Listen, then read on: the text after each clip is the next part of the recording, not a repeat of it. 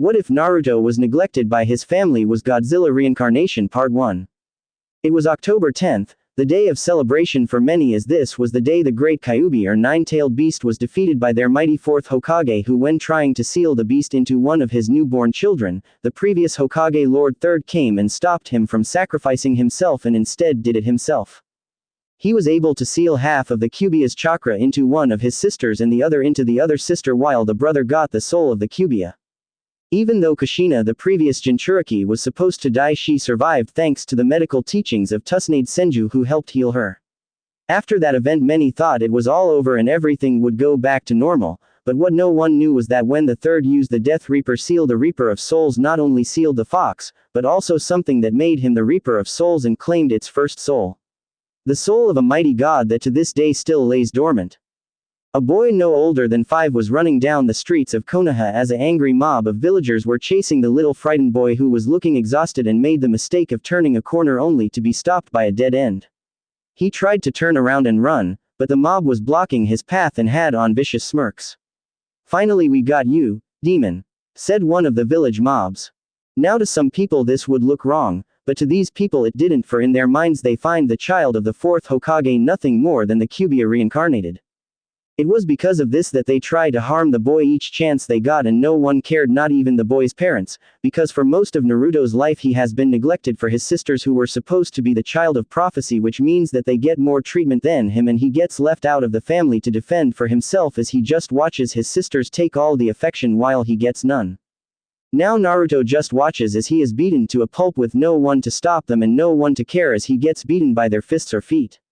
While some use knives or pitchforks. Naruto feels like he has lived for nothing and that no one will care if he dies, but they will be happy, and that just makes him sick. Probably his parents wouldn't care either way and be happy that he died.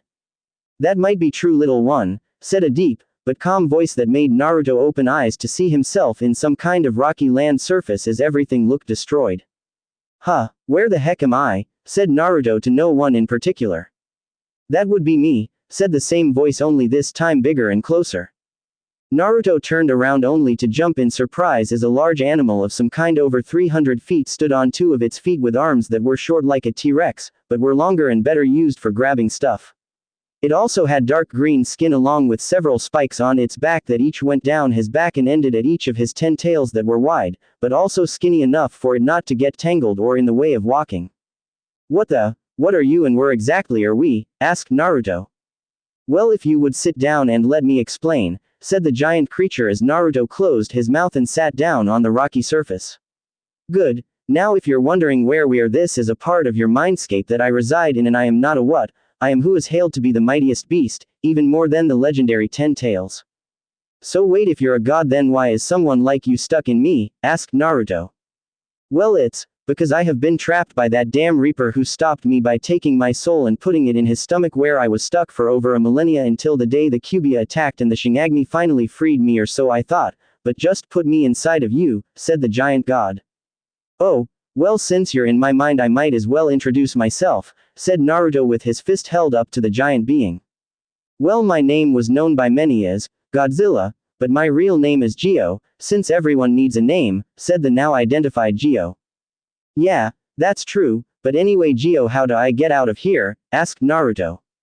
"Why would you want to go back, Naruto? You know that you will just die, and before you say anything I have to tell you that even though I am powerful I can still die, and if you die then I will as well," said Geo. "So you will die with me?" said Naruto as looked at the ground before looking at Geo with a determined look in his eye.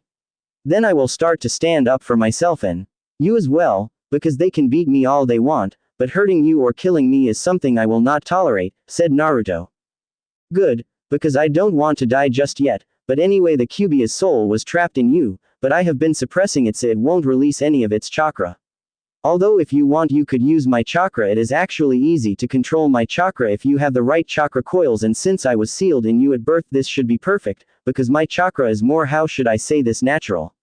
It is actually chakra from nature and it is really useful," said Geo. "Sweet, and if this chakra makes you powerful, then that means I will be also," said Naruto.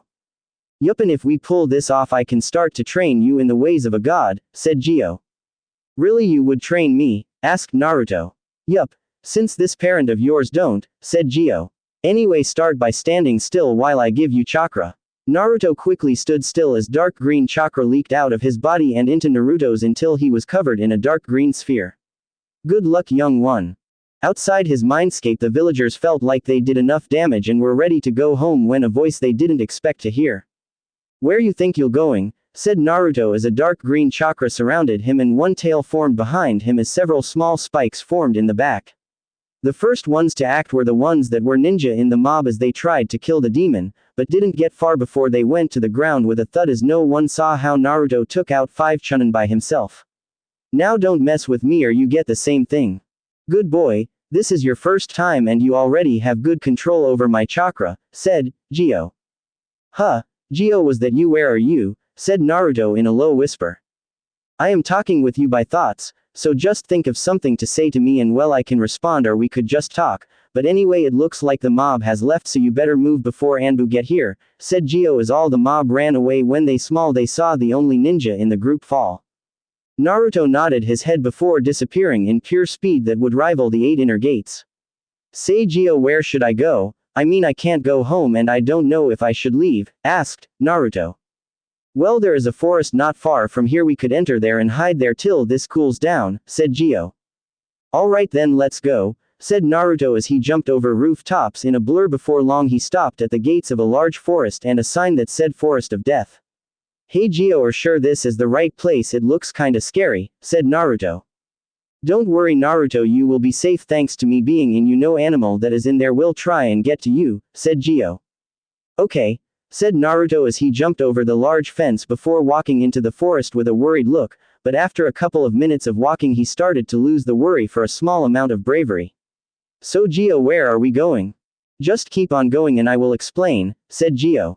After about 30 minutes of walking later, Naruto found himself staring wide-eyed at some kind of large waterfall with trees that were like any regular trees and a stream that came from the waterfall. Wow, said Naruto as he looked at the sight before him and calmly walked to the waterfall, putting his hand in it, feeling the current going down into the rest of the forest. Alright Naruto, we will stay here for about a day or two and we will try to work on your chakra control, said Gio. Sweet, I finally get some training, said Naruto. Gio just smiled as Naruto was jumping around about him being trained. 7 years later. It was a bright day in the village hidden in the leaves as the people woke up to the sound of the forest around their village. One of its people was in a huge forest resting on a piece of rock that was in the middle of a stream with the sound of the waterfall supplying the waterfall.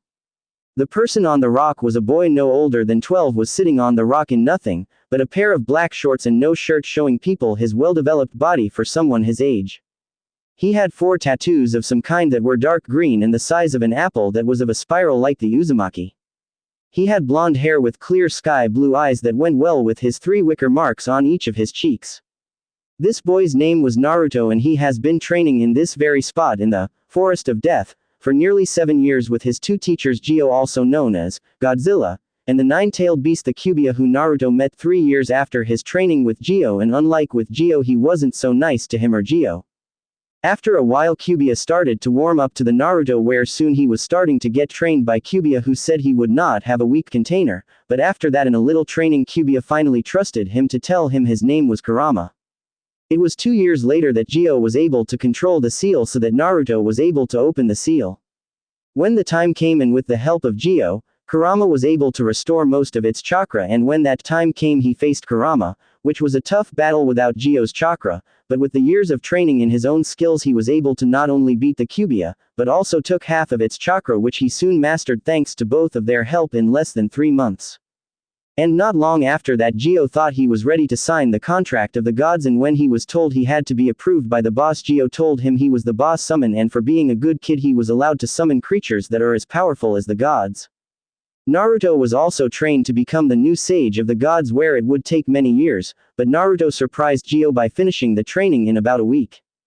But he would need to be still in order to enter sage mode, but that to the 4 tattoos, with 2 on each of his side holding their own sage chakra so that he would not need to gather it and be open for an attack. Naruto was also able to master his father's and mother's jutsus, which only took him about 5 months, along with perfecting the Rasengan in all 4 of his affinities, which were fire, lightning, water, and wind. His affinity training would have took him almost 5 years had it not been for the shadow clone technique he had learned while he was 7 and looking through his dad's studies. It still took him 4 months before he was done with his affinities. He started to learn all of the element jutsus that Gyo and Kurama knew. It took him about 6 months even with the help of shadow clones. But in the end Naruto was able to be the best sage ninja that Gyo and Kurama imagine. Right now if he were to test himself he would probably be able to take on all 5 cages, and if maybe he could win, but even without Gyo's or Kurama's chakra, even sage mode he would still be a tough opponent to beat even for a Junin. While his training was doing great, things at home were not. He was still being ignored even by his own twin sisters, and every time he would come home he would be attacked by villagers, who he would escape from easily, or locked out, which meant that he would be sleeping in the forest where he now called home. He tried one more time for training, but still got nothing, and worst of all he was revoked of his clan heir status as his 2 sisters Naruko and Mito got the clan heirs.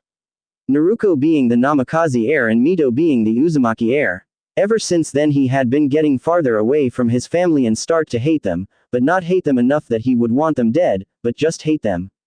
Gyo and Kurama even agreed to that idea. Now Naruto just sits on the rock drawing in Sage Chakra for his tattoos that store the extra Sage Chakra. Naruto just finished the academy for today and will be happy tomorrow when the graduation exams begin tomorrow, and that he will finally get out of that school that only teaches the basics and not the real ninja stuff that you need to survive in school. Even though the teachings are junk, most of the kids in the class that are clan heirs are pretty good, but they will die quickly if they aren't trained properly. Naruto opens his eyes, which are a golden color, and there are dark green pygmies surrounding his eyes. He gets up from his spot and looks up in the dark skies. It's night already, thought Naruto. Yup, so you better get home so no one gets suspicious, said Gyo. Alright, said Naruto with a dull voice as he starts walking down the path that led out of the forest of death. When he walked out he started to walk through the streets of Konoha as he was getting glares from the villagers, but just ignored them like he always does since he really didn't care anymore. It took him a couple of minutes, but he was able to arrive at his house to see decorations on it. So it's my birthday, probably forgot to get their son something, thought Naruto. Namikaze house. Inside the Namikaze household, Kushina and her 2 daughters were setting up the decorations for the 3 children of the 4th Hokage and the Red Death. Over the years Kushina started to realize how much she was avoiding Naruto along with the rest of the family, and when she told Minato he also felt bad for he ignored training him along with her as he would ask, but that was about 4 years ago, and ever since then Naruto has been getting farther and farther away from the family, never being seen in the house more than twice. Kushina promised herself that she would make sure that he becomes part of the family, and her husband and children also agreed with her, saying that they felt it was their fault and that they would try and bond more with their son brother. Now as Kushina is finishing with putting the last of the decorations up, she felt a presence behind her, and as she turned around she came face to face with her husband and the 4th Hokage Minato Namikaze. Hello hun, hard day, said Kushina as she gave her husband a kiss. Yeah, but after today we will make sure Naruto is part of the family and that he is properly trained. I am sure that he will forgive us, said Minato as she gave her wife a reassuring smile. Kushina just smiled as her 2 daughters entered the room. Mom, we are finished with the decorations, said Mito. Good job girls, now let's get dinner set up so we can tell your brother, said Kushina. Both girls smiled knowing that they were finally going to get their brother back, because ever since they realized what they were doing they both felt bad and tried to bond with their brother, but every time they did they would be stopped by their fan club or he would just disappear after class. So they wanted to make sure he was part of the family. By the time dinner came around, everyone except Naruto was at the table waiting patiently for the last of their family. As if on cue, the front of the door opened and Naruto walked into the dining room, and to his surprise his family was waiting for him. What the? It looks like they are waiting for me, thought Naruto. They probably realized what they did and are trying to make it up to you, said Gyo. Wow, and it only took them 7 years to realize this, pathetic, said Kurama. Naruto just glared at the people he had to be related to, but didn't say anything as he just sat down with the others and started to eat his food fast so that he wouldn't have to be around with his family. As he ate his food, his father thought this would be a good time to tell his son. Naruto, I got some good news. Naruto just kept on eating, but still listened to what his father had to say. Starting tomorrow we can start your training in the Uzumaki and Namikaze style, said Minato, hoping his son would be jumping up and down, but was surprised to see his son looking at him with an emotionless face. Kushina and her daughters were also surprised when Naruto didn't look happy about being trained. Naruto Nisan, isn't you happy that you are going to be trained, said Naruto. No, in fact I don't even know if you guys are just trying to forgive me for not being there for me or that you're just trying to get my hopes up about being trained before being crushed, said Naruto as he put his plate in the sink, before walking up to his room. Kushina along with Naruto were crying out for what Naruto said, while both Mito and Minato were down at their food with a sad expression on, thinking how bad of a father they have been. After dinner everyone went to their rooms to get ready for tomorrow's party. While a certain blonde child snuck out of his room and headed towards his other home in the Forest of Death. Next day, the party that everyone in the Namikaze household was celebrating was going great as many guests arrived from many different clans like the Higuya, Uchiha, Nara, etc. Naruto and Mito were having fun with their friends while the adults were talking with one another until it came time for cake and birthday presents. Then that is when everyone gathered around to give presents to both Mito and Naruto. Both of the girls were thankful for the gifts, and they were even more thankful when both Jiraiya and Tsunade both allowed them to sign the Toad and Slug contracts, which made both of them proud. It wasn't until they had signed them that Naruto asked if her brother could sign it, and almost everyone who heard her were saddened as they did not get anything for the only son, but would get him something later on. Jiraiya agreed that he could sign the contract and asked where he was, but no one knew where he was, not even Minato or Kushina. It wasn't until a girl named Hinata Higuya, one of the heirs to the clan, said that she saw him in his room sleeping. Jiraiya, Minato, and his family walked up the stairs to Naruto's room, where they went inside only to comfort nothing but a plain room with a bed that looked like it hadn't been touched in days. Minato is the first one to break out of his shock as he calls in the Anbu that were at the party to get search parties and find Naruto. As soon as that is done, everyone leaves the party to go home and find out what has happened to the son of the fourth. Minato and Kushina quickly got into their shinobi gear wanting to try and find their son, while Mito and Naruto stay at home and wait for their brother to come home. As ninja were wandering the streets trying to find the missing Namikaze, an Anbu with a dog mask was following a trail that his summoned dog had found with his team of Anbu, and as the scent got stronger they stopped at an area they hoped Naruto wasn't in, the Forest of Death. The Anbu team quickly called in where they think they have located Naruto, and in no time flat Minato and Kushina along with 2 teams of Anbu arrived. Minato-sensei, we have located Naruto's scent into the Forest of Death, said the dog-masked Anbu. What? Yelled Kushina as she was about to run into the forest and killed anything in her path to find her son. Kushina, wait, you can't just go in there, we have to think of something before you barge into a forest that could kill you, said Minato. And we are going to leave our son in there to die, said Kushina as she got loose from Minato's grip before jumping into the forest. Damn, better go get Anko, if anyone knows this forest it's her, the rest of you follow me, said Minato as he and the rest of the Anbu went to do their separate jobs. It didn't take long before they caught up with Kushina, who was looking at something, and when the rest of the group turned to see what she was staring at they had widened eyes of shock as they saw many animals and bugs of all kind beaten and slaughtered with body parts everywhere with no one telling where each part goes. Some of the Anbu were about to throw up, but hold it in. What the hell happened here? Asked one of the Anbu. I don't know, but we better find Naruto and fast, said Minato.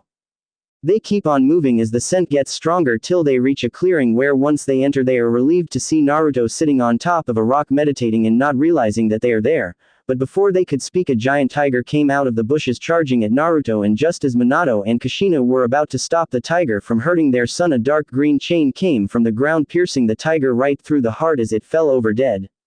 The next minute 3 more tigers came out, but they didn't get close to Naruto as 3 more chains of chakra came out of the ground wrapping all 3 of the tigers up, and as they tried to get free they were silenced by a sword chopping all 3 tigers' heads off. Naruto still had his eyes closed, but you could see a faint pygmy of dark green circling around the eyes, but disappeared afterwards as Naruto opened his eyes to give the ninja that interrupted his training a hard glare as he put his dark green sword back in its sheath. Can I help any of you? Asked Naruto. Minato was the first one to get out of his shock as he looked at his son. Naruto, we worried about you when we didn't find you in your room, but Naruto looked at him with a boring gaze. So you finally noticed that I am gone? Wow, it took you 5 years to realize that I live and train here now. Wow, what a great father you are. You couldn't even tell that one of your sons is missing, said Naruto in a sarcastic voice. Minato and Kushina were shocked at their son's outburst, but couldn't say anything as he continued to talk. Oh, and don't forget all the neglect you caused me. Just because my sisters had the Cubia's chakra doesn't mean you had to forget about me, but no, you thought if you put more affection in them then they would be strong. Well, guess what, they will never be strong ninjas, for without the soul of the Cubia they will lose control of the chakra, or if lucky the chakra will disappear, leaving them without something that makes them precious to you, said Naruto. This shocked everyone there, but no one more than Minato and Kushina, as they felt horrible that they ignored their son for their daughters who they thought could control a power that they can't and probably won't control or lose. Kushina was the first one to speak. Listen Naruto, I know what we did was wrong, but we did not know but wasn't able to finish as Naruto interrupted her. I don't care what you say, I just want you all to leave, before I show how wrong of a mistake you made, said Naruto. Naruto, please, we are sorry, we don't want to lose you, said Minato. Well, sorry Minato, but you lost your son long ago, for I am no longer family with either you or anyone else, and if you want to drag me out then you will have to force me, said Naruto, getting into a fighting stance. Naruto, we don't want to fight you, said Kushina, who was going to say more, but was interrupted by a hand to her shoulder. Kushina-chan, if we want to bring Naruto back we are gonna have to use force, but we will make sure he is not hurt badly, said Minato as Kushina looked down with tears in her eyes, thinking that fighting her son was wrong, but he wasn't giving much of a choice. Alright, but don't hurt him too much, said Kushina. Minato just nodded as he told the 3 teams of Anbu to take Naruto down, but not hurt him badly. All the Anbu gave a nod before 5 of them rushed the blonde, only for them to get a few feet before Naruto appeared in front of them, giving each of them a punch to the stomach that sent them flying into the tress, knocking them out. The rest of the Anbu were shocked at Naruto's power, but quickly got out of it as they were dodging kuniyas being thrown at them. 2 Anbu go through a couple of hand signs before each of them blow out a small fireball.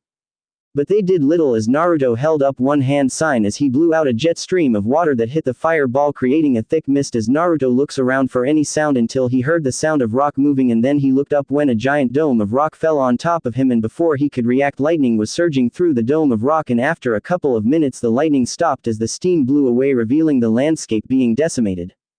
Got him, said the dog mask Anbu as he tried to catch his breath, but that was short-lived as a sudden burst of chakra got everyone to look at the dome as it was blown to pieces by a golden claw, and connected to that claw was Naruto in a golden chakra. Think of it like in the show when he tames the Cubia's chakra.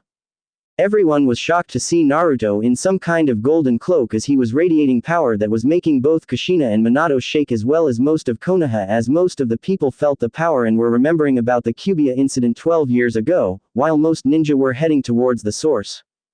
This is what happens when you master something that takes years to master, but for me it only took months to master it, and just so you know, Cubia isn't that bad of a guy when you are nice and understand what he has felt, said Naruto as he walked out of the ruble. Minato and Kushina tensed up as all the Anbu appeared beside them, some of them supporting other Anbu that got injured. I will give you one chance to leave or I will force you out, said Naruto in a dark tone as he radiated killing intent. Naruto, please, whatever we did we can make it up. But please, we can make it up to you if you give us a chance, said Kushina with hope and tears that her son would come home. Sorry Kushina-sama, but I gave you that chance a long time ago, and when you failed to notice me I lost all hope and trained till I felt I was good enough, said Naruto. Kushina was crying her eyes out as she leaned on Minato, who had a frown on his face, but was on the verge of crying as he saw his only son glare at him that he felt like he just lost a piece of himself. Naruto, please, you don't have to do this, trying and failing to reason with his son. There is nothing that you could offer me, and if you don't leave in the next 10 seconds then you will have a painful beating when you leave this forest, said Naruto with a fierce glare. Minato looked at his son with sad eyes before giving his Anbu a signal to retreat, and as they disappeared he looked at his son and thought of all the mistakes he made before disappearing in a yellow flash. Naruto just sighed as the cloak faded and he was back in his normal clothing as he sat down on the hard ground. You think that was right of you to show them your Cubia cloak? Asked Kurama. No, it is all a part of the plan, and besides I didn't show them my other 2 cloaks, and you know that some of the council will want me to put as a weapon, and even if the Hokage doesn't allow it then some of them will go behind his back, said Naruto. He is right, But don't worry, whatever they throw at us we will be ready and then they will regret messing with me, said Gio as both Naruto and Kurama smiled at that thought before he got up and walked over to his house. It had been almost a year ever since Naruto moved into the Forest of Death and could only be seen by those who go in the forest, which was not many, but there was one person who went in the forest a lot and become a friend of Naruto, as the person he befriended was none other than Anko Mistrahis, Konoha's snake mistress. She found Naruto training in the middle of the forest killing most of the animals, and it took every fiber in Anko's body not to ride Naruto, because to her and if anyone else saw they would see he perfect muscles and body. Anko befriended him and it took a while, but after some secrets they both shared they became best friends, with Anko telling him how the village was doing and how she would tell the Hokage how his son was doing so he wouldn't try and see for himself. While Naruto helped her the curse seal trying to figure out how to get rid of it, but after a while he and Gio along with some of Kurama's chakra were able to remove it and restore Anko's chakra without any damage, and she repaid him with a bone-crunching hug that he blushed from, because he was near her chest. While Naruto's life was going fine, the fourth Hokage's life was chaos as the council was screaming about killing the boy, because the Kyuubi was influencing him, but after some persuading from his wife they were told that he was not controlled and that it was their fault for not looking out for their son. After he told them of how he was treated badly by his family, he almost killed all of the civilian council when one of them said that their Hokage treats the demon like trash, which caused him to boil in anger before having the man killed. After that was over, Danzo suggested that they get him back so that he could be used as a weapon, but was shot down. Ever since then many of the civilian council have tried to ask for the boy to be killed or put a seal on him, but they were all shot down. Minato and his family had tried to visit Naruto, but every time they did animals would block their path with notes on them telling them to leave. After which the only times he knew Naruto came out of the forest was when he went to the academy, and even then he or his daughters would hardly see him, but he knew that he was at medium level, which would mean that he was trying, but at the same time not. Minato looked over all the paperwork as he was staring down at the names of this year's graduation class and saw his son. He knew his son would probably hate this, but it was the only way. As he signed the last of the papers he got up from his chair before disappearing in a yellow flash. Forest of Death. It had been a long year for one Naruto Uzumaki Namikaze, or as he has now named himself, Naruto G. He took the last name of Gio as he didn't want to be named after the name of his neglected family. Naruto was sitting on top of a huge pointed rock with only a pair of black shorts on, as his eyes had an outline of green and his skin was turning from his white skin to a green as spikes were coming out of his back. So Naruto, what is the plan today? I mean, you do become a ninja today and you are going to get assigned a team, said Gio. I know, but I can live with it till the next Chunin exams. Besides, it's not like whoever I team up with I will be friends with, only teammates who I will protect since I need to pass the Chunin exams and show my skill, said Naruto. You know, kid, I still don't know why you didn't just leave the day of your birthday. It would have been much simpler to not ever see them again, said Kyuubi as it was laying in the hills of Naruto's mindscape. Because it would be too much work just to live out as a Rouge ninja, and besides, you know that he will probably take the chance and attack us, and as much as I would love to kill him, I can't, because he would have someone to back him up and I have to deal with his help before going to kill him, said Naruto as he rose off the rock before jumping off it and landing on the stream of water. Naruto walked along the path that led out of the forest as he had already grabbed his stuff that he stored in a storage scroll he had in that was in the bag he was carrying. Once he reached the fence he jumped over it before walking along the path that led to the academy where most people would see Naruto, or at the ramen stand, forgot the name. After a couple of minutes of walking Naruto turned a corner where he stopped and turned around only to see nothing. You can come out now, I know you're there, he said as he was able to sense the person behind him for a while now. After a while a girl almost the same height as Naruto walked out behind a pole as her blue lavender hair shone brightly in the night sky. Hinata, what are you doing following me around? He asked with a questioning look. Hinata didn't respond as she was blushing a little and looking down at the ground until after a minute or two she decided to speak. I was just, but before she could say anything else Naruto put a finger to her lips which made her stop talking and blush like a big red tomato. Hinata, I know why you were following me and all you had to do was ask. He then kissed her on the lips as Hinata had white eyes and her face was as bright as Kushina's hair, but after a while she started to kiss back as the two of them kept on kissing for about 5 minutes before they each separated to gather their breath. Hinata, I knew you loved me when you saw me and I loved you when you saw me, but to be true with you I was waiting for you to wait and tell me, but since we have teams now and we might die on missions then I guess I better tell you before you die, said Naruto as he gave her a big smile. Hinata smiled back as she felt like her life was complete and that she could start to grow confident. Thank you Naruto-kun and I hope you don't die early too, said Hinata as she gave him a quick kiss on the cheek. After the kiss Naruto looked at Hinata in the eye with a serious face. Hinata I need you to do me a favor okay, asked Naruto as all she say was okay where he continued with what he was going to say. I am going to give you memories and goals I have sent myself for the future so that I can know if you trust me and I trust you. Also if it works I will help you train better so that you could become someone who is great and can protect their loved ones, okay. All he got was a nod as he gave her a warm smile before putting his hand on top of his head as his hand glowed white for a couple of seconds before it disappeared and Hinata had white eyes for a split second before going back to normal and giving Naruto a big hug as she cried into his shoulder. Oh Naruto-kun I never knew you had that bad of a childhood and if there is anything I could do to help you achieve your goal I will do it, said Hinata as she gave a kind smile that Naruto knew wasn't fake as he also shook his head. Okay, but first like I promised I will give you power that will help you see your true potential, but not right here maybe tomorrow after whatever training we have since we do finish the academy today and probably get assigned teams, said Naruto. Okay. But what about the other plan of having multiple wives since you do have a beast that has a bloodline that can be passed down from him? I mean I won't stop you since I will agree with this decision and as most say the more the merrier, said Hinata with a perverted grin that made Naruto smile. Alright then, but let's get going and make sure no one finds out unless I say or they are part of our harem, said Naruto. Hinata nodded as both of them walked in separate directions to the academy. After a while Naruto finally made it to the academy just as the bell rang and all the students that were outside started to walk inside and he followed suit where he reached a room where kids from civilians to clan heads were sitting or up and talking with other kids.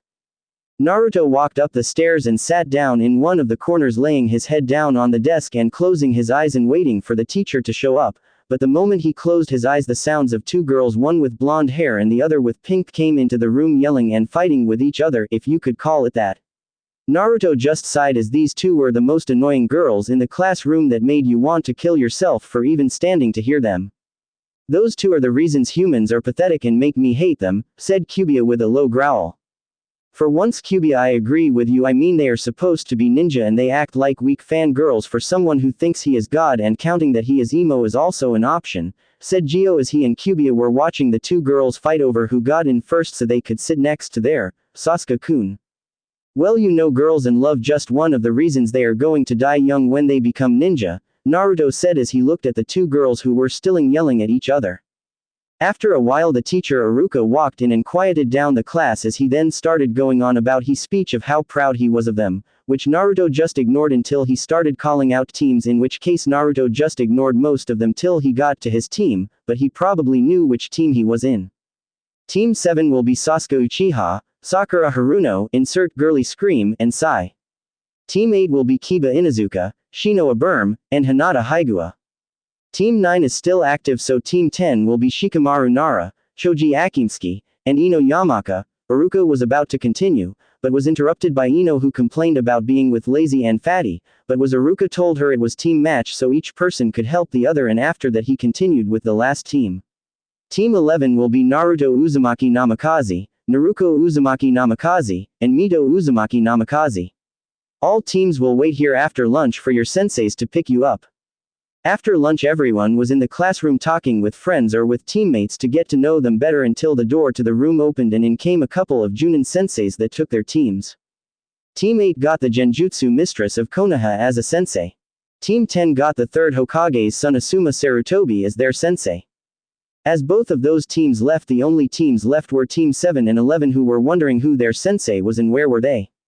As if on K the door to the class opened and a man with sliver-defining hair wearing the normal Junin uniform and a mask that covered the lower part of his face and with his leaf headband covering his right eye. After he was thrown onto the ground a woman with the normal Junin attire, red hair that is tied in a ponytail this woman's name is Kushina Uzumaki Namikaze.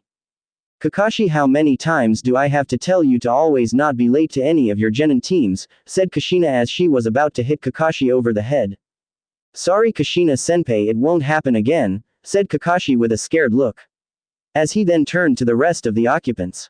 Alright Team 7 and 11, we are your Junin senseis for today and for the test tomorrow, so you all better be ready. Wait Kakashi sensei, what do you mean by true test? We already took the test, said a slightly confused Sakura. Well, that was a test to get rid of the wannabes, said Kushina. Yup, and out of all the 11 teams only a few will survive, which means you have a 67% chance of failing, said Kakashi. Sounds good enough to me, said Naruto, who was just staring at the ceiling.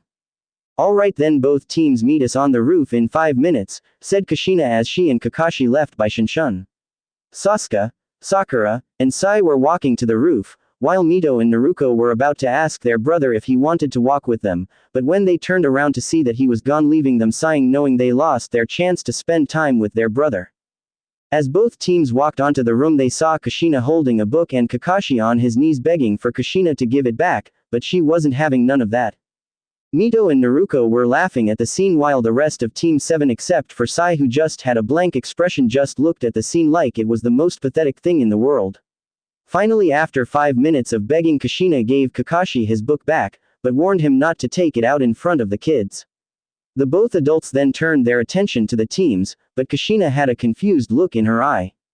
"Where is Naruto?" she asked, but the others didn't have time to respond as Naruto suddenly appeared before them. "I didn't even sense him," was the thought of both Junins.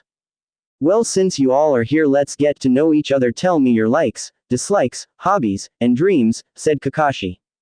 "Sensei, can you tell us about you first since we don't know anything about you?" asked Sakura. "Okay then, my name is Kakashi Hatake, my likes are, well, I have many and I have many dislikes. My hobbies I don't know, and my dream, well, that I won't tell you," he said with a perverted giggle. Kushina just sighed at Kakashi's introduction. "Well, my name is Kushina Uzumaki Namikaze, my likes are ramen, pranking, training, and my family," which got Naruto to scoff. "My dislikes are perverts, traitors, and anyone who makes fun of my hair. My hobbies are spending time with my family," again Naruto just scoffs, pranking, and gardening. "My dream," looks at Naruto then says, "is to bring my family back together," which brought confusion from Team 7 minus Sai, who just didn't show any emotion, but the two Uzumaki Namikaze kids knew what she meant. "Alright, your turn, Mito." "Alright, my name is Mito Uzumaki Namikaze, my likes are ramen, training, and my family. My dislikes are bullies, traitors, and perverts.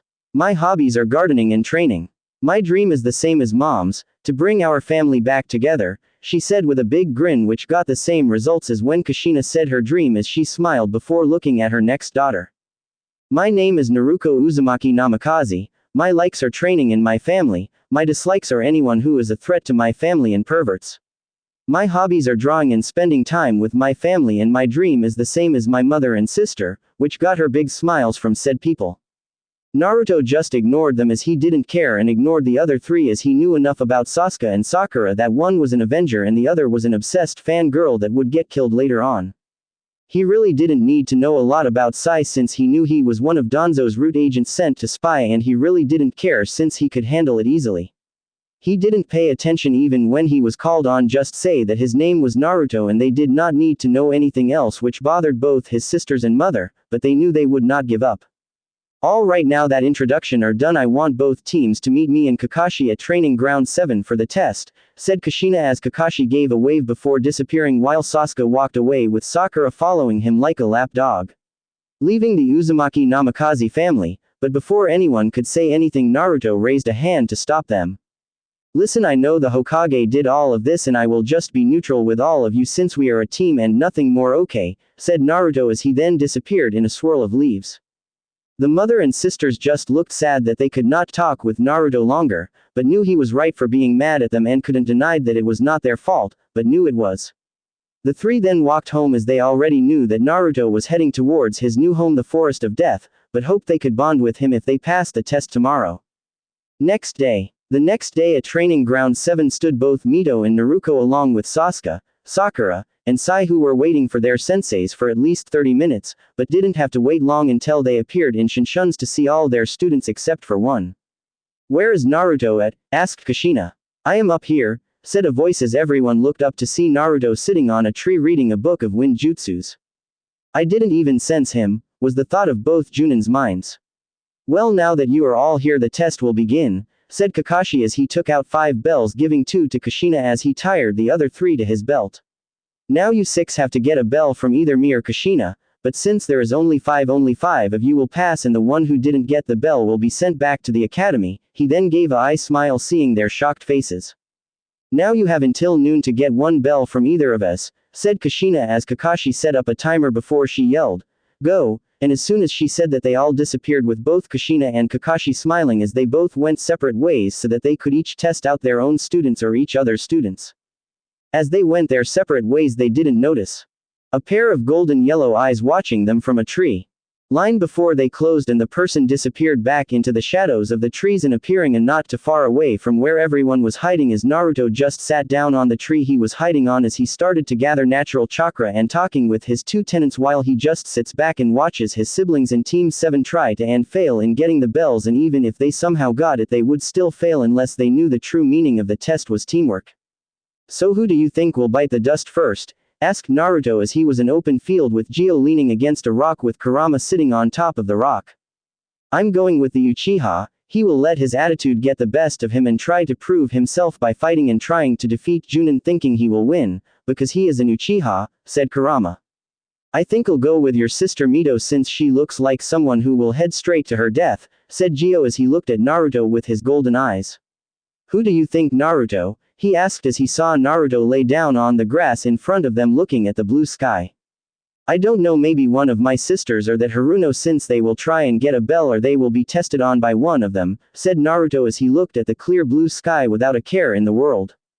They were like that for a couple of minutes, before they felt the use of chakra making Naruto open his eyes as he used his natural chakra to see where that chakra source came from, and after jumping through the trees for 3 minutes he came to the sight of Mito and Naruto along with Sai fighting with Kakashi, and thanks to his sage chakra he could sense Kushina watching them along with Sasuke and Sakura. He decided to watch the fight till he could find an opening, and as he watched he could tell Kakashi was holding back, but even though he was holding back he was still having trouble dodging from Sai's ink jutsus and trying to fight both Mito and Naruto who were fighting like a team. But after a while the both of them got kicked back to a worn down Sai with any chakra left. As Kakashi was about to say something his shinobi senses kicked in as he jumped away from his spot just as 3 kunai hit the spot he was at. As he looked at the person who threw it he saw Naruto jump down and grab all of his kunai, before bringing out another which was different as it was 3-pronged. Kakashi recognized the kunai as his sensei's kunai when he uses his flying Raijin jutsu, but he thought Naruto was just using it for show until he thrown it at a fast pace missing Kakashi, but just a hair until Naruto appeared in front of him in a yellow flash as he got punched in the stomach blowing the wind out of him, and just when he thought it was over he got punched in the face then the stomach again until Naruto gave him a uppercut that sent him flying up. Kakashi was dazed and couldn't move as he was in too much pain, but before he could even blink Naruto appeared in front of him in midair with his leg up ready to deliver a falling axe kick, but before Naruto could connect a blast of water was shot at him as he was blown away from Kakashi who landed on the ground with a grunt, while Naruto crashed into a tree. He got up to see Kushina standing beside a badly hurt Kakashi who was using her as support to stand up. "Naruto, I think that is enough, this is supposed to be a test," said Kushina who was ready for anything her son would do, but had wide eyes when Naruto appeared before her with a kunai to her throat, and before she knew it the bells on her belt were gone as Naruto made a clone that took the other bells from Kakashi before bringing the kunai back into his pouch. "Looks like I pass," said Naruto with a grin as he held up all 5 bells. "Good job, Naruto, it looks like you pass, but it seems you have some extra bells. Are you going to share with the others or are you going to keep them for yourself?" asked a hurt Kakashi. Naruto looked at the bells and the rest of his team along with Team 7. He then did something no one expects as he threw 3 bells each to Team 7 along with his team. To be honest, this test was too easy as Sai was the only one on his team to get the true meaning of the test, or either Naruto or Mito told him since he seems like the only person who would listen, and as for giving the 2 bells to Sasuke and Sakura I just felt bad for both of them, so there, do we pass or do we need to show more teamwork, asked Naruto. "Well, Naruto, you explained it well, and even though you took pity on both Sasuke and Sakura you still gave them the bells, even one of them didn't do much, but to answer your question on whether I should pass or fail you, I think you should know that both teams pass," said Kakashi with an eye smile. Both teams cheered or smiled at passing their teams. Now both teams will work separate from now on and won't work together unless we decide you guys need to work with other teams, so that means you will work with other teams like 8 and 10. Now Team 11 will meet me in Training Ground 11 while Team 7 will meet at the bridge to Training Ground 7. Now that is all, I will take Kakashi to the hospital, and with that Kushina disappeared in a shinshin. While Sasuke walked back to his house with Sakura following him, Naruto and Mito walking back to their house with Naruto disappearing in a swirl of wind. It was a bright and sunny day as the village hidden in the leaves was busy with business as people were walking down the streets looking through the many stores. There was one group of people in Konoha that were walking down the path to the Hokage Tower as one of the people in the group was carrying a big furry cat that was snuggling in the blonde boy's hand. Naruto, what is your secret in taming animals as Tora is a crazy cat that many people hate getting as a mission? Asked Naruto as her sister and her mom had some scratches form holding or trying to hold the cat, while Naruto had little to no scratches on his face. I don't know, animals just seem to love me, said Naruto as they walked into the Hokage Tower to see Minato and Iruka sitting and going over mission with Team 7 there. Hello Minato-kun, we are done with our mission, said Kushina as her team stepped forward with Naruto still holding the cat. Already, but your mission was Tora and that cat is hard to catch even for some of our Junin, said Iruka who had trouble catching Tora when he was a genin. Well, animals seem to like me, was all Naruto seemed to say as he put Tora in a kennel. Alright then Team 11, that is another mission done. Your next mission is to clean up and help around the Inuzuka kennels, said Minato as he went to grab the folder for the D-rank mission, but a sudden shout from Naruto saying, no, caused him to look at her already knowing what she wants. Come on dad, we have been doing these dumb D-rank missions for nearly 5 weeks, can we please get a better mission than some clean-up duty, she said with the sad puppy dog eyes that made Minato sigh as he knew that he couldn't say no to his daughter's puppy dog eye jutsu.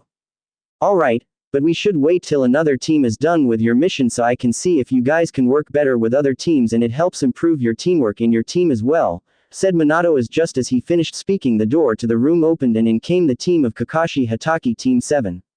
Hello Hokage-sama, Team 7 reporting from cleaning of garden, he said with his usual carefree attitude. Good Kakashi, and since your team is here you will be doing a C-rank mission with Team 11 to improve both teams' teamwork, that is if you approve of them going on this mission, said the 4th Hokage. Kakashi just closed his one good eye thinking in thought before giving an eye smile to his former sensei.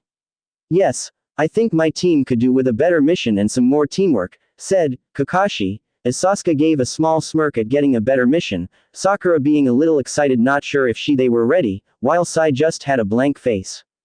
Alright then Iruka, bring in the client, said Minato, as Iruka gave a nod before walking to the other room and came back with another man who was wearing a light brown ragged shirt and ragged dark brown shorts along with a straw hat.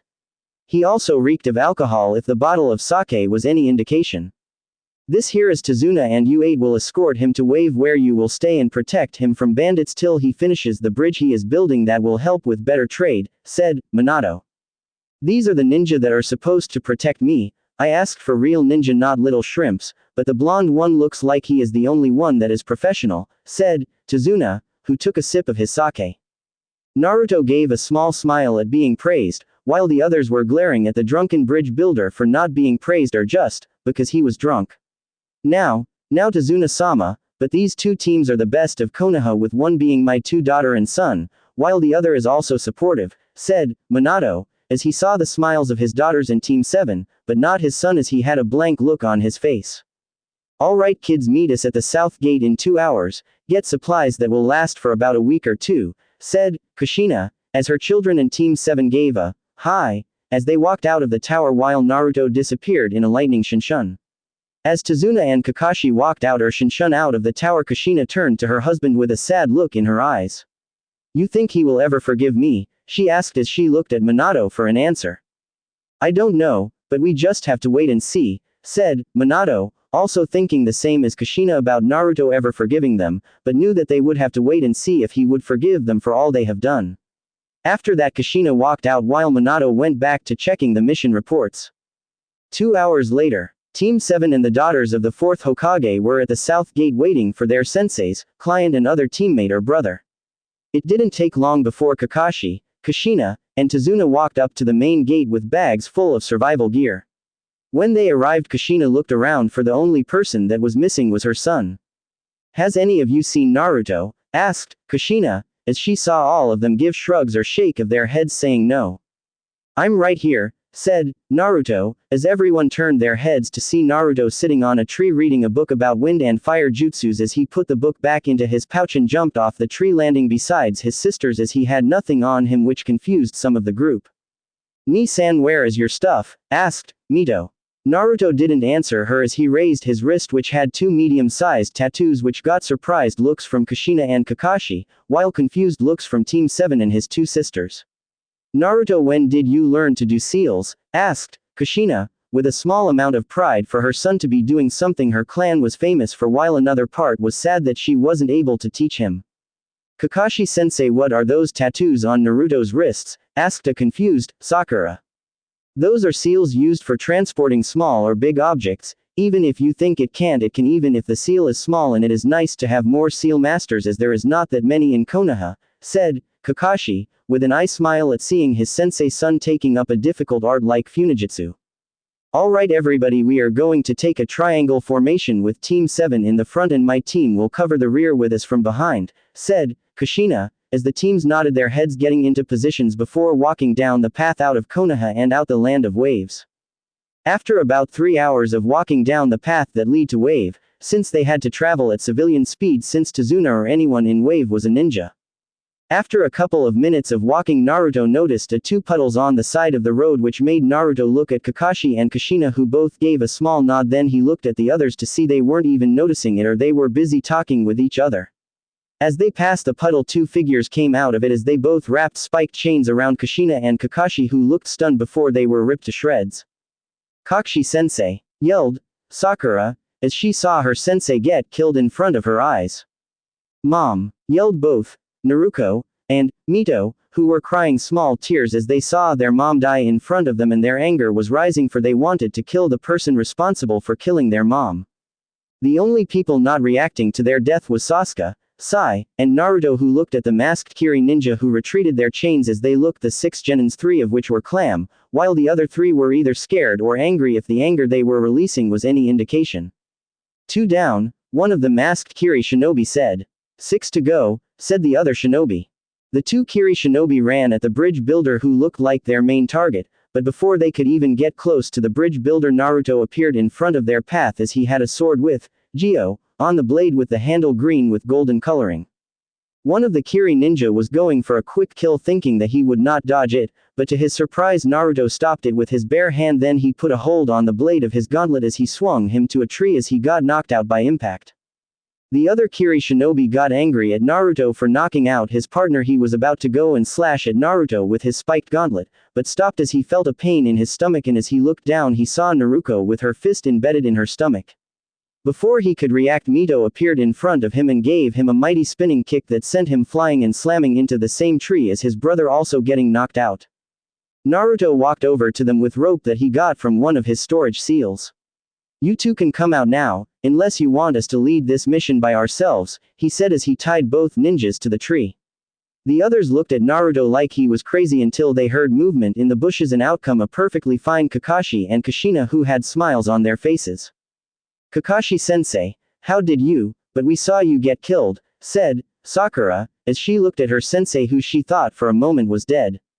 No, what you saw was a substation that we used, because we needed to find out who these two targets were, me, Kushina, or the bridge builder. Satazuna, mind explaining yourself? Asked Kakashi, in a voice that promised a painful death if not told the truth. There is no need for him to tell us, because I got all the information I need, said Naruto, as everyone turned to him to see one of his hands on one of the Kiri ninja glowing a dark green. Tazuna, you had a good reason to lie, as his country is poor and it could only pay for a low C rank, because of a business tycoon named Gato who has token control of Wave and has been killing anyone who oppose him, along with taxing many people, leaving many broke and homeless. And if you don't pay your taxes, he sends men over to either kill you or if you have a daughter they take her. After he explained everything, everyone had wide eyes. Some like Naruto and Mito were mad, because of all the things Gato is doing to the people of Wave. While some were being sick of what they did to the women, and the others, mainly Sasuke, didn't care. Well, Tazuna, is what my son say true? Asked Kushina, who was wondering how her son knew and what that technique he used just now. Yes, Everything he said was true and I am sorry for lying, it's just that we are so poor that we only had enough money for a simple C rank and I felt like you wouldn't help if I told you the truth, said Tazuna. Well, this mission just got bumped up to AB, maybe A rank mission, and I don't think we are ready for this, said Kakashi.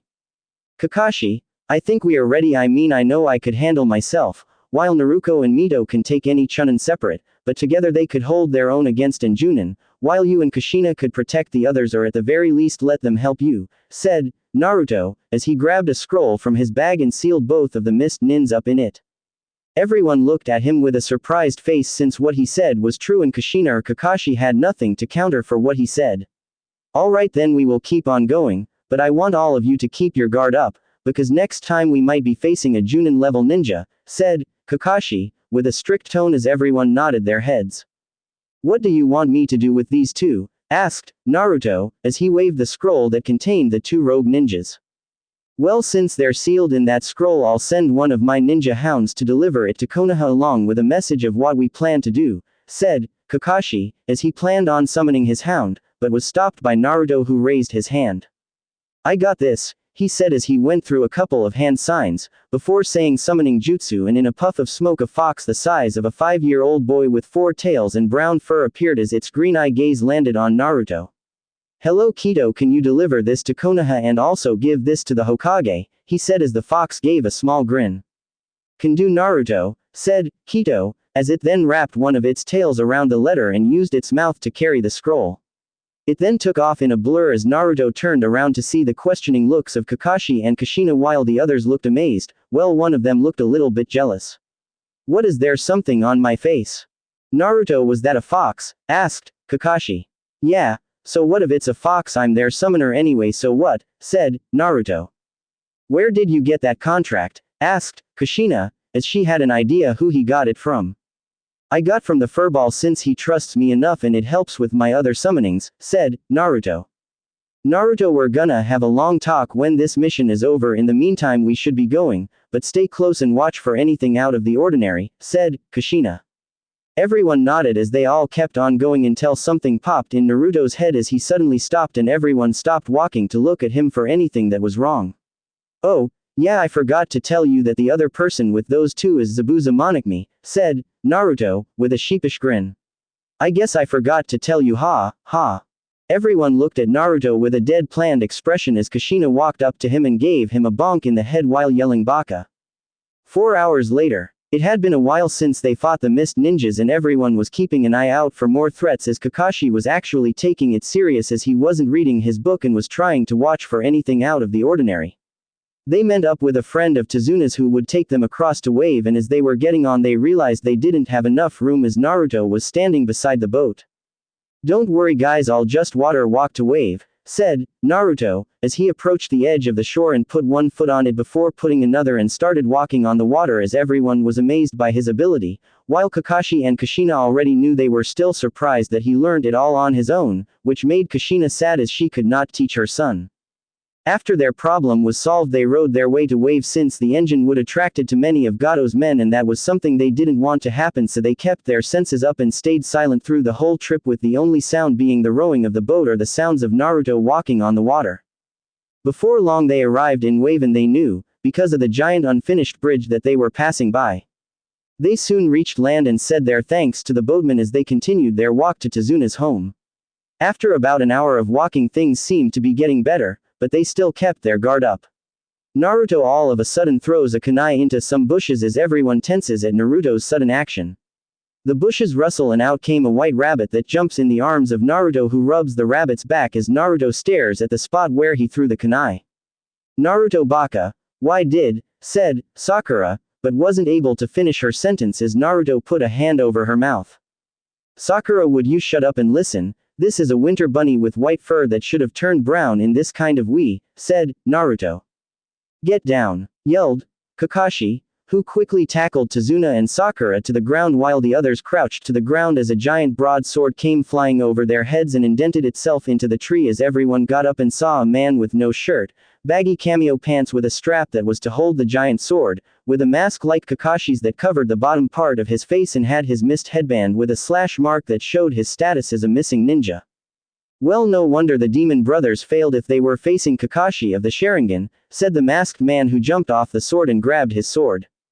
Zabuza Monokmi, demon of the mist, A-rank missing ninja, said, Kakashi. Ah, I am so glad that I am known to someone like you, Kakashi, but let's get down to business and hand over the bridge builder and I won't have to kill you all, said Zabuza, with a bit of killing intent. Sorry Zabuza, but we aren't going to abandon our client like that, said Kakashi. And besides you're outnumbered and outmatched, said Kushina, as she grabbed her sword and got into the Uzumaki sword-style stance. Ah, Kushina Uzumaki, also known as the Red Death of Konoha, it is a pleasure to meet another swordsman and one as fine as you, said Zabuza. Why thank you, but flattery won't get you anywhere, said Kushina. Looks like I won't be taking the bridge builder the easy way, I guess I will have to try the hard way, said Zabuza. He then went through a couple of hand signs and said hidden mist jutsu. A thick mist spread through the area as everyone's vision was cut short as the mist thickens each second. 8 points, which one should I go for the lungs, heart, kin, but wasn't able to finish as a great gust of wind blew the mist away, but the force of the blast also sent Zabuza skidding farther away from the group. Sorry, Zabuza, but I don't think it's fair if we can't see, but you can, said Naruto, who was in a defense stance with his sword in a reverse grip and his knees bent ready for any movement. Looks like you brought one of your brats Kushina and he seems to be pretty skilled for a genin, said Zabuza, who was impressed with Naruto's attitude to the killing intent he was rolling off. Naruto stand down, he is too much for all of you, me and Kushina will handle this, said Kakashi, as he lifted his forehead protector to reveal his other eye which was red with 3 tome. Ah, so I get to see the Sharingan this early, said Zabuza, with a bit of amusement. Zabuza suddenly charged at the group as Kakashi intercepts his target, which was the bridge builder, as he drew a kunai to block a swing from his giant broadsword, but soon found out that Zabuza's strength was better thanks to years of experience with the sword as he pushed Kakashi back, but had to dodge a swing from Kushina, who didn't stop with her assault as she spun around and went for a swing, but was blocked by his sword as he used his brute strength to push Kushina back. He then went through a couple of hand signs before calling out the name of his jutsu. Water style. Water wave jutsu, yelled Zabuza, as he expelled large amounts of water that quickly made its way towards the two teams. Earth style. Earth wall, said Kakashi, as he raised a wall of earth to stop the wave, but it easily broke through it as Naruto grabbed Tazuna and Sakura before Shinshin to high ground as the water made a lake that Zabuza was on, as he now had a wide range of water jutsus. Well, looks like things are in my favor, said Zabuza, as he was about to go through another set of hand signs when his instincts told him to jump, and as he did a sword came flying out from where he once stood as Kushina jumped atop the water as she was glaring at Zabuza, but before she could move another Zabuza appeared behind her and kicked her to where the other Zabuza was as he did a couple of hand signs, before saying, Water style. Water prison jutsu. Water started to form around Kushina until she was trapped in a sphere of water. Damn, it looks like I have been getting rusty, thought Kushina, as she tried to find a way to escape, but soon found none.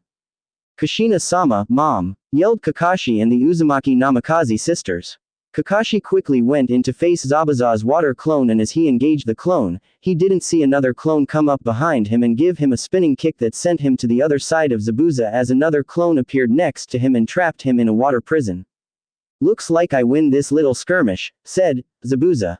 Run kids, take the bridge builder and run, he is too much for all of you, said Kushina. Yes, run kids, run so that I could finish these two and then I will go after you and kill the bridge builder, said Zabuza. Sorry senseis, but we aren't going to run away on our first C-rank mission, and remember what you said Kakashi-sensei, those who abandon their mission are scum, but those who abandon their comrades are lower than scum, said Naruto, as he grabbed his sword from one of his storage seals on his wrists. So you want to fight, brat? Fine, then come at me, said Zabuza, who created 5 more water clones and watched as all 6 ran towards the group of Teams 7 and 11, but just before they could reach them Naruto disappeared and appeared behind all the Zabuza clones with his sword in a cut fashion, and nothing happened for a couple of seconds, but then all the clones showed large cuts on their bodies and turned back into water. You will have to do better than that, Zabuza, said Naruto, with a small smirk. Zabuza had a scowl on his face as he created another clone that went through some hand signs before yelling out. Water style. Water dragon jutsu, A giant dragon of water with yellow eyes rose out of the water and headed towards Naruto, who went through hand signs faster than anyone could see. Wind style. Raging wind blades, he said as he blew huge wind blades that cut through the water dragon and continued towards Zabuza, who had to let go of his jutsu that let both Kushina and Kakashi out as they landed side by side next to Naruto. "You a really annoying brat," said Zabuza. "Yeah, well, you won't have to worry for long," said Naruto, who started to go through hand signs and finishing by yelling out. Water style. Water dragon jutsu. A huge dragon formed behind him, before flying towards Zabuza, who also went through hand signs. Water style.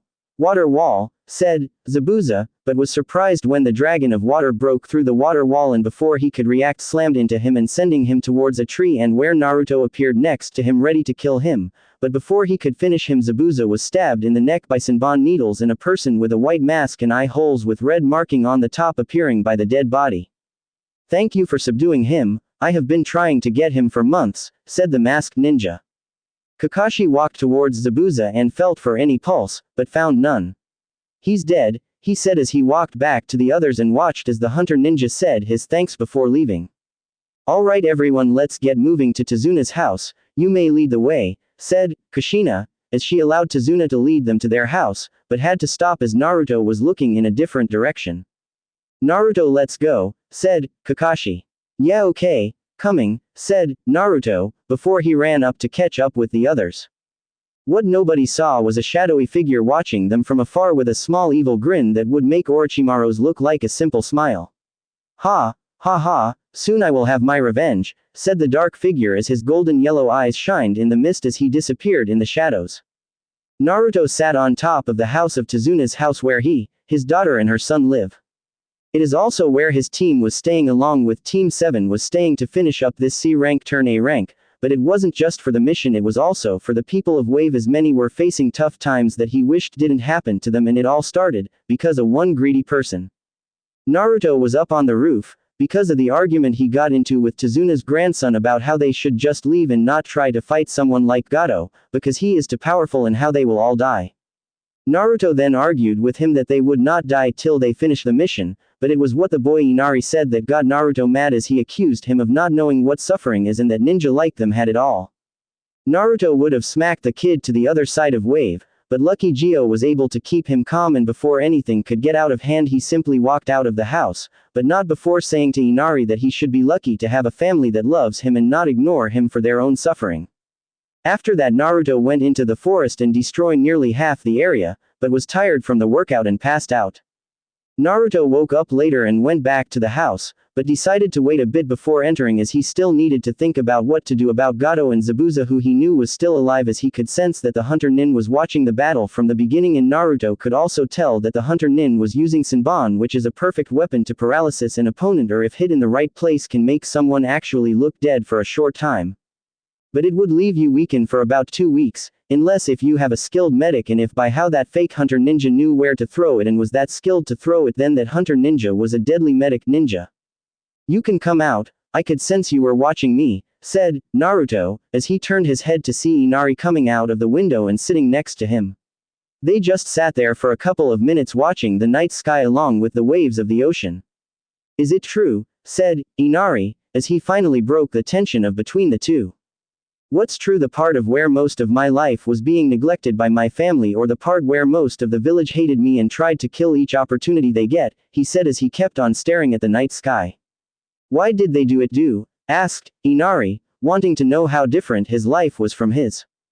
"To be honest, I don't know. All I know is that if it wasn't for that one person who helped me more than my parents, then I would probably have left the village just so I could be far away from them, but he showed me that was not the right choice, so I just live with it and prove them wrong by training to my full potential," said Naruto, as he turned to Inari, who looked at him with a thoughtful look.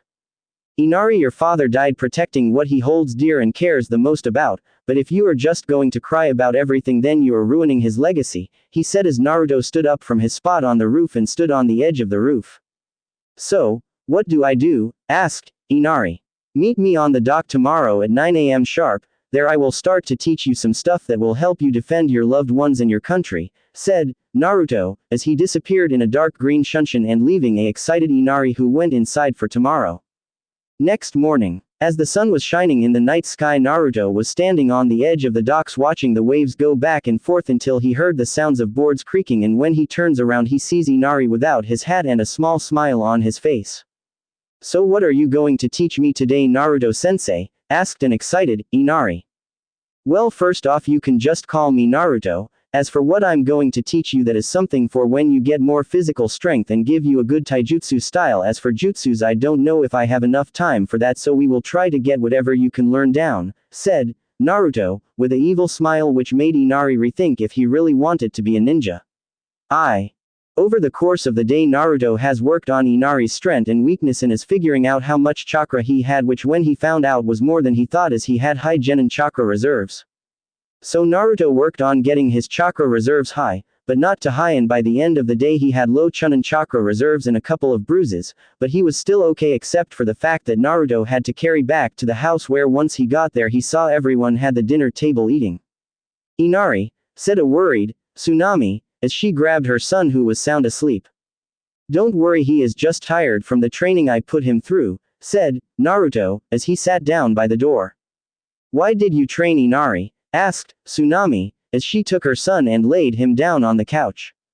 "He asked me if I could train him, and since he got out of his crying mood and started to think of what I said, that is when I started to train him, and you never know if he could use it to protect Wave from anyone else from taking over it," said Naruto, with a small smile. Everyone looks at Naruto with understanding or weariness, but just leave it be. And as the week went by, Inari learned a lot at those couple of days and could probably give genin a run for their money, maybe even chunin, but he is still learning. As the week came to a close, everyone tensed up, as today was the day that Zabuza would attack the bridge and they were all ready. "Is everyone ready? Because today we will probably have an encounter with Zabuza today, so be on guard," said Kakashi, as everyone got ready and started to make their way to the bridge, with Naruto leaving 2 clones to watch over Tsunami and Inari, while they watch over Tazuna. As they arrived on the bridge, they arrived to see all the bridge builders knocked out with a thick mist all over the bridge, which put both teams on alert as they formed a circle around Tazuna, as out of the mist came Zabuza and the same hunter nin that they saw when they first fought Zabuza. "Zabuza, so Naruto was right about that hunter nin being your accomplice," said Kakashi as he pulled out a kunai readying for anything he might do. "Ah, so you knew Haku was working for me the entire time," said Zabuza, who was getting intrigued by this kid that was able to handle him. "Well, it wasn't hard to figure out if you knew how Anbu Hunter Nin worked," said Naruto, who got into a fighting stance. Zabuza just smiled at the kid, but you couldn't see it, because of his bandages around his mouth. "You got a big mouth, brat, and I would be glad to shut for you for good, but that is not my job as my accomplice's job," said Zabuza as he gave a small laugh. Naruto looked at him with a raised eyebrow until he felt something fast coming behind them as he gave a quick down. Before he tackled everyone to the floor as a giant saw blade flew over their heads, and as they got up, Naruto had to jump to the right in order to escape a blast of a red laser that gave a small scratch to his arm, but it quickly healed thanks to both Kurama's and Gio's. Well, it's been a long time, Naruto, it is good to see you again," said the figure with the saw blade came out of the mist to show that he had silver hair with red eyes, a pale face, and was wearing gray-colored shirt under a silver trench coat and silver Anbu pants along with silver boots. "Yes, and here I thought this would be a boring fight," said another figure who appeared beside Zabuza and had dark green hair, who also had red eyes and was wearing a dark green shirt with a golden yellow vest over it along with golden pants and dark green ninja sandals. Naruto glared at the two as he knew these two from a long time ago, while the rest were looking at Naruto wondering how these guys knew him. "Naruto, who are these guys?" asked Kakashi, who was looking at the guys funny since he sensed that they were powerful. "Just 2 guys I met when I snuck out of the forest to go traveling," said Naruto. "Wait, you left the village, but why?" asked Kushina, who hadn't known that Naruto left the village alone along with the others. "Yeah, but we'll talk about that later. All you need to know is that these guys are too powerful for any of you to handle. I get them, you guys handle them and don't interfere, this is my fight," said Naruto as he jumped into the water with the other 2 following him. "So Giza, you guys sure you don't want to just run, for you know what happened last time we fought," he said as he didn't want to cause too much damage. "So, shall we get started?" said Giza, who threw multiple saw blades at him that were flying fast, while Giza raised one of his hands and fired a beam of red energy that put Naruto on the defensive as he was dodging the blades and red energy. They suddenly stopped throwing and shooting, and kunai made of some kind of metal and Giza hands glowed red before swords made of red energy appeared in his hand. Naruto looked at both of them, knowing that they got better judging by their skills and how last it wasn't this hard. "Hey Gio, you think you can lend me some of your power?" he asked the god in his mind. "Sure, and finish it quick, because I can sense your friends having a hard time fighting," said Gio as he was laying on the ground in his mindscape watching the events unfold. "Got it," he said before dark green chakra started to come out of his hands before two small Tonto swords were formed in his hands. "So you're finally getting serious, huh?" said Giza, who along with Giga ran at Naruto and started to rain down attack after attack.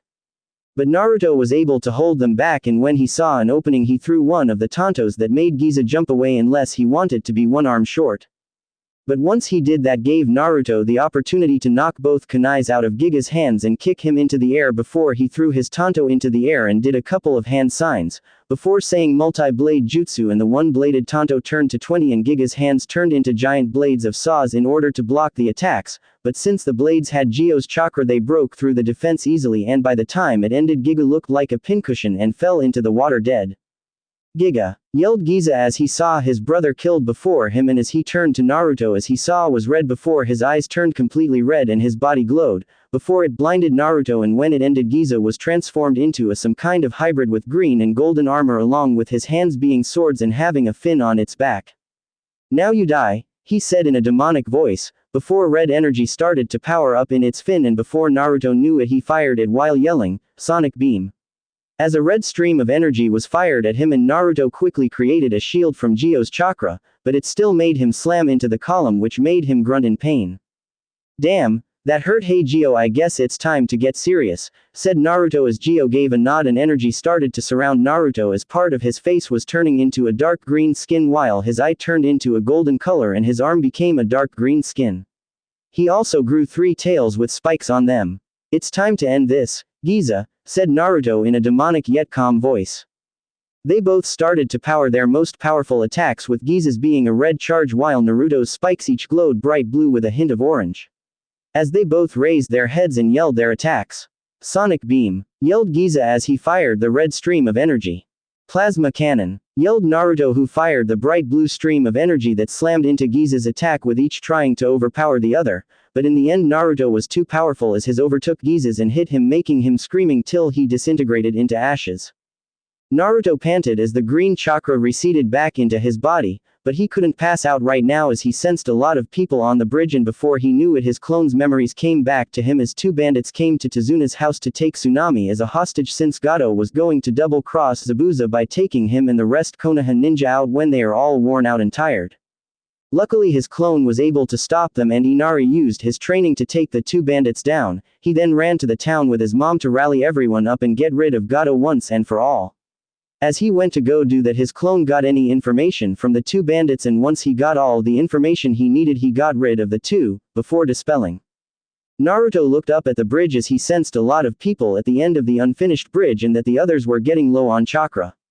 "Naruto, I think it's time for you to reveal your contract," said Gio, who also knew that the others would die if he didn't help since he was the only one with enough strength to fight.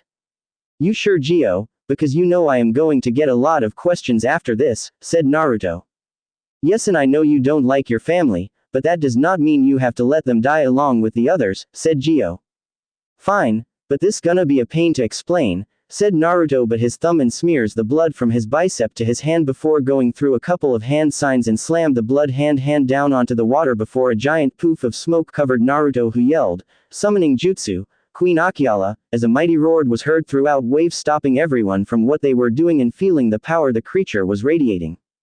Battle on bridge. Mito was panting as her and her sister Naruko had multiple wounds caused by the masked hunter Ninho was laying face down, knocked out with a swirl burnt on her back from Naruko's Rasengan as her.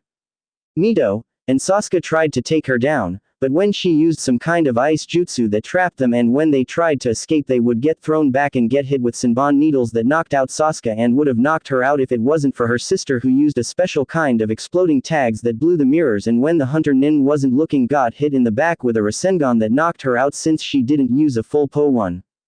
Her mom or Kakashi weren't doing good either, as they had more cuts and bruises, but were able to stop Zabuza, who was pinned down by a bunch of dogs, and as Kakashi was going to kill him with one of original jutsu, the Chidori, but was stopped by a shake of the bridge, and when he cancelled the jutsu they heard clapping, and when they turned to the source they saw GATP with 100 of thugs behind him with weapons of all kinds ready to kill something.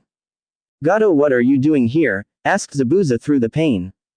"Well, I realized you pay too much, so why not hire these gentlemen for a reasonable price to not only take you out, but the Konoha ninja along with the bridge builder," said Gato with a evil smile. "Well, I guess we are not enemies anymore, Kakashi," said Zabuza. "Guess not," said Kakashi as he told his dogs to let him go, and once he did Kakashi threw him his sword. "Ha, you think you have enough strength to beat all of my men? We'll go ahead and try," said Gato. "Hey, why don't we take the women for a little fun?" one of the thugs said. All the women were disgusted or creeped out, but before they could say anything a loud roar stopped everyone from what they were doing as they saw a shadowy figure jump onto the bridge in front of them, which turned out to be Naruto with a few bruises. "You know I don't like my family much, but when you say stuff like that I will step in no matter what," said Naruto with a voice that made many take a step back. "What are you waiting for? He just one kid, kill them all," said Gato, which got many to stop quivering and for 10 thugs to run at him. But before they could get close the wind picked up and the 10 thugs stopped before their heads came flying off their bodies, which scared many. But as they were looking at the kid with fear, they did not notice the thick mist roll onto the bridge, covering everything and blocking everyone's view until the sounds of something being sliced was heard, and as one of the thugs turned their head he noticed his friend's head on the ground and gave a yell as many others followed, and before long the yells stopped and silence rained down as everyone was looking at the most before something came rolling towards Zabuza's feet, and when it stopped it showed Gato's head with a scared expression.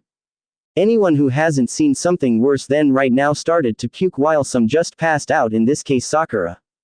As for the others who have seen worse, looked into the mist that was slowly disappearing, before it vanished, showing the bloody corpses of the bandits that were everywhere, and no one could tell which part was which.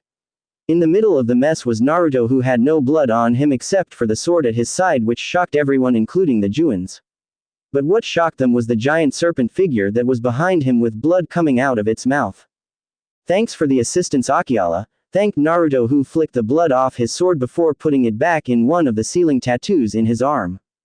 "No problem, Naruto-kun, it was a pleasure killing scum like that, and, because I heard what that one bandit said along with that everyone agreed with, so it was my pleasure," said Akiala, who puffed into smoke, showing that it was a summoning animal. As Naruto turned around he saw the shocked faces of everyone along with Sasuke and Haku, who woke up and the other whose mask was broken off. "What is there something on my face?" he asked as everyone's sweat dropped at that. "Namikaze, what was that?" ordered Sasuke, who wanted to know what that thing was and how he could get one. "That was my summoning animal who just saved yours and everyone asses," said Naruto with a calm tone. "Wait, you have a summoning contract since when?" asked Kushina, who didn't know her son had a summoning contract since Joryer wanted Naruto to sign the Toad Compact so that maybe he can get closer to the family. "Yes, and that was one of the animals, even though it isn't the strongest, she helped," said Naruto. "But shouldn't you be grossed out by all this?" asked Zabuza. "No, actually it is the opposite, as I have killed many animals in one of Konoha's deadly forests, so it isn't new to me," said Naruto. Zabuza just nodded as everyone started to head back to Wave, and on their way they met Inari and the people of Wave, who had weapons from rakes to pans. Once they heard and saw that Gato was dead, they celebrated the end of their torrent and that night had a huge party for their freedom. While the others were discussing what to do next and were asking if Zabuza or Haku would like to come to the Leaf since they were missing Ninja, and when they thought about it they knew they were tired of running, so they just agreed with them, and for the rest of the week Tazunas and more workers along with Naruto started to build the bridge and finished in no time flat. When nightfall came many celebrated the finish of the bridge with Zabuza and Team 7 and 11 joining, except for Naruto, who was sitting on a rock by the shore watching the waves come back and forth on the shore. He then heard the sound of footsteps, and when he turned his head he saw Haku in a dark blue kimono that showed her curves and sizable bust, which proved she was a girl. "Hey Haku, what you doing out here?" asked Naruto. "Just wanted to see you and confirm something that Inari said," Haku said as she sat down by him. "And what did the squirt say?" asked Naruto with a raised eyebrow. "He said that you were mistreated in your village and that you got neglected in your family, because they were special," said Haku.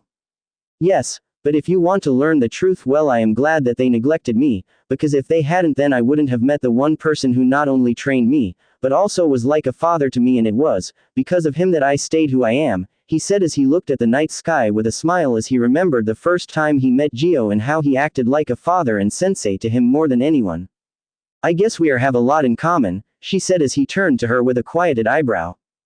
Care to explain what you mean on that? Asked Naruto. Well, just like you, I was hated, because I have a bloodline that many hate and blame for war. But also because we are having a civil war because of it. But unlike the others, I had a good life till I found out about my ability and showed it to my mom, who was the same and told me never to use it. But it would seem my father, who hated bloodline users, saw it, and when he told his buddies, they came to the house and killed my mother. Then they were about to kill me. But I used my bloodline to kill them, and from then on I was alone as I lived on the street for a couple of months before Zabuza found me and took me as an apprentice, and when he failed to kill the Mizukage, we ran and hid working to survive, and over time I started to think I was his weapon, nothing more nothing less. But after you defeated us, he showed me that I wasn't his weapon and that I was a daughter to him, and I was happy to hear him say that, said Haku with a smile. Naruto gave a small smile back, before looking back at the sky. So what are you and Zabuza going to do when you become ninja? I mean, you will be put in the CRA law and the council will try and make Zabuza teach his ways to the last Uchiha, said Naruto with sarcasm. Well, I don't know about being a breeding stock, but I do know one thing I want, said Haku. And what wou? But before he could finish, he was interrupted by a pair of lips meeting his as his eyes widened, as it took him a couple of minutes to understand what happened, before just going with it and kissed her back. The two of them just paid their kissing each other till they separated for air, as Haku had a blush on her face while Naruto, if you look close, could see a faint blush. Sorry about that, it's just that ever since I saw you and heard what you have been through, I had this feeling in me, and at first I didn't know what it was till I saw you again on the bridge and when you treated me, said Haku. Well, of course I wouldn't let anything happen to something as pretty as you, said Naruto with a small chuckle as he saw Haku blush. Well, just so you know, I have someone else back home, but since I am technically a namikaze, I can take the CRA law and you can decide on who to date, said Naruto as she saw that Haku a surprised look before giving a thinking look and finally looked at him with a smile. I am willing to share, but we deserve equal attention, said Haku with a smile as she got closer to Naruto. Don't worry, I am not like my parents and treat everyone who isn't a dick fair, said Naruto as he kissed Haku on the lips, and the both sunk into the kiss till they needed air and both decided to have fun at the party since they do leave tomorrow, but what they didn't notice was the lone figure with a giant sword on his back watching them. You better treat my daughter good, Naruto, because if I hear that she was treated wrong, I will cut your manhood out and then make you suffer unbearable pain, thought Zabuza as he headed back to the party. The next day, everyone including the villagers were at the finished bridge giving their thanks and goodbyes to Team 7 and 11 along with Zabuza and Haku, who was holding Naruto's hand, and as they said their goodbyes to Tazuna and his family, Inari with a teary goodbye, but Naruto gave him a promise that he would return and to keep training by giving a bag of scrolls he thought would be useful along with chakra paper to see what affinity he had. As they grabbed their stuff and started to walk down the road to Konoha, Tazuna and the people of Wave decided to name the bridge the Great Naruto Bridge to honor their hero, while said hero was busy thinking of a way to explain what happened and his new abilities to everyone including his father. Well, he could worry about that later as he enjoyed his time walking with Haku, who gave a smile towards him. It was a bright day in Konoha as the two teams of 7 and 11 along with two extra companions were walking down the road towards the village gates, and when they got there they saw both of the Chunin guarding it asleep. But this gave Naruto a huge smile as he grabbed something from inside his cloak before he showed it to be a water balloon, and as everyone watched him hold it above their heads till it exploded, splashing the water onto the two sleeping Chunin, whose head shot up as they were yelling about being wet while Naruto was laughing his ass off by rolling on the ground. The two Chunins glared at him before sitting back down and asked for their business in Konoha. Team 7 and 11 reporting from successful C-turned-a-rank mission, said an eye-smiling Kakashi. Okay, and who might these two be? Asked one of the Chunin. Oh, this is someone that would be interested in joining our village, but we need to ask the Hokage for permission, said Kakashi. Alright then, but they will need to be escorted, said the other Chunin as 4 Anbu appeared and started to walk to the Hokage Tower with all 14 people. And when they got there they saw Minato doing paperwork on his desk with a frustrated look on his face until he saw both teams enter his office, and he gave a smile as he told the Anbu to leave since other Anbu were watching. Team 7 and 11 reporting from completed C-turn-B-turn a rank mission, with a couple of new people that wish to join the Leaf Sensei, said Kakashi.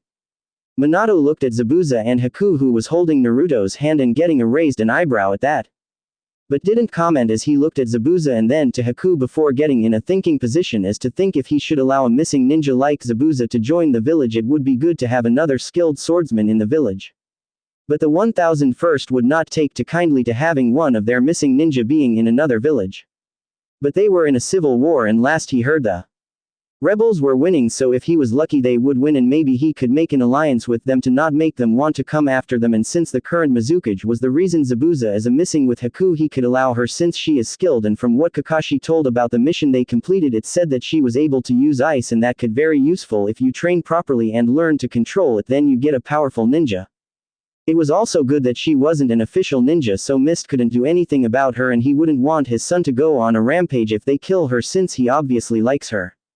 Well, from what Kakashi told me, you two are skilled and would be useful Konoha with your skills and bloodline, but will cause some problems that will be dealt with at a later time, but for now, he then grabbed 2 Konoha headbands in one of his drawers before throwing them it.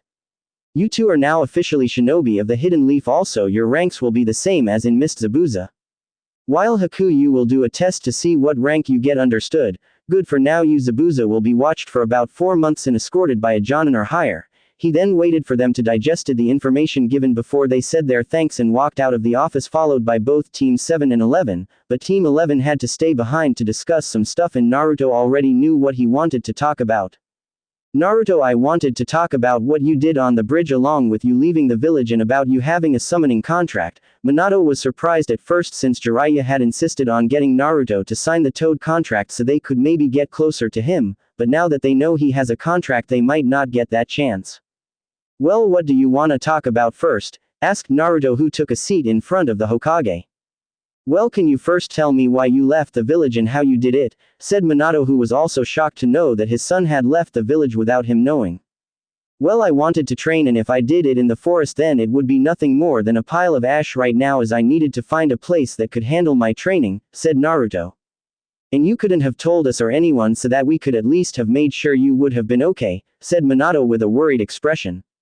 No, because I thought you wouldn't care or just brush it off and let me go. Besides, I can take care of myself, said Naruto with a calm voice and face as he watched both his parents flinch since they are reminded of how they failed their son. Well, still you should have told us anyway. The next thing I wanna talk about is what kind of jutsus you did on the bridge and if you could give an example, asked Minato, who when he read it in the report he couldn't believe his son got this strong. Well, that is a special ability I have thanks to a special someone and I could do more. But for those two I faced it wasn't required, and if you want to see an example, said Naruto as he held out his hand and dark green chakra started to surround it before it formed into a small tanto. Everyone in the room including the Anbu in hiding were in awe as they saw the 4th Hokage's son form something with pure chakra like his mother Kushina.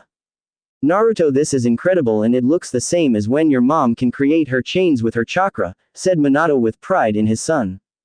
Well, actually it is sort of like mom's chakra chains except that they are stronger and can hold down something more powerful than the Kyuubi, and I could shape it into anything I want on any part of my body. I can do other things with it too, but I won't give out any more details, said Naruto as he looked out the window, while his parents were in shock of what he could do as his skills and power alone could make him Haijuin to low Anbu or more since he hasn't shown all of his abilities. Okay then. But could you tell us about your summoning contract and those other 2 missing ninja that were with Zabuza at the bridge that you fought? Asked Minato as when he heard his wife explain about her sensing the 2 that Gato hired they were at least 2 taels worth of chakra, which scared him, but luckily his son was able to kill them. Well, if you want to know about my summoning contract, well, it is actually not my only contract as I also have another contract, said Naruto. Wait, another contract, said Kushina.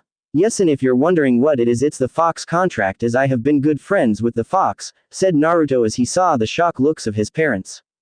Wait, there is a Fox contract and the Kyuubi let you sign it, said Kushina, a little worried that maybe the Fox was trying to trick her son or that it was some kind of trap.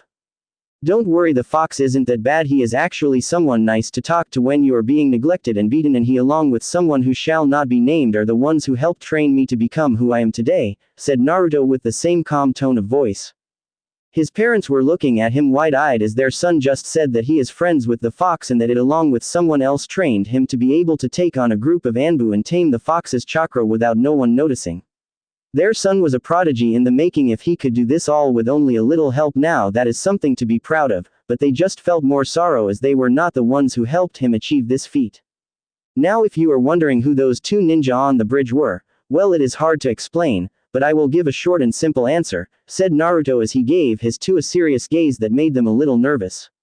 They were hired demons who were sent to kill me or capture me, as when I left the village to train I also gave away my location to the ones who are trying to kill me, he said as his parents' eyes grew and their parental instincts kicked in. Who wants to hurt you, son? Asked Minato. People who are powerful enough to easily take over the elemental nations by themselves and hardly get any damage, said Naruto, shocking all who were in the office. How do you know this? Asked Kushina.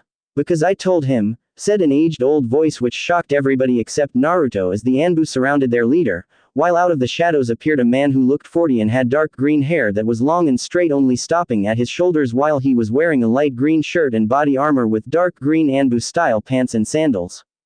Who are you and how did you get in? Asked Minato as he went for his kunai, but stopped when he saw his son's hand come up telling them to wait.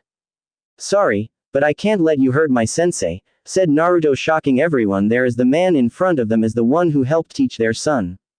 You know they couldn't have harmed me, Naruto, said Gio. Yay, but hey, it saves the trouble of them not getting their asses beat, said Naruto as he looked at him with a bored look. So you are the one who taught my son? Asked Minato. Yes, and he was a great student as you could tell by the few times you have seen him fight, said Gio. Yes, he was impressive, said Minato. Yes, but that is not what you want to discuss, is it? Asked Gio. No, I want to know who is after my son and if I can help in any way, asked Minato as he felt like he had a feeling he knew who it was if Jiraiya's information was correct. Well, if you think it's that group of tail beast hunters, then you're sadly mistaken, as it is actually 3 different people who are trying to find him, each more powerful and with enough backing that could destroy this planet, said Gio as he saw the fearful expressions on their faces. If you are right about their power, then how are we supposed to stop them? Asked Kushina. Your son is the key. As the night that you sealed the Kyuubi, the Shigami sealed something more powerful and destructive inside of him that made him meant for great things, and one of those things is to stop the ones who will destroy the world, said Gio. Wait, how do you know? We are seal masters and we would have seen it, asked Minato. Because I kept it hidden, said Gio. What do you mean you? Said Minato till he put the dots together along with his wife. You are the one who is trapped in him, asked Kushina. Well, actually I am not trapped, as you could see, but the only way for me to be stopped is if you are stronger than me or if you seal me, but you have to have God status and God sealing, said Gio. Wait, you can't be that powerful. I mean, I can sense you and your chakra level is pretty high, but not that high, said Kushina. That is, because I am suppressing my power to one of a Junin. But if you want to feel my true power, Naruto, would you please? Asked Gio as Naruto gave a sigh, before getting up from his seat and doing a couple of fast hand signs. Before slamming his hands on the ground as symbols started to appear on the walls and everywhere. Before it disappeared and Gio did 3 hand signs before saying, release, and in that quick motion everyone except Naruto fell to their knees as the chakra level was making them hard to stand and breath as they had wide eyes at the sheer force of the chakra, and just as they were on the verge of falling to the floor the chakra was gone as everyone got up, but now had wide eyes as they looked at the kami-made man. Now that you believe my sensei about what he was saying and that it will take me and him to defeat the ones whose power are almost the same as him, but if you want to know why they are after me, then hear his story, said Naruto. Everyone they turned to Gio as he sat in an open chair next to Naruto and began his tale.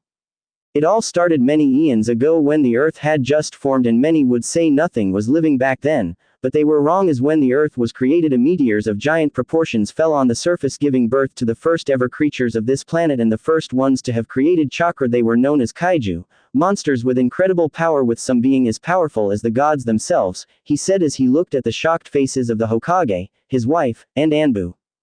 But it didn't end there, as unlike your ninja world, these monsters were able to get along and work together, coexisting with one leader, and that leader was me, the king of the monsters, Godzilla. He looked at their odd faces until Kushina decided to ask the question that was on their minds.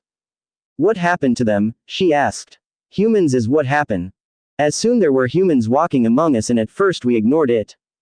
Until they started to get advance in technology and soon they sought our land and started to attack us. At first we were surprised and that cost us some of our people. But we were able to fight back, and when it looked like we were about to win they did something unspeakable that made me go on a rampage, that it was the reason the gods sealed me away. But they didn't know the extent of my powers and so I was able to escape my prison.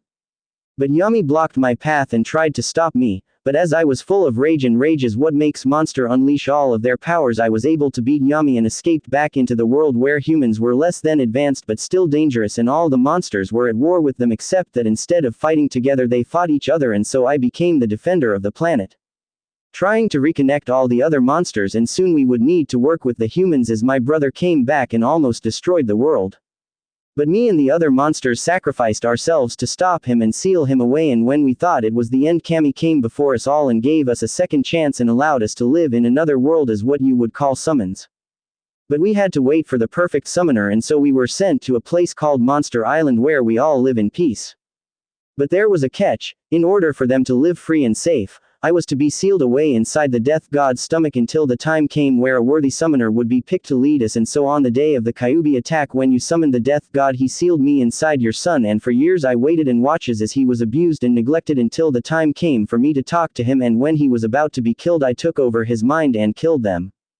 Sealed me inside of young Naruto here, and as he grew up I was able to analyze the seal and figure a way for me to make contact with Naruto, and on the day he was attacked was the perfect time for me to not only introduce myself, but save him as well. Both Minato and Kushina heads dropped a little as they knew it was their fault that he was beaten that day.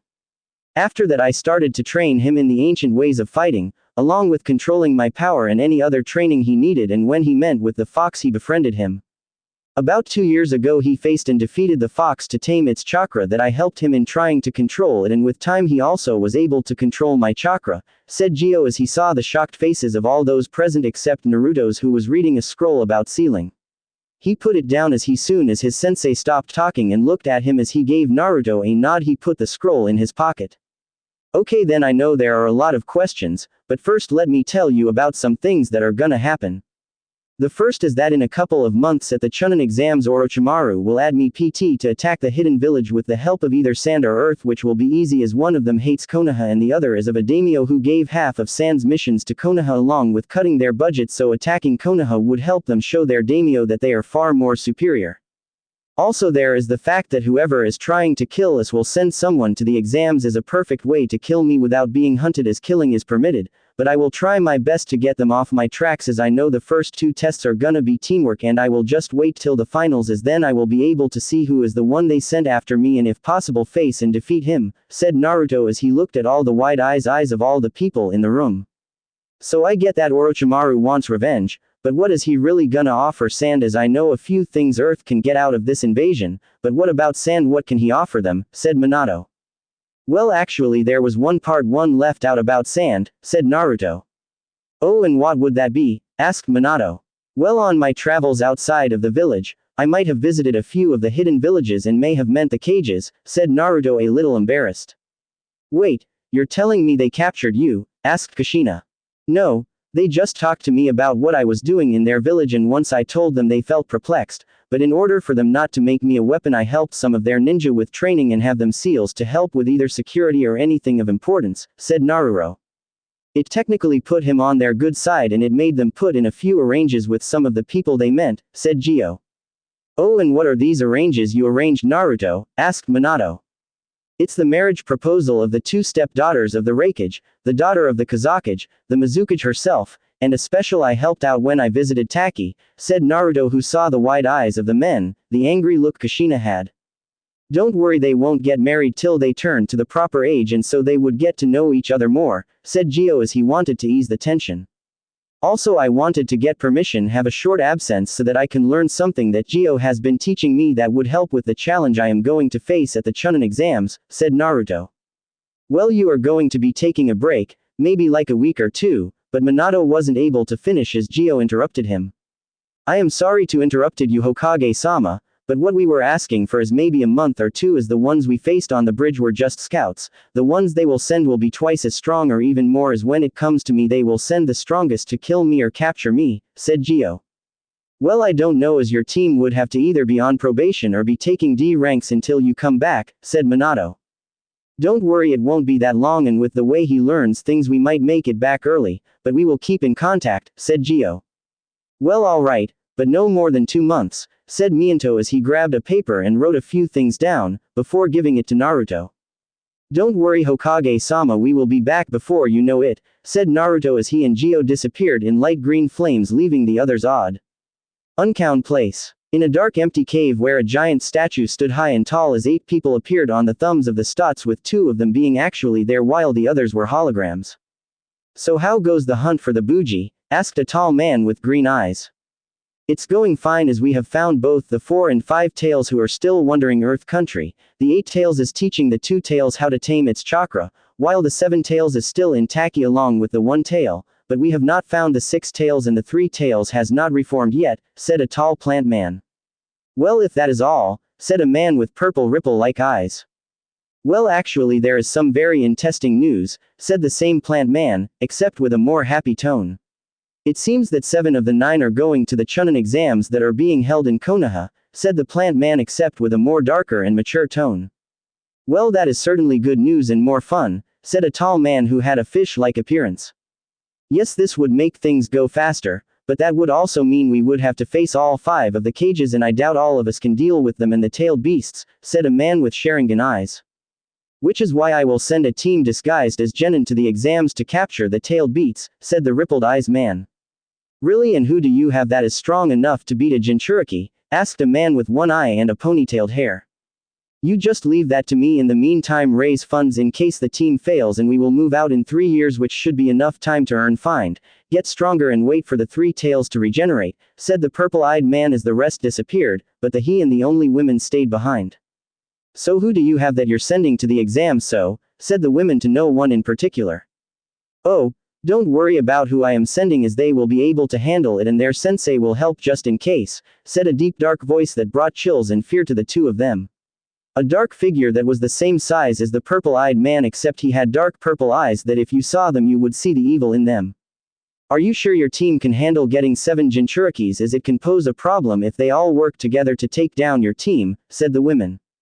Oh, you don't have faith in my team, Conan? Please, my team can easily handle 7 Jinchuriki. It's the soul of the Cubia that worries me, as he might pose a problem, but don't worry, as I know one of them will be able to handle him, and if not, well, he is of no use, said the dark figure. Also, Nagato, if this fails we will have to resort to plan B, which will take a while, but if all goes according to plan we will achieve our goals, said the dark figure with a manic grin as both Nagato and Conan gave nods before disappearing, leaving the dark figure alone. Soon, Gio, you and your little buddy will suffer, and once you're gone I will destroy the rest of your family and have my vengeance, said the dark figure as he laughed an evil laugh, while a dark figure 5 times the size of the statue stood tall as it opened its golden eyes and purple crystals glowed electric on its back, before giving off a mighty roar. It had been 3 months since the wave mission, and many things have happened since then, with one of those things being Naruto leaving the village for the month and Team 11 being on probation until he returned, which pissed off both Uzumaki Namikaze twins as their brother forced them to take D ranks till he returned. Which wasn't for about 2 months, and when he did return he looked like shit if you could judge from the big scar on his chest and the torn shirt and blood all over him, and when Minato asked what happened he just said taking care of a little problem. After their return they kept taking D ranks since the Chunin exams were in a couple of weeks, and genin teams from different villages had appeared for the exams along with ninja from Sand, Kumo, Iwa, Kiri, and Taki along with other ninja from different villages. Some of them Naruto recognized, but not having time to talk to them, since his sensei and Kushina have driven not only him, but his team to the ground to get ready for the exams, but luckily he was able to get some things down that Gio taught him that will help him handle the team they sent after him. Right now Naruto was walking down the empty streets of Konoha after a training session with his team. Since the Chunin exams was tomorrow they were let out early to prepare, and right now Naruto was walking to his home in the Forest of Death to prepare for tomorrow's exams and make sure that when they enter the forest they don't find his home. Naruto suddenly stopped as he heard some arguing and went to investigate the commotion and found his 2 sisters trying to stop 2 Suna genin from picking on 3 kids Naruto was familiar with, as one of them was someone he met a while back. May I ask what you are doing to the son of the 3rd Hokage, Kankuro? Asked Naruto as he appeared behind him, not only startling him, but also the girl behind him, as they did not sense him wait. Hold on, that voice and full of surprise. Hey Naruto, how you doing man, said Kankuro as he dropped the kid he was holding by his scarf on the ground and turned around to give his longtime friend a handshake. Yeah, it's been a long time Kankuro, how is your puppet training going, asked Naruto. Hey man, keep it down, I don't everyone knowing what my battle strategy is, said Kankuro. Naruto just laughed as he turned around to see a tall girl with blonde hair and 4 ponytails. She was wearing a gray battle dress with a large fan on her back. Hello Tamari, how have you been, asked Naruto as he walked up towards her as she gave a small glare, but it disappeared as she just gave a smile and hugged her longtime friend. I've been good and it's been a long time indeed, said Tamari. So how has your brother been, asked Naruto, and this is when he saw their eyes show hurt, and as they looked away from him he already knew what had happened. Well, I guess I can ask him myself and you can come out now Gaara, said Naruto as everyone looked in the direction where he was looking and saw Sasuke sitting on a tree branch while a red-headed short kid with a gourd on his back was hanging upside down from a tree.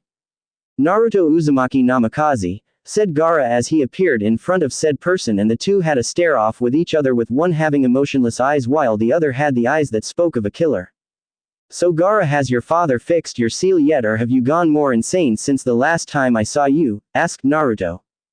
Gaara didn't say anything as he kept on staring at Naruto until sand appeared around him and made a fist that hovered in front of Naruto as his sisters were ready in case something happened, but were shocked when Naruto gave a smirk and fist bumped the fist of sand as Gaara also gave off a smile. That's more like the Gaara I know, said Naruto as he saw the happy smiles of both him and his brother and sister. The seal is doing fine and Shikaku is not bothering me much. In fact right now he is asleep right now or just too afraid to say anything, said Gaara. But before Naruto could say anything, a tall man with sunglasses that blocked his eyes, having slick white hair, along with a ox symbol on his right cheek, wearing a white Kumo Junin's outfit with 8 swords attached to his back. Naruto and Gaara stared off-wig the tall man until he gave off a smile and held out both of his fists while saying, "Yo," which made Naruto and Gaara smile as they gave the man a fist bump while 4 people appeared behind them. Hey B, Samui, Karui, Omio, Yugito, how have you guys been doing, asked Naruto. We have been doing very well thanks to you Naruto-kun, said Yugito as she walked to Naruto and gave him a kiss to the cheek. Yugito, you can get flirty with Naruto-kun later after the exams, said Samui. She is right, and because there is one person we are missing from this group, said Naruto, and as if on K. 3 people appeared with tacky headbands, one of them being a mint green-haired girl Naruto saw during his probation. Hey Fu, how have you been, he asked before he was given a kiss on the lips by said person, gaining jealous looks from said foreign girls and shocked looks from his sisters who have remained calm since this whole reunion. So Naruto, you in the exams, asked Gaara, already knowing the answer. Yup, so you better be ready, because I won't go easy just because some of you are my friends or girlfriends, said Naruto as he saw them gaining challenging smirks while the shocked faces of his sisters turned more shocked. Well, I guess we'll be seeing you later, said Tamari as she, along with Samui, Karui, Yugito, and Fu, gave him kisses before walking away with their teams. Ah, Ni-san, asked Mito as Naruto turned around to look at the demon-like looks of both his sisters that made him sweat drop as he raised both his hands in a clam gesture while backing up little by little. Hey, now what the dirty looks for, asked Naruto as he saw Mito and Narumi looking at him with murder in their eyes, and even though he is strong he knows not even the king of monsters can stand up to the anger of a woman, especially two. Once he saw them make a move he ran like no tomorrow with 2 angry sisters behind him. What Naruto or his sisters did not see was the 4 pairs of eyes that were watching them from between the shadows of 2 buildings, and as they watched Naruto run away from his angry sisters, one of them have off a laugh that was dark and twisted. It made the other 2 shake on the inside as they knew out of the 4 of them he was the strongest and the one who was to fight Naruto and kill him, for the plan to work and for chaos to come. You better be ready, because destruction is coming, said the dark voice as he gave off a dark laugh while his eyes changed from a green color to a dark gold. 1 week later. It had been a week since Naruto encountered the few teams he knows are gonna be a problem, but over the course of the week he had been busy with training with his team, helping the Hokage plan a counter-attack for the invasion, along with catching up with his friends and fiancés about what had been going on. He had also tried to find the team that they sent, but so far they had been keeping a low profile, and Naruto had decided to wait and see if they show themselves during the exams, which would mean it would put his sisters in harm's way.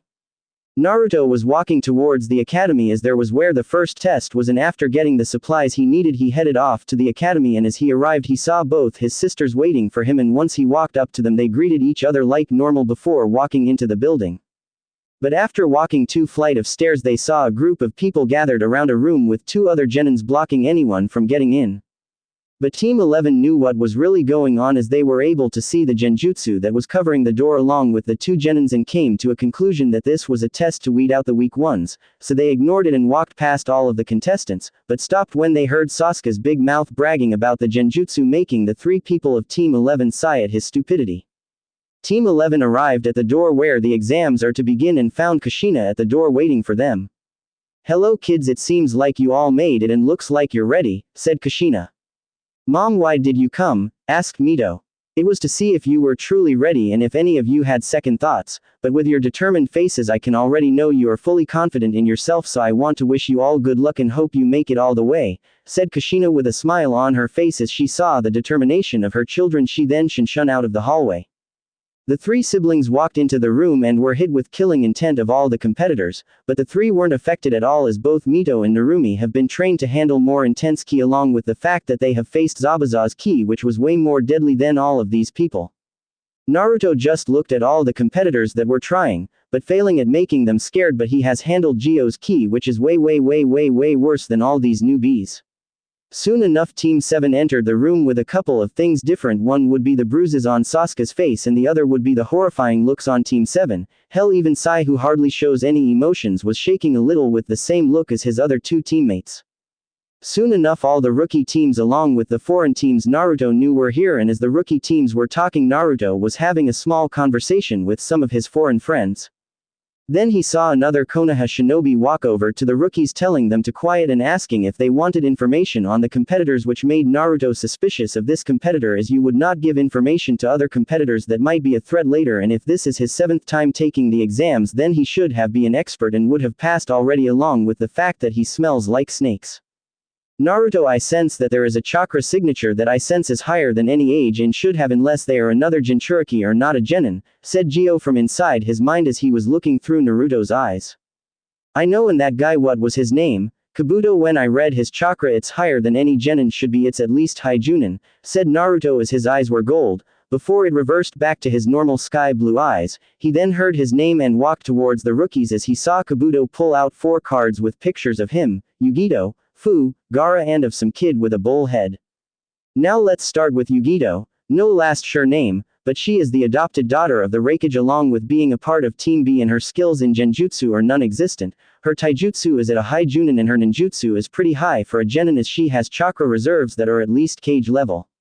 She has also take 70 D rank, 24 C ranks, and 4 B ranks," he said, shocking the rookies except for Naruto as he knows one of those B ranks he and she met. "Alright, next one is Fu, who is from Taki, is the adopted daughter of their cage. Her skills in genjutsu are that of a low chunin, her taijutsu is that of a junin, her ninjutsu is of a high junin, and just like Yugito she has reserves of that of a cage. She has also taken 80 D ranks, 34 C ranks and 6 B ranks, with one of them turning into an A rank. Again, be shocked them by how there were 2 genin team here that were that experienced. Now next up is Gaara, forgot his last name, because it is damn long. But you should know, he is the son of the Kage. Her skills in genjutsu is non-existent, his taijutsu is about a high chunin, but it's his ninjutsu that is something at it is high cage, with him having done 86 D ranks, 42 C ranks, 5 B ranks and 2 A ranks, but the real interesting thing is that he has come back from every mission without a scratch, said Kabuto as even he was surprised along with the other genins except Naruto, who has faced and dealt with Gaara's sand.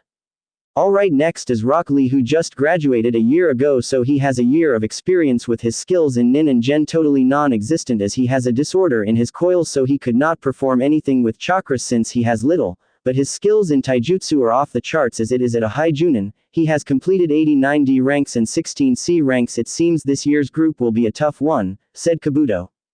What about Ni-chan? Asked Mito, who wanted to know more about her estranged brother.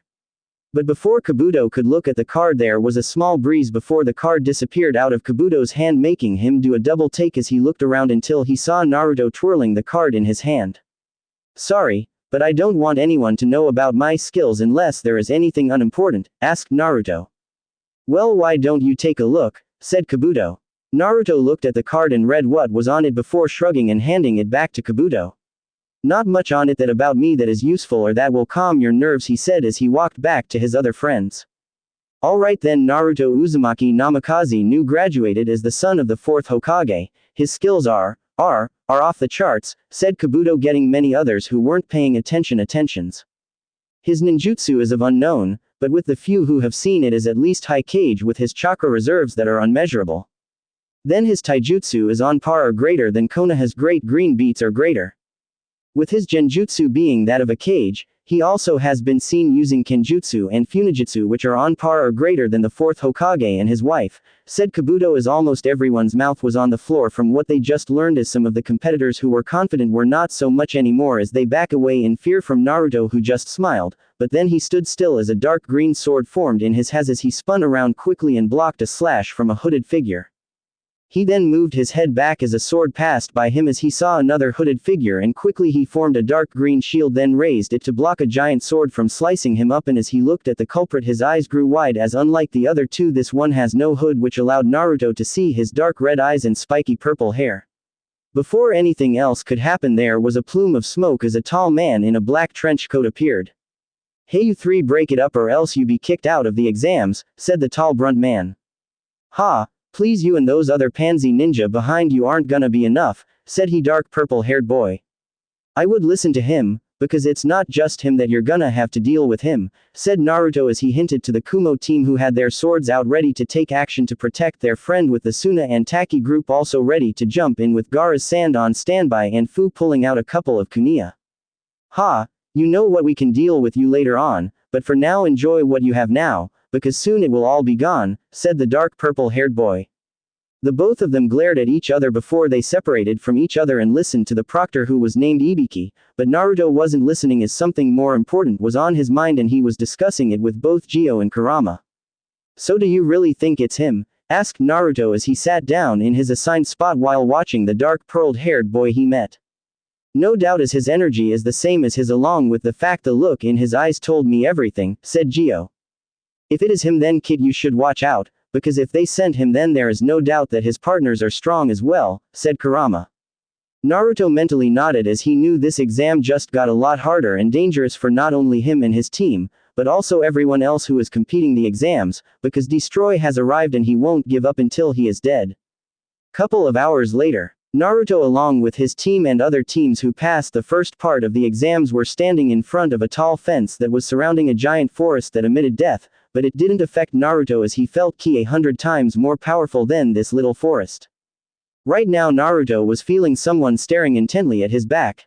But he did not need to turn around to find out who was staring at him, as he was the person he was thinking about during the first part of the exam, as he knows he is the most dangerous one out of all the teams competing in the exams, along with the fact of what the second exam proctor told him they could kill in this part of the test in order for them to obtain a scroll, which didn't sit well with him, and since there was his other two partners who he had no clue or what they could do, along with their sensei who might be more powerful than Destroy.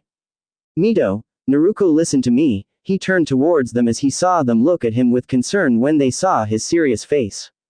Listen, whatever happens in that forest, whatever we face, I will be there to protect you, because right now I am not acting like your teammate, but as your older brother, and whatever I say you must do, because if I tell you to run you do it and don't look back, he said as he saw their eyes widen. But brother, we're a team, and, but before Mito could finish, Naruto raised his hand to stop her from saying anything else. No, I know we are a team, but trust me when I say this, that there is a team here that wants me dead, and if you two get caught in the crossfire I would not know what to do if I lost you, so please when I say run and don't try and help, because you should know I can handle myself, said Naruto as he pleaded to them that if Destroyer and his team found them then he would be busy defending them, as even though they are strong he highly doubted they could match up to them. Okay brother, but if you die I will bring you back and kill you myself, said Naruto as Mito also nodded, agreeing that they would run when he told them but on the inside they were worried for him, as whatever had him worried made them scared, as they knew to do what he says. Naruto just smiled and nodded as he looked over at Destorius' team to see him smiling at him with a sinister smile. Soon they went into the tent to grab their chosen scroll, which happened to be a earth scroll, and so they went to their assigned gate, but as they were walking away Naruto was able to see that Destoria and his team already got their scroll, which so happened to be a earth scroll, since they were showing it off to the world like they didn't give a damn who tried to go after them.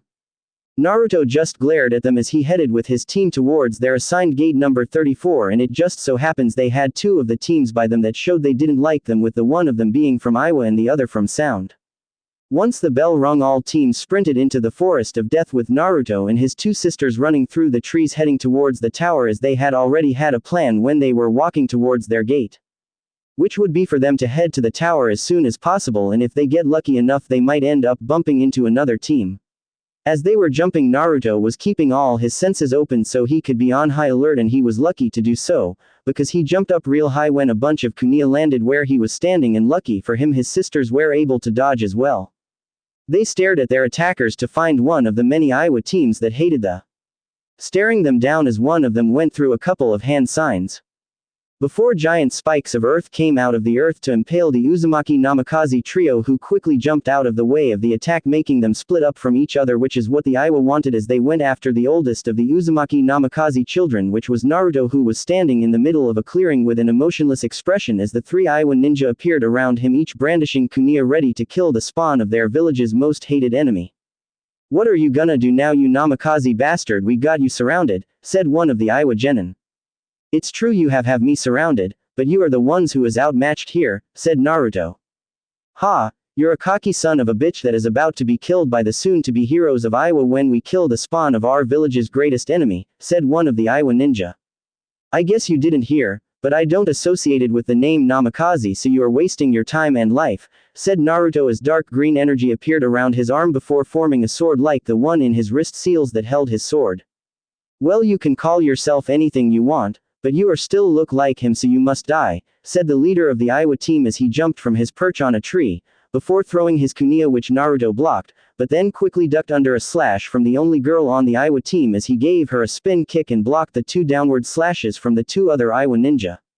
Naruto then used his strength to force them off, before jumping up as spikes came out from the spot he was just at, and as he looked at the girl he saw her going through more hand signs, before a dragon made of earth rose from the ground and came flying at him, but he would have none of that as he went through his own hand signs, before calling out his jutsu. Wind style, air wave. He then blew out huge waves of air that blew straight through the earth dragon, before hitting the Iwa girl as she was blown back towards the tree as she slammed into it, knocking her out. He then ducked under the double swing from the two Iwa boys who flipped away, before throwing their kuniyas at Naruto, who blocked them with ease, but then he noticed the tags attached to them, before they blew right in his face, with the two Iwa boys having victory smiles for killing their mortal enemy's son, but it was short-lived when the smoke blew away, showing Naruto, who had green skin covering his body with his top burned away with his pants becoming shorts.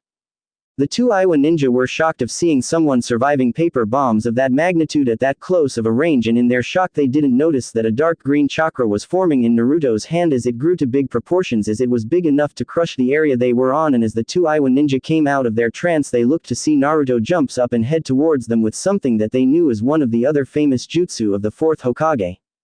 "Giant Rasengan!" yelled Naruto as he slammed the giant Rasengan on top of the two Iwa ninja, who screamed in pain.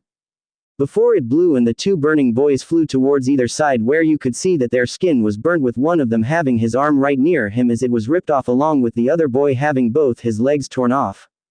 But Naruto could see that they were still breathing, and so he searched through their belongings for their scroll and found the two scrolls needed to pass, which made Naruto sigh, as they could have just gone to the tower, but they let their anger towards his former family cloud their judgment, and that cost them the exams. Naruto was about to head out to find his sisters when he felt a vile chakra not far from where he was, but he didn't worry as he used his senses to figure out who and where that chakra source was emanating, and lucky for him it was not Destoria or his team, but the chakra source was still huge, about cage size. He then closed his eyes and focused on putting a little of Gio's chakra to his eyes, and after a few scones he opened them to show that they were not sky blue anymore, but a golden color with a silt in the middle, as his vision was enhanced greatly, allowing him to see from miles away, but he was still working with it as he was told he could do other things with it, but for right now he used it to see what was going on, and he found that the vile chakra was coming from the rogue ninja Orochimaru, who was fighting Team 7 and his sister Mito, but they were badly damaged and beaten if the number of wounds they had was to tell. He was about to speed over to them until he sensed Naruko's chakra as used his eyes to find her fighting 3 giant snakes, and even though she was a skilled ninja he knew that handling 3 snake summons is not easy, so he quickly sped towards his sister as he saw her being wrapped up by one of the snakes and it was about to eat her, but luckily he appeared just in time to give it a major uppercut that sent it flying through the trees and up to the air. Naruto appeared above it as he went through a couple of hand signs, before calling out his jutsu. Fire style. Roaring Tiger. As he called out the jutsu he blew out a crap ton of fire that formed into a tiger, before it made a loud roar and charged towards the snake, colliding with it and burning it as it hissed in pain, before dispelling back to its summon world. He appeared in front of Naruko, who had eyes of amazement at what her brother did, as even if she knew he was powerful she was still amazed at what he could do, as it was hard for her to fight those snakes. Naruko, stay back, I got this, was all he said, before disappearing and reappearing in between the 2 snakes as 2 dark green swords appeared in his hands and he slammed them down into the ground. The snakes were confused on what he was doing, but before they could think of do anything else the ground shook before giant green blades came out of the ground trying to strike them. The snake on the left was impaled multiple times as it poof away, while the other snake was slithering through the swords, but just as it was about to escape Naruto appeared in front of it with his arm raised as dark green chakra was coming off it, before he slammed it into the snake's head, not only forcing it to the ground, but also causing its head to explode. Naruto just sighed as the swords disappeared and he walked towards Naruto, but then he felt a small chakra spike, but it disappeared not a second later, but Naruto already knew what that power was, so he used his eyes to see what was happening with Mito and to say things were okay was an understanding as he saw Sasuke on the ground unconscious with some kind of mark on his neck that was radiating evil. The others weren't okay either as Sakura was bleeding badly, while Sai was barely hanging to stay conscious, and Mito was hanging on a tree branch knockout with blood and scare all over her body, and he also sensed that her chakra was all messed up, so he came to the conclusion that Orochimaru had put a seal where the Kyuubi's chakra was.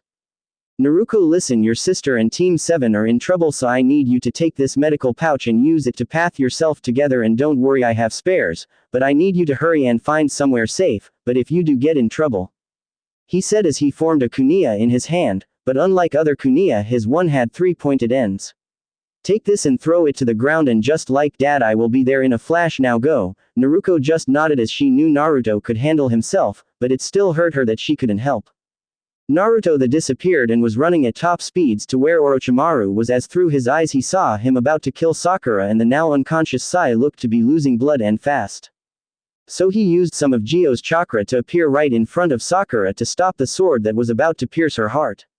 Instead he tabbed the sword by its blade, before pulling Orochimaru towards him and giving a mighty punch to the face. An audible crack was heard and Orochimaru was sent towards 3 trees, before stopping.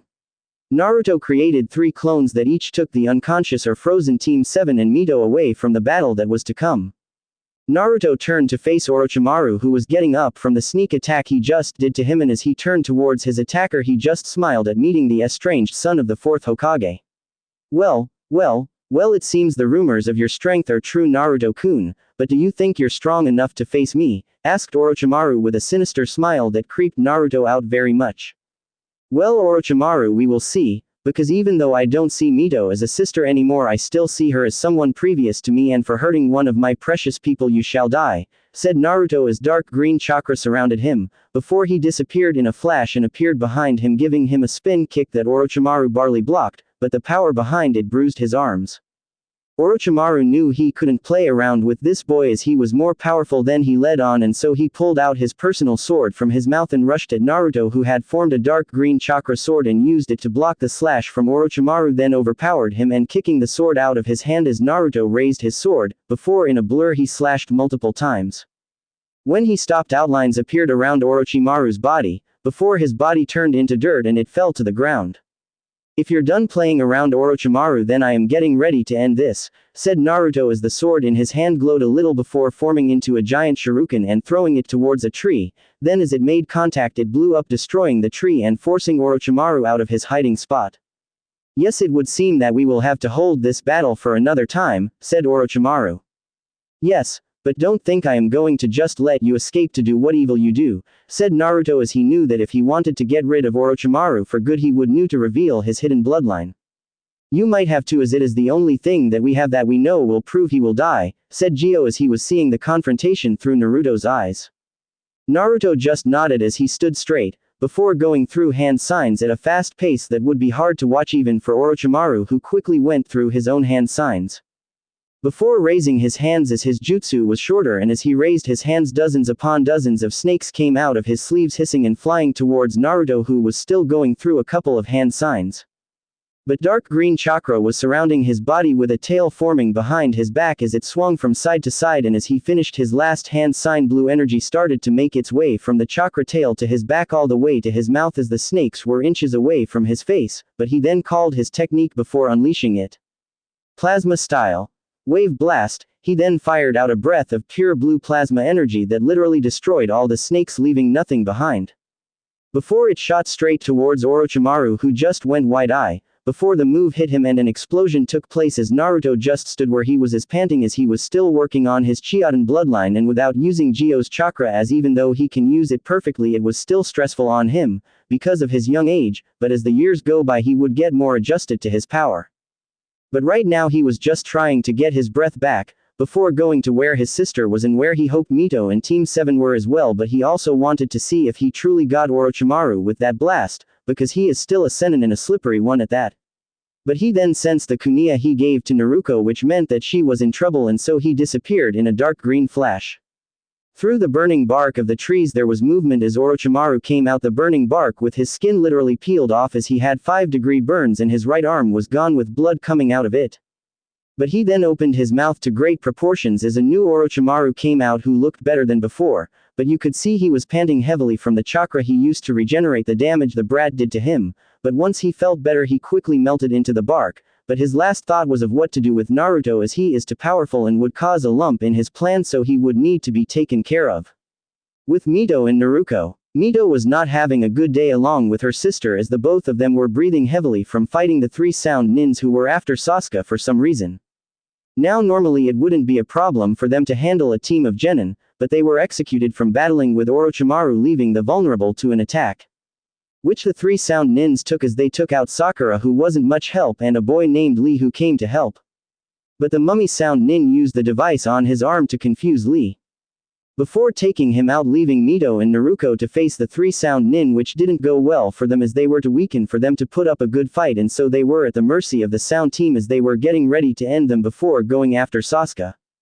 But before he could, Naruko grabbed the kunia Naruto gave, and without a second thought, as they knew they were gonna need help, and so as the boy who has holes in his hand who was called Zaku, as the kunia hit the ground just as he fired a blast of wind, but just as it was about to hit them there was a green flash, before a blast was heard through the forest. Just as Zaku was celebrating his victory he felt a chill go down his spine and turned around to just for a fist of green chakra to hit him right on the face, sending him crashing through one of the giant trees as his teammates were in fear of who had just appeared. I will give you one chance, leave your scroll, get your teammate and leave, or else suffer my wrath, said Naruto as the mummy-looking ninja nodded, before grabbing his scroll, which was an earth scroll, as he put it on the ground, before the two of them grabbed their teammate and shunshin away, and when Naruto felt they were far enough away he turned towards his 2 down sisters, but before he could help them a vile chakra spread through the area as Naruto turned towards a small opening in a tree. He saw Sasuke with marks all over his body and dark chakra coming off him. Yes, this chakra is what I need to kill Itachi, said Sasuke as he looked at his surroundings until he made eye contact with Naruto, as the two had a stare off for a couple of seconds. Ha, so Dobi, do you want to be the first of many to feel my new power? He said as Sasuke was about to charge at Naruto, but he then disappeared and appeared behind him and gave him a chop to the neck, knocking him out as the marks receded back into what seemed like one of Orochimaru's curse marks. But Naruto would handle that later as he went back to his sisters who were breathing hard, and from what he could sense they were low on chakra, so he gave them each 3 chakra pills, before telling them each to grab one member of Team 7, so once they did that he told them to hold on to him, and as they did they suddenly disappeared in a dark green flash just as a purple blast of flames hit where they were just at, and as they dispersed it revealed Destoria standing there with a hint of anger as his prey had escaped. It seems that you missed and you let our target escape, said one of Destorius' teammates who had his hood down showing what he looks like as he had light brown hair, light honey gold eyes underneath his cloak. He wore body armor with shin guards for his elbows, old-style pants from the way they looked, and to finish it off he was wearing sandals that, just like the rest of his outlook, was light brown with white outlines. "Shut up, I didn't see you trying anything to stop him, Atlanta," said Destoria as he glared at his teammate. "Well, we lost him as he is probably going to the tower, and Master Nova said not to draw attention to ourselves, so in the meantime let's meet up with Ivy to see if she obtained the scrolls we need to pass this test," said Atlanta. "Why can't we just kill him when he is there?" asked Destoria as he and Atlanta started to walk off. "Well, you can do that and face the wrath of our master, or we can wait till the final part of the exams where you get to kill him in front of all his loved ones," said Atlanta, who saw Destoria give a sinister smile. "Well then, let's hurry up and finish this test so I can kill and humiliate my foe," said Destoria as the both of them disappeared in purple and light brown Shinshin. With Naruto and the others appeared outside of the tower in a dark green flash as all three Namikaze children were used to it, with Naruto using it most of the time and his sisters being used to it every time their father uses it to get them to places. As they arrived, they looked at their surroundings and without saying a word headed into the tower to find themselves in a room with some kind of banner with a saying that they ignored as Naruto told them to open up Team 7 scroll while he opened theirs, and as they did, smoke started to come out of them as Naruto quickly told them to drop it. Before there was a plume of smoke before it dispersed to reveal both Kushina and Kakashi with big smiles. But they soon disappeared when they saw the condition of Team 7 and a mark on Sasuke's neck that they were all too familiar with, so without saying anything Kakashi quickly took the unconscious body of Sasuke and Shinshin away, while Kushina gave her team kids a look that said, "Explain later," so with that she led them to their rooms, but not before dropping the two members of Team 7 with the medic along with Mito and Naruto, while Naruto was told to follow Kushina and would meet up with them later. After a couple of minutes of walking upstairs, they arrived at the top to some door that was being guarded by two Anbu, but Naruto could sense that there were others hiding somewhere. They were let in, and Naruto saw Minato, Ibiki, the second Proctor, Anko, and other Anbu, with Anko being a little roughed up and holding her neck, where Naruto saw the same mark that was on Sasuke on Anko. "Hey, why is the brat here?" asked Anko as she saw the Hokage's only son standing in a private meeting. "Well, for one reason, he encountered Orochimaru in the woods, who gave the curse mark to the Uchiha, and now his team is injured along with my team," said Kushina. "What?" yelled Minato as he stood up from what he learned. "Don't worry, Dad, I was able to take care of him before he could harm anyone, and if you would allow me to, I can make sure that seal he put on Sasuke won't cause harm to others," said Naruto. "Please, kid, if Jiraiya-sama and Hokage-sama couldn't find a way to get rid of the seal, then what chance do you have?" asked Anko, who was looking at Naruto with a bit curiosity. Naruto just gave a small smirk, before walking to Anko and put his hand where her mark was and closed his eyes as he concentrated Gyo's chakra into the seal, as he watched the mark turn from a pitch black to a dark green as it started to swirl around and get smaller until Naruto raised his hand to find the curse mark on his hand. He then took out a scroll before placing his hand on it and doing the same thing he did with Anko, except this time when he lifted his hand, the mark was on the scroll, and looked up to see the shocked looks of Anko along with everyone else in the room. "What do I got something on my face?" asked Naruto as everyone gained a big sweat drop. Anko got up from her spot on the couch, before walking up to Naruto and giving him a big hug, as for the first time in years Anko was free, and she showed it by giving tears of joy as Naruto just smiled and hugged the Proctor, who was crying while saying thank you tenfold. "No problem, Proctor-sama," said Naruto as he and Anko separated from their hug. "It's Anko, kid, and thank you, I am finally free from that snake bastard," said Anko with a true smile and not one of her creepier ones. "Well now, Naruto, it would seem you have been hiding more of your skills from us than we thought," said Minato. "Well, a ninja gots to have hidden surprises up their sleeve," said Naruto with a grin. "Right, but anyway, we will talk to you later about getting the mark on Sasuke fixed, but for now you can go rest, as I am sure fighting Orochimaru and the forest have made you tired," said Minato. "Not that much, but I am going to go check on my teammates, so see you later," said Naruto as he walked out of the room, leaving the rest of the occupants to talk to themselves about the turn of events in this year's Chunin exams. 4 days later. Today was the last day for teams to find their chosen scroll and pass the exams.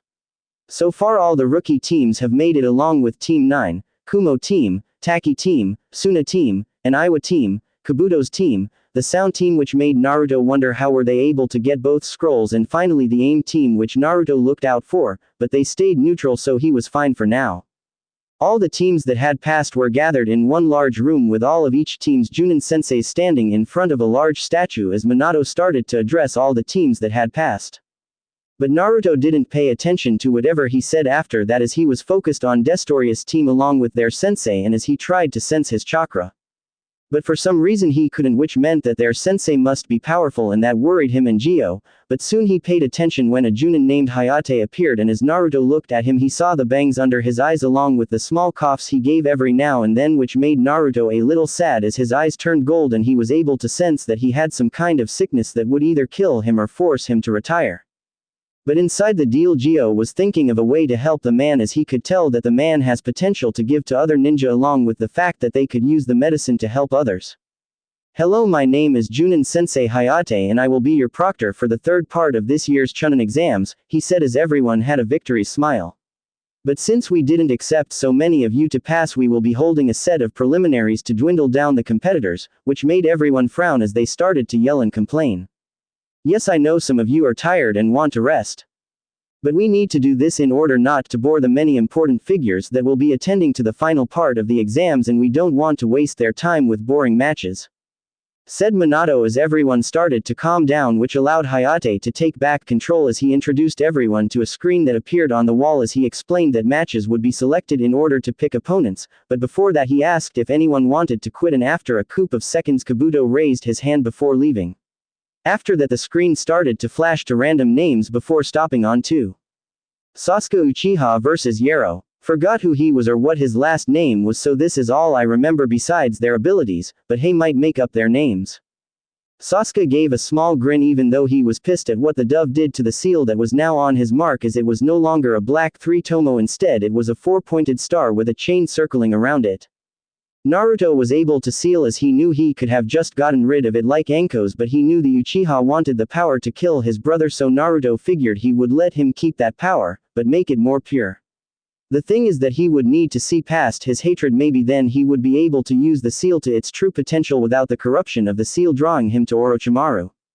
Sasuke and Yaro each stood opposite of each other while the other competitors went up to the balcony to watch as the two stared at each other for a couple of seconds until Hayate gave the signal to start and disappeared as Sasuke quickly went through a couple of hand signs before blowing out a large fireball that went straight towards his opponent, but he was able to dodge it, and as he landed Sasuke appeared in front of him as he gave a spin kick that Yaro ducked under, but that made Sasuke smirk as he threw 3 kunia at him. Yaro was somehow able to dodge them, but Sasuke still held that smirk, and then Yaro noticed that one of the kunia had an explosive tag attached to it, as before he could do anything it exploded, bringing in a lot of smoke as Sasuke landed back where he started having a victorious smirk. After a couple of seconds of not hearing Hayate calling the match, he turned to ask him, but that is when out of the smoke came Yaro, who took Sasuke's attitude as an advantage to use against him. Sasuke wasn't able to see Yaro until he turned around to find Yaro's hand clamping down on his head as it started to glow a greenish-blue glow, and as Sasuke was about to counter with some jutsu he suddenly felt a decrease in his chakra with it still going down, and as he tried to get away from Yaro he just tightened his grip and soon Sasuke was on the brink of staying awake.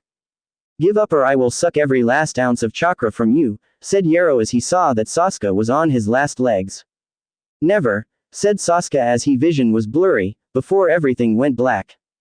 Sasuke's mindscape. Sasuke's eyes fluttered open and he found himself standing in his clan compound. X-led everything was red and black with bodies of his clansmen everywhere as he was a kid once again crying at the destruction of his family. As he was crying he didn't notice the figure behind him as the only thing you could see about him was the orange eyes. Child, why do you cry? Asked the figure.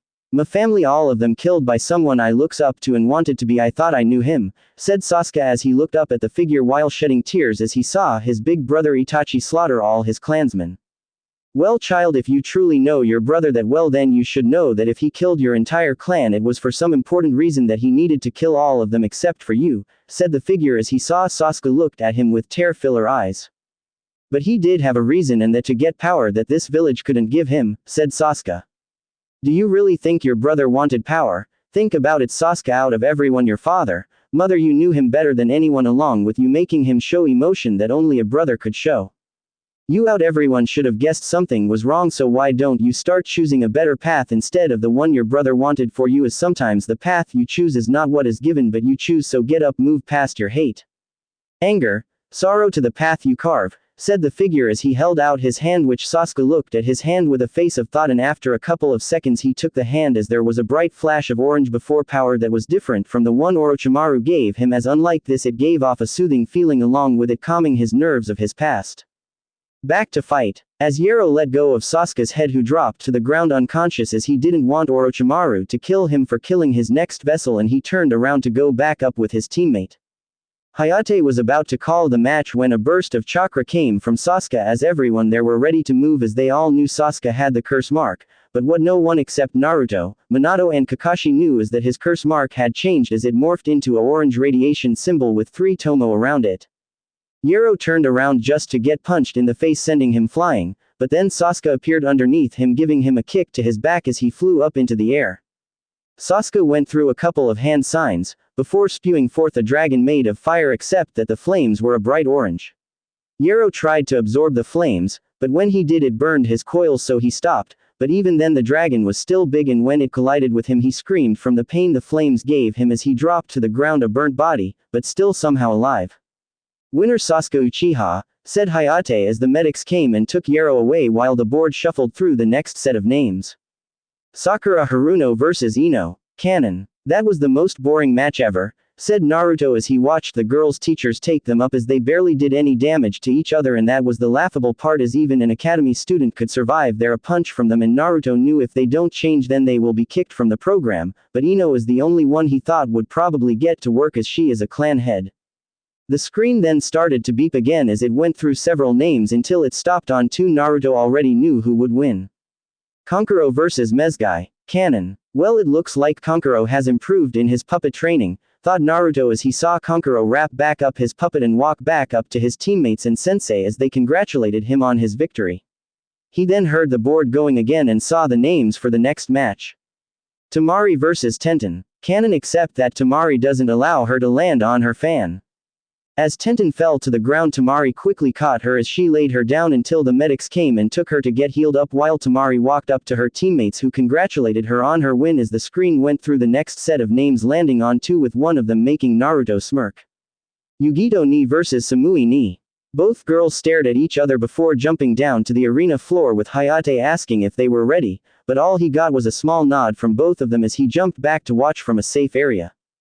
Yugito didn't say anything as she grabbed a kunai from her pouch, while Samui pulled her tanto from her back as they got into their stances before they charged at each other, with Samui going for the first strike, which Yugito blocked easily.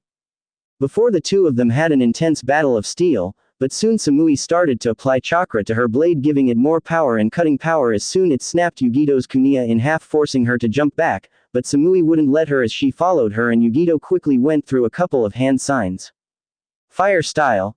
Blazing breath," yelled Yugito as she breathed out blue flames that forced Samui to jump back, giving Yugito enough time to do more hand signs. "Fire style. Mice ball," she then spewed 5 balls of fire that soon turned into little mouse that went straight towards Samui, but as she tried to dodge them they just changed direction, following Samui, who kept on dodging, but she then stopped as all 5 mice converged on her as she charged chakra into her sword, which started to glow a bright blue as Samui waited until they were closer enough that she could feel the heat, before swinging her sword and calling out the name of her jutsu.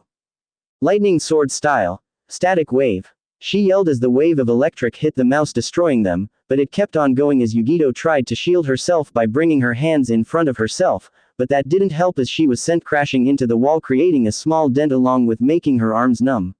She then saw Samui go through more hand signs as Yugito tried to get the feeling in her arms back by using the Nibi's chakra, but it was too late as Samui finished the last hand sign. Water style.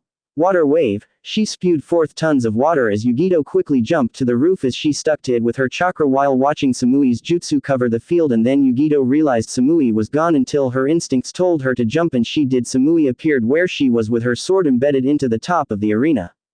Yugito gave a small smirk as she thought of ways to turn the match back into her favor now that her arms worked, but before she could do anything something wet wrapped around her arms and legs, and as she looked down she found chains of water wrapped around both her arms and legs holding her down, and as she looked at her assailant she found it to be Samui, or a clone of her. But before she could question it further, she heard the sound of something sparking, and as she looked up, her eyes were wide as she saw Samui's sword glowing a light blue while lightning was sparking out of it, and with strength pulled the sword out as she then jumped down towards her before swinging her sword as a wave of lightning shot towards Yugito, who couldn't do anything but brace herself for the impact.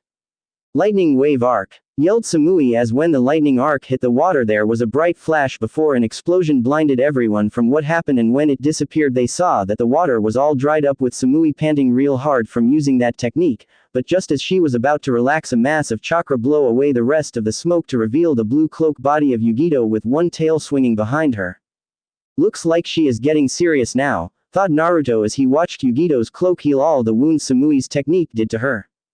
"I guess you are finally getting serious," said Samui as she got into her finishing stance, getting ready to use her final and most powerful technique. "I am too weak to hold this forever, so how about we end this with our most powerful move," said Yugito as she charged chakra into her arm as blue flames covered her hand, before forming into a similar tanto like Samui, whose blade was once again glowing expect an indigo color with lightning coming off it and making it larger. The only signal anyone got was the sound of the earth cracking as the both disappeared and reappeared inches from colliding as both swords clauses, creating a huge explosion as everyone held on to the railing as the explosion blew up gust, blinding everyone from what happened. After a couple of minutes the dust settled and everyone saw both Samui and Yugito on opposite sides of each other, Yugito not having her cloak anymore as both of them just stood there not moving an inch until Samui coughed up a little blood as a cut appeared above her waist, with Yugito being in the same boat, but since she was a Jinchuriki she was fine for a few minutes as Samui dropped to the ground unconscious. "Winner Yugito ni," said Hayate as the medics came in and took Samui along with Yugito away to the medical bay, and as much as Naruto wanted to go and make sure they were okay, he knew that staying here just in case anyone he cares about is hurt by Destoria or his teammates, but he was hoping it wouldn't come to that as he watched the board go through some names, and when it stopped everything went quiet as Naruto had wide eyes, but they weren't of surprise or awe but of fear. Mito Uzumaki Namikaze vs Destoria. The moment those two names were picked, Naruto flinched and was worried, very worried, as even though he knew his sister had grown over the past couple of months, even then she was still not powerful enough to even take on someone like Destoria, who from what Gio told him was able to take on his kind and either defeat them or die trying, with both of their fathers killing each other. So Destoria was an enemy that is tough enough to go toe to toe with him, then that would make him want more answers as to who is trying to kill him. But for now A wanted his sister to be safe, and he knew how much he begged her she would not forfeit the match, as he knew she would just fight till the end, but this time the end would be her life, and that would be something Naruto would stop if it went too far. As Mito started to walk down the stairs to the arena battle floor where her opponent was already having a sinister look on her face like he was about to kill, but before she could head down Naruto grabbed her shoulder as she turned around to stare at the worried eyes of her brother. "Mito, I know you are strong and you will be even stronger in the future with the right training, but please, if you find yourself in a position that you can't win, then just give up please," said Naruto as he begged his sister to quit the moment she was cornered. Mito just looked at her brother thinking why he was so worried that she couldn't handle herself against someone like her opponent, but she then looked down to her opponent who was giving a sinister smile not to her, but to her brother, which made her realize that the AIM team must be the ones her father was talking about when she and Naruto overheard their conversation with Jiraiya. If so, then she knew she wouldn't be able to handle someone that can go toe to toe with her big brother, but she knew she at least had to try and harm him, or else what kind of ninja would she be if she ran away from situations where odds were against her without trying, and right now after she made it so far. No, she would not give up without a fight that would either kill her or prove that she could stand by her Nissan's side without being a burden. Mito jumped down on the opposite side of her opponent, who was shaking with anticipation for the match he knew he had in the bag, but for the torture he is going to put this girl through, as he knew by the way he looked at Mito that she was precious to him, and that is all the more reason to kill her, to make him feel the anger and strive to kill him. That is what would make their match truly fascinating and to wait for, but right now he would need to kill this girl in front of him. "If both competitors are ready, then begin," said Hayate as he quickly shinshin on top of the giant statue. Mito quickly took out two of her kunai and threw them at her opponent, who just stood there, and let the kunai hit him dead in the chest, and everyone besides the ones who knew who he was had wide eyes as the kunai hit him right where his heart was, but they were even more shocked when instead of being in pain he just laughed as he pulled both kunai out of his chest, making Mito have wide eye as the wound she made healed quickly as it appeared. "If that is all you got, then this won't take too long," said Destoria as he threw both kunia back at Mito, who barely dodges the two kunia as they made small cuts on her left cheek and arm. Mito just glared at the boy in front of her as she pulled up her sleeve where a ceiling tattoo her mother put, as she knew this year's Chunin exams would be different and difficult, so she put one on her so that she could carry extra weapons that she could use as surprises to her opponents, but right now she would need to pull everything out if she wanted to stop him, and so she pulled out two tantos, before disappearing and reappearing behind her opponent as she gave a mighty slash to his back. But he shocked her as he stopped it with his bare hands, not even making him flinch or turn around as he yanked three sword out of her hands before spinning it in his and giving a slash to her, but she was able to block it barely as the way she was trying to keep the sword in her hand, as many things were running through her head like how strong this guy is or what other ways to beat him. She quickly jumped back to gain some distance as she studied her opponent, before her eyes widened and she ducked under a massive swing that sent her out a shock wave destroying parts of the arena. "Come on, is that the best you got?" mocked Destoria as he kept on swinging wildly, which was the only reason Mito was able to dodge. She then found an opening and went for it as she put as much wind nature chakra into her blade, before giving a mighty slash as a crescent blade of wind made contact with Destoria's side as blood gushed everywhere and sent his body flying to the other side of the stadium. Almost everyone was thinking that it was over until they heard a laughing sound, and it was coming from Destoria as he lifted his head to show an even sinister smile that creeped everyone except for his teammates and Naruto out as he pulled himself out of the wall. "I got to hand it to you, girlie, you sure are tough and you were able to hurt me, but that's as the one and only time that is going to happen, as I think we are done playing around," said Destoria as a dark orange lightning started to come off him, as many were shocked by his display as some thought it was a high level of lightning chakra, while others like Naruto knew he was going to use his powers to end this in one shot. Mito was freaking out as the power her opponent was giving out was intense, and she knew whatever he was about to do she had to stop him, and so she quickly did a long sequence of hand signs, finishing just in time as it looked like he was done, and so both of them called out their respective moves. Lightning Fury, Wind Style, Wild Cyclone. A giant bolt of lightning came fast and quick towards Mito's giant cyclone, and as the two collided there was an explosion as everyone covered their eyes. But when they opened them, they were shocked at what they were seeing, as the middle of the arena floor was a giant circle and at each end there was Destoria and Mito, both of whom were still standing. But with Mito having lots more bruises than him, as she was panting hard from using much of her chakra just to stop that attack. But before she could do anything else, Destoria appeared in front of her as she could only widen her eyes from shock to pain as he punched her in the stomach, forcing spit out of her mouth. Then he kneed her, sending her flying, but not high, as he grabbed her ankle and slammed her back down to the ground, making a large indent as she coughed blood, but before she could catch her breath she was thrown to the other side of the arena where she crashed into the wall. Destoria then appeared in front of her with both of his fists sparking with lightning. Lightning and fist rapid punch. He then started to rapidly punch Mito in the stomach multiple times as he was just a blur, with Mito coughing out blood with each punch and her body being embedded into the wall even more. Soon he stopped as he backed off to view his work and saw the bloody mess of Mito, who was barely staying conscious with blood coming out her mouth. He then turned around to see the enraged face of Naruto, who was squeezing the railing as he was controlling his rage for what Destoria was doing to his sister. Destoria just gave a sinister smile as he turned around to finish the job, but only to get hit in the face with a Rasengan as he was blown to the other side of the arena, and Mito didn't let up there as she went created a clone of herself as both of them went through some hand signs, before calling out their respective jutsu. Wind Style, Decapitating Airwaves. Water Style, Raging Torrent. Both justice hit their mark as Destoria was blown through the wall, as that gave Mito enough time to collect her breath. But then she felt massive amounts of killing intent all coming at her as Destoria's team just sighed about his anger, while Naruto was even more worried, and before anything could be said there was an explosion as the wall Destoria went through was made bigger and dust picked up. Before the sound of bones breaking and a painful grunt brought their attention back towards Mito, who just got lightning punched in the stomach, but didn't fly anywhere as Destoria had her by the throat, making her look into his cold, dead, pissed off eyes.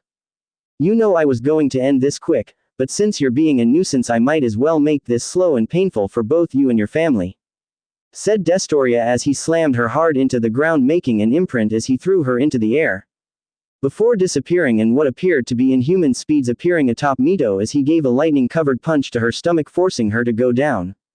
But he didn't stop there as he appeared behind her and gave another lightning punch directly to her spine as she screamed in pain, with most of the next few seconds being Destoria flying around the air electrocuting Mito, and to the crowd's eyes it was just blur.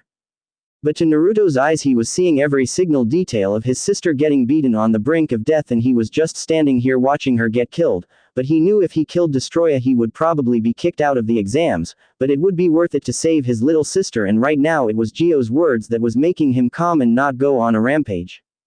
Destroya soon got bored, and with a lightning axe kick his Mito crashed towards the ground, creating a huge crater and making Mito cough out tons of blood as she laid there coughing out blood, while Destroya appeared next to her with a victory smile as he watched Mito die by his feet. But before he ended it he wanted to tell Mito something that would break her, so he kneeled down so she can hear whatever he had to say. You know, before I kill you I just want you to know that you were a disappointment. I mean, you're Akage's daughter who just got beat by a ninja from a low-class village, but not only that, you failed your own brother, as he must think what kind of sister are you to him. You must think about the possibilities he might honk of with the power he has. I mean, you have seen maybe just a glimpse of it and what he could do with it. Maybe he could destroy the village, kill the family, become a missing nin, etc. Anything you fear might come true, as all he needs is a little motivation, like maybe your death and defeat or the years of neglect his family has given him. Just think of the possibilities, and it could all start with your failure and death. He then stood up and walked away, and just as Hayate was about to call the match, Destroya turned around with both of his hands spread out with dark orange lightning coming off him, as everyone had wide eyes of the power he was releasing. But his teammates couldn't care less, as they knew the girl was dead, and Naruto was freaking out as he knew Mito wouldn't survive that attack full on, and as he watched his sister's last few moments, as he knew not even the fourth would be able to stop or save her once the attack was used.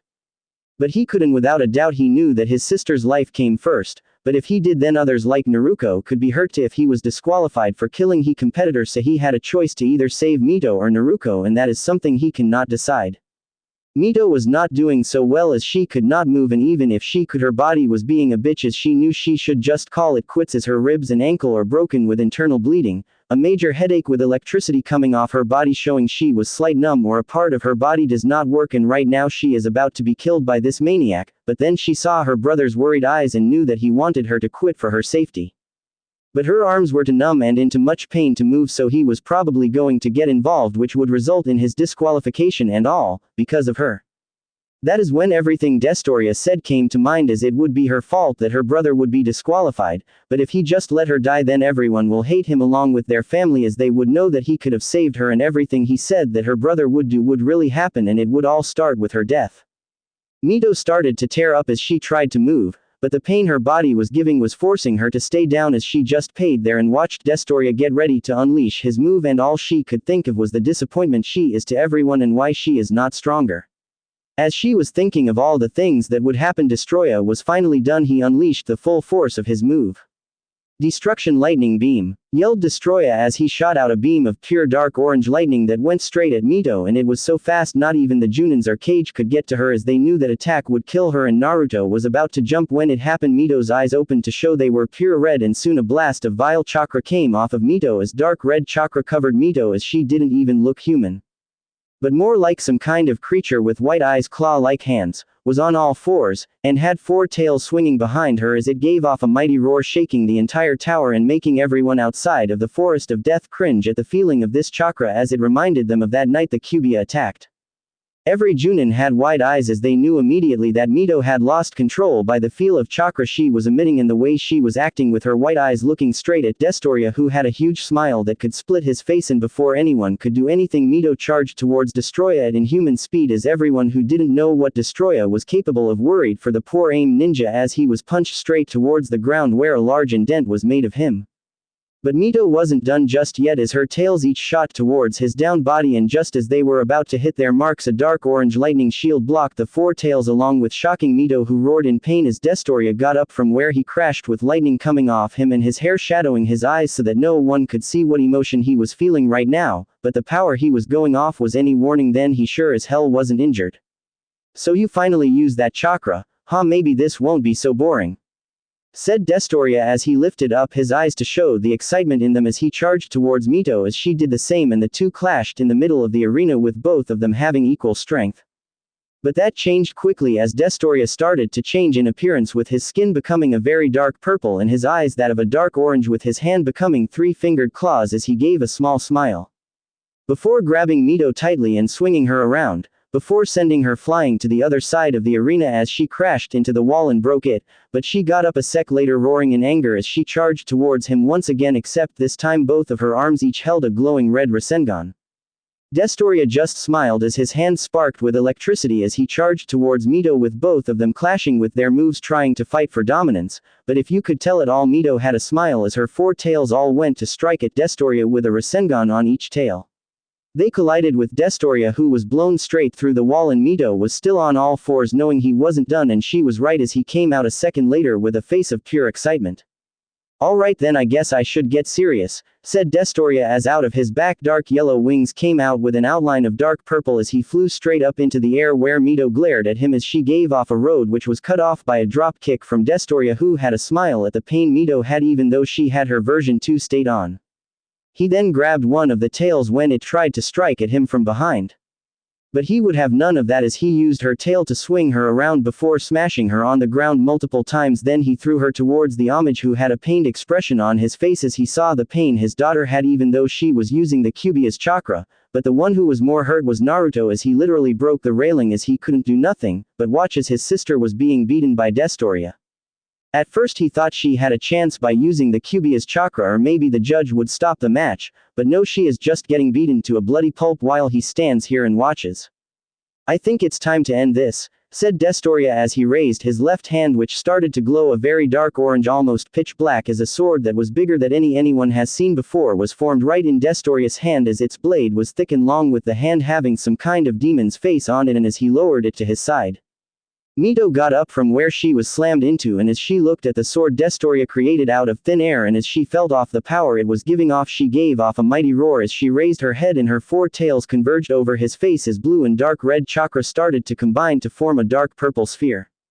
Naruto's eyes grew wide as he knew if those two attacks collided it would destroy this place, and so he quickly gathered as much chakra as he can as quickly as possible. While the both opponents' attacks were done, so Mito ate her small chakra bomb as steam came out of her mouth with her weight creating a small crater as she fired the beam at Destoria, who just gave a small smile and charged the beam as he raised his sword before bringing it down as it clashed with Mito's tailed beast blast, as it looked like for a second that the two attacks were even until Destoria's attack started to push Mito's attack back as he came in quick and fast that Mito didn't have time to react before Destoria disappeared and reappeared behind her with his sword held in a slashing motion as the two combats didn't move a single inch until Destoria got up and his sword dispersed and he walked away from Mito, whose version 2 state started to evaporate as blood came gushing out of her shoulder before she fell to the floor bleeding out, while everyone had wide eyes at the display of power shown by Destoria, and no one moved or said anything for a few seconds until they were brought back by the sudden yell of "Mito" by both Naruto and Naruto, who appeared by her side as he turned her around to look at the wounds she suffered. "Ha, she wasn't even a challenge, let's hope you will though. Because if you're not then," but Destoria was cut off by a punch to the face from Naruto, who was surrounded in an aura of green chakra as Destoria was sent through the wall of the arena. But it didn't take him long to come out with the same appearance he had on when he faced Mito, as both Naruto and Destoria were glaring at each other, and when it looked like they were about to charge at each other they were stopped by both the Hokage and Destoria's sensei, who each appeared in front of their son, student, who both stopped and stared at their father, sensei. "Naruto, I know that right now you are mad and killed Destoria multiple times along with making him suffer for hurting Mito, but right now in such a small area is not the right time, and that is why I just want you to wait, okay?" said Minato as he saw the anger in his son's eyes as the green chakra around him started to disperse and he shunned back to his spot on the balcony. "Destoria, you need to calm down and get back with the others, because if you blow our cover and kill him before our master could, then you and you alone can suffer his wrath," said his sensei as his yellow eyes glared at Destoria, who was glaring back as his purple aura disappeared and he shunned next to his two teammates, who looked at him with a happy smile as they knew he would get what he was getting to him. Medics soon came and took Mito away to get looked at and fixed up as Hayate fixed up the small arena, which took a while, seeing as Mito and Destoria tore up the arena, and soon the screen started to go through the remaining names as some of the competitors were either scared because of the match they just saw, which showed how different this year's Chunin exams were from others, while others were excited for the power that was shown as they wanted to show their power. A beep got everyone's attention to turn towards the screen to see the next match. Naruto Uzumaki Namikaze vs Atlanta. Everyone soon looked at the two chosen competitors as both of them stared at each other for a couple of seconds. Before they shun onto the arena floor while still staring at each other, not even blinking or looking away when Hayate asked if they were ready, as the only sign he got that they were ready was the swirling chakra that they were emanating, as Hayate soon started the match and quickly jumped back when the two disappeared and clashed, creating a shockwave that created a large crater and made everyone slam into the wall as they groaned in pain.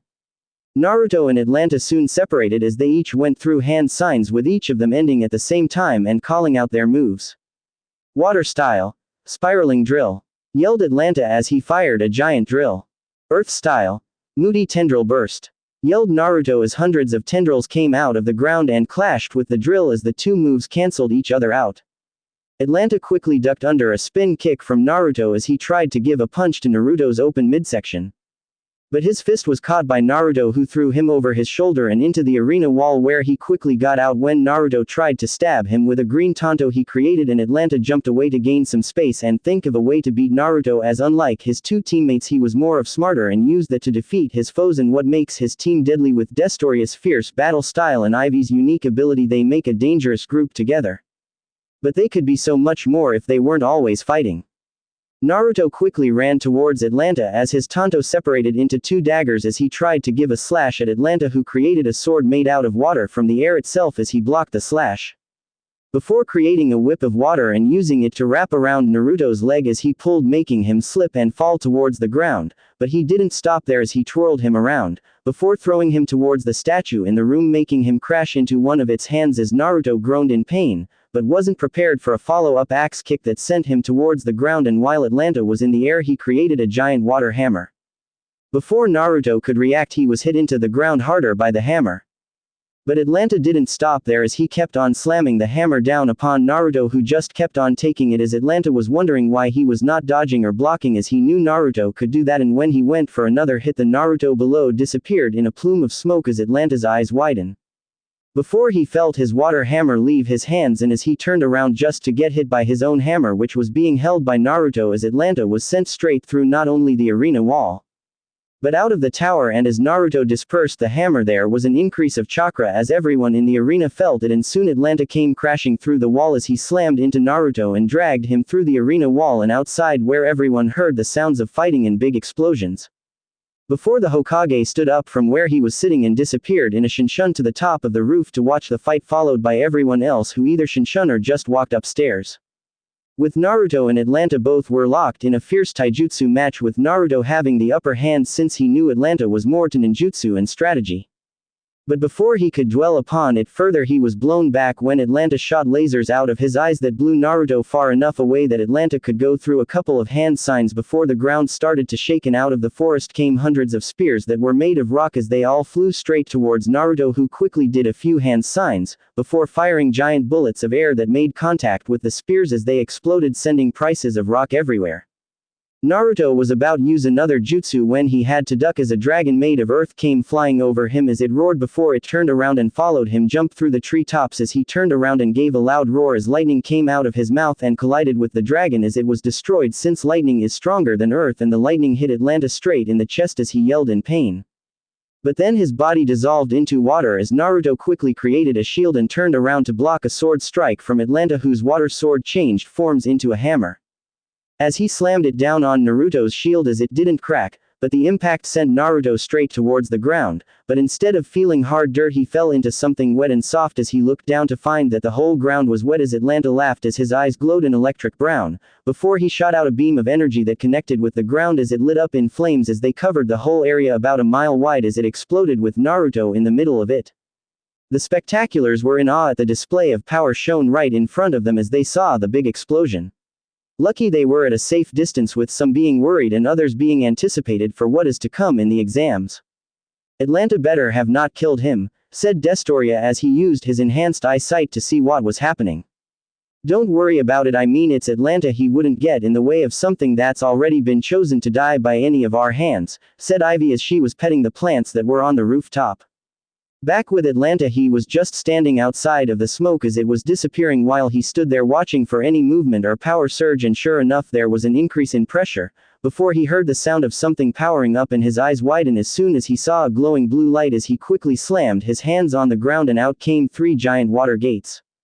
Plasma Tri-Blast, yelled Naruto as he fired 3 blue streams of plasma that each broke through the 3 water gates as they collided with Atlanta, creating a mass explosion and a lot of smoke. Naruto stood tall as his Geo cloak, which is what he normally calls it when he uses Geo's power. As his 3 tails waved behind him with his golden eyes pierced through the smoke, before it was blown away by a rise of power, as Atlanta now stood tall with a dark brown cloak with 4 wings buzzing behind him and a horn on his forehead as he gave off a loud screech. Before he flew straight at Naruto, who held his ground as they clashed, creating cracks in the ground as they battled for dominance, with Atlanta seeming to have the upper hand as he pushed Naruto to one knee, who was clenching his teeth together from trying not to be overpowered by Atlanta, who just smiled as he raised his head, before slamming it back down onto Naruto's head, forcing him to let go as he held his shaking head, but wasn't able to stop the knee to the face as Atlanta then spinner kicked him to the edge of the blast radius. Naruto quickly got his bearing right as he created a shield which broke the second Atlanta smashed his horn onto it, as he then fired beams of energy from his eyes at Naruto, who was blasted into the air, where Atlanta soon flew up towards him as faster than anyone could see. He started to punch and kick at Naruto's floating body, before he gave a mighty axe kick that slammed Naruto down to the ground where he lay emotionless, but Atlanta didn't stop there as his horn charged up before he fired multiple blasts of energy at Naruto, before ending it with a giant blast's hat created a huge smoke as everyone was on their toes to see what was about to happen. "You think he is going a little too far, Hokage-sama?" asked Anko. "Yes, I can see, but if what my son has shown me, then he is far from done," said Minato as he saw the smoke clearing up. Atlanta was flying above where he blasted Naruto as he awaited his results until out of the smoke came Naruto, who had his hair overshadow his eyes as he looked at the ground while everyone was wondering what he was doing, along with Ivy and Destoria.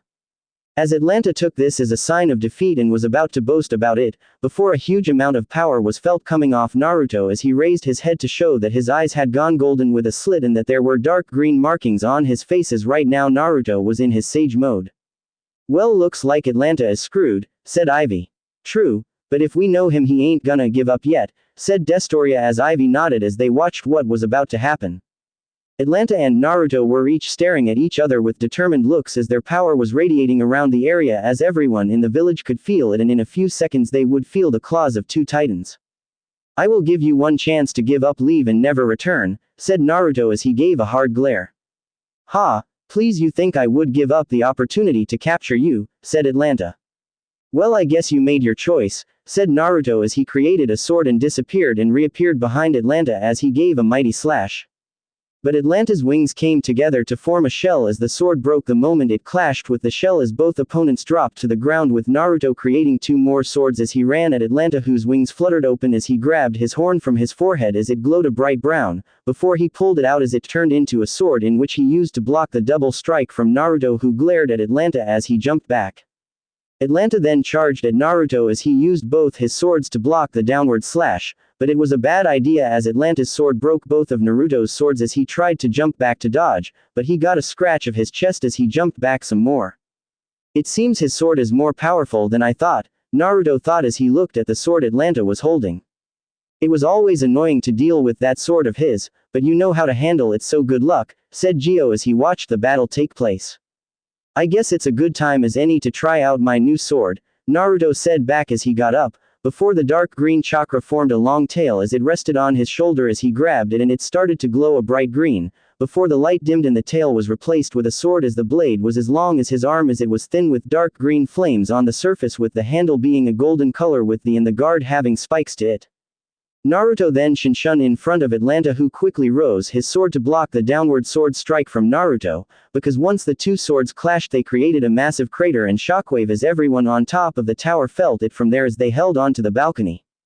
The 2 separated and soon they started to clash blades again and again as shockwaves were felt around the area, as it looked like they were even, until Naruto gained a small smile and started to gain speed in his swings, seeing as Atlanta started to have trouble blocking each swing and soon cuts started to appear on his body as Naruto's swings started to become more powerful as Naruto gave a quick swing that made Atlanta lose his balance as Naruto gave a jumping knee of the face as a crack could be heard, and Naruto did a spin as he used Atlanta's body to springboard into the air as his sword was glowing a dark green, and once Atlanta saw this his sword lit up in a dark brown.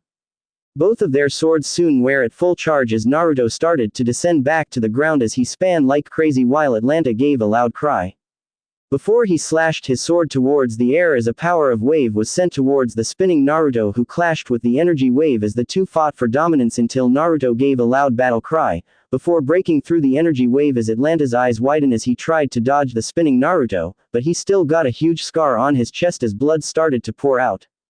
"Ha! It seems the rumors about you are true and I shouldn't have doubted your skills in the beginning, and I guess that cost me," said Atlanta as he was on one knee with one hand on his scar while his other hand was still holding his sword. "You know it didn't have to be like this, Atlanta," said Naruto as his look changed from a serious to a saddened look. "Well, back then I probably could have decided to come back, but I was young back then and I thought the road I had taken was one I was destined for, and as time went on I thought I was right, but now I realize that maybe I should have stayed with the others, but I was young and arrogant back then," said Atlanta. "You know I promised your mother and father that I would bring you back and I still want to, but it's your decision," asked Naruto.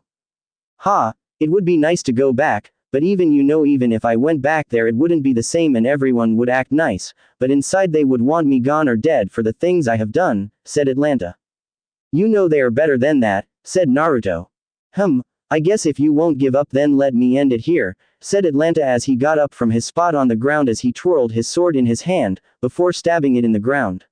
"When this is over please give my sword to my parents, as it is a family tradition to put the sword of a fallen family member as a gravestone, so please give it to them." He then sprinted towards Naruto, who tried to talk Atlanta out of fighting. "Atlanta, please, we can talk about this," said Naruto as he dodged Atlanta's punches. "Please Naruto, this is something I need to do," said Atlanta as he jumped back.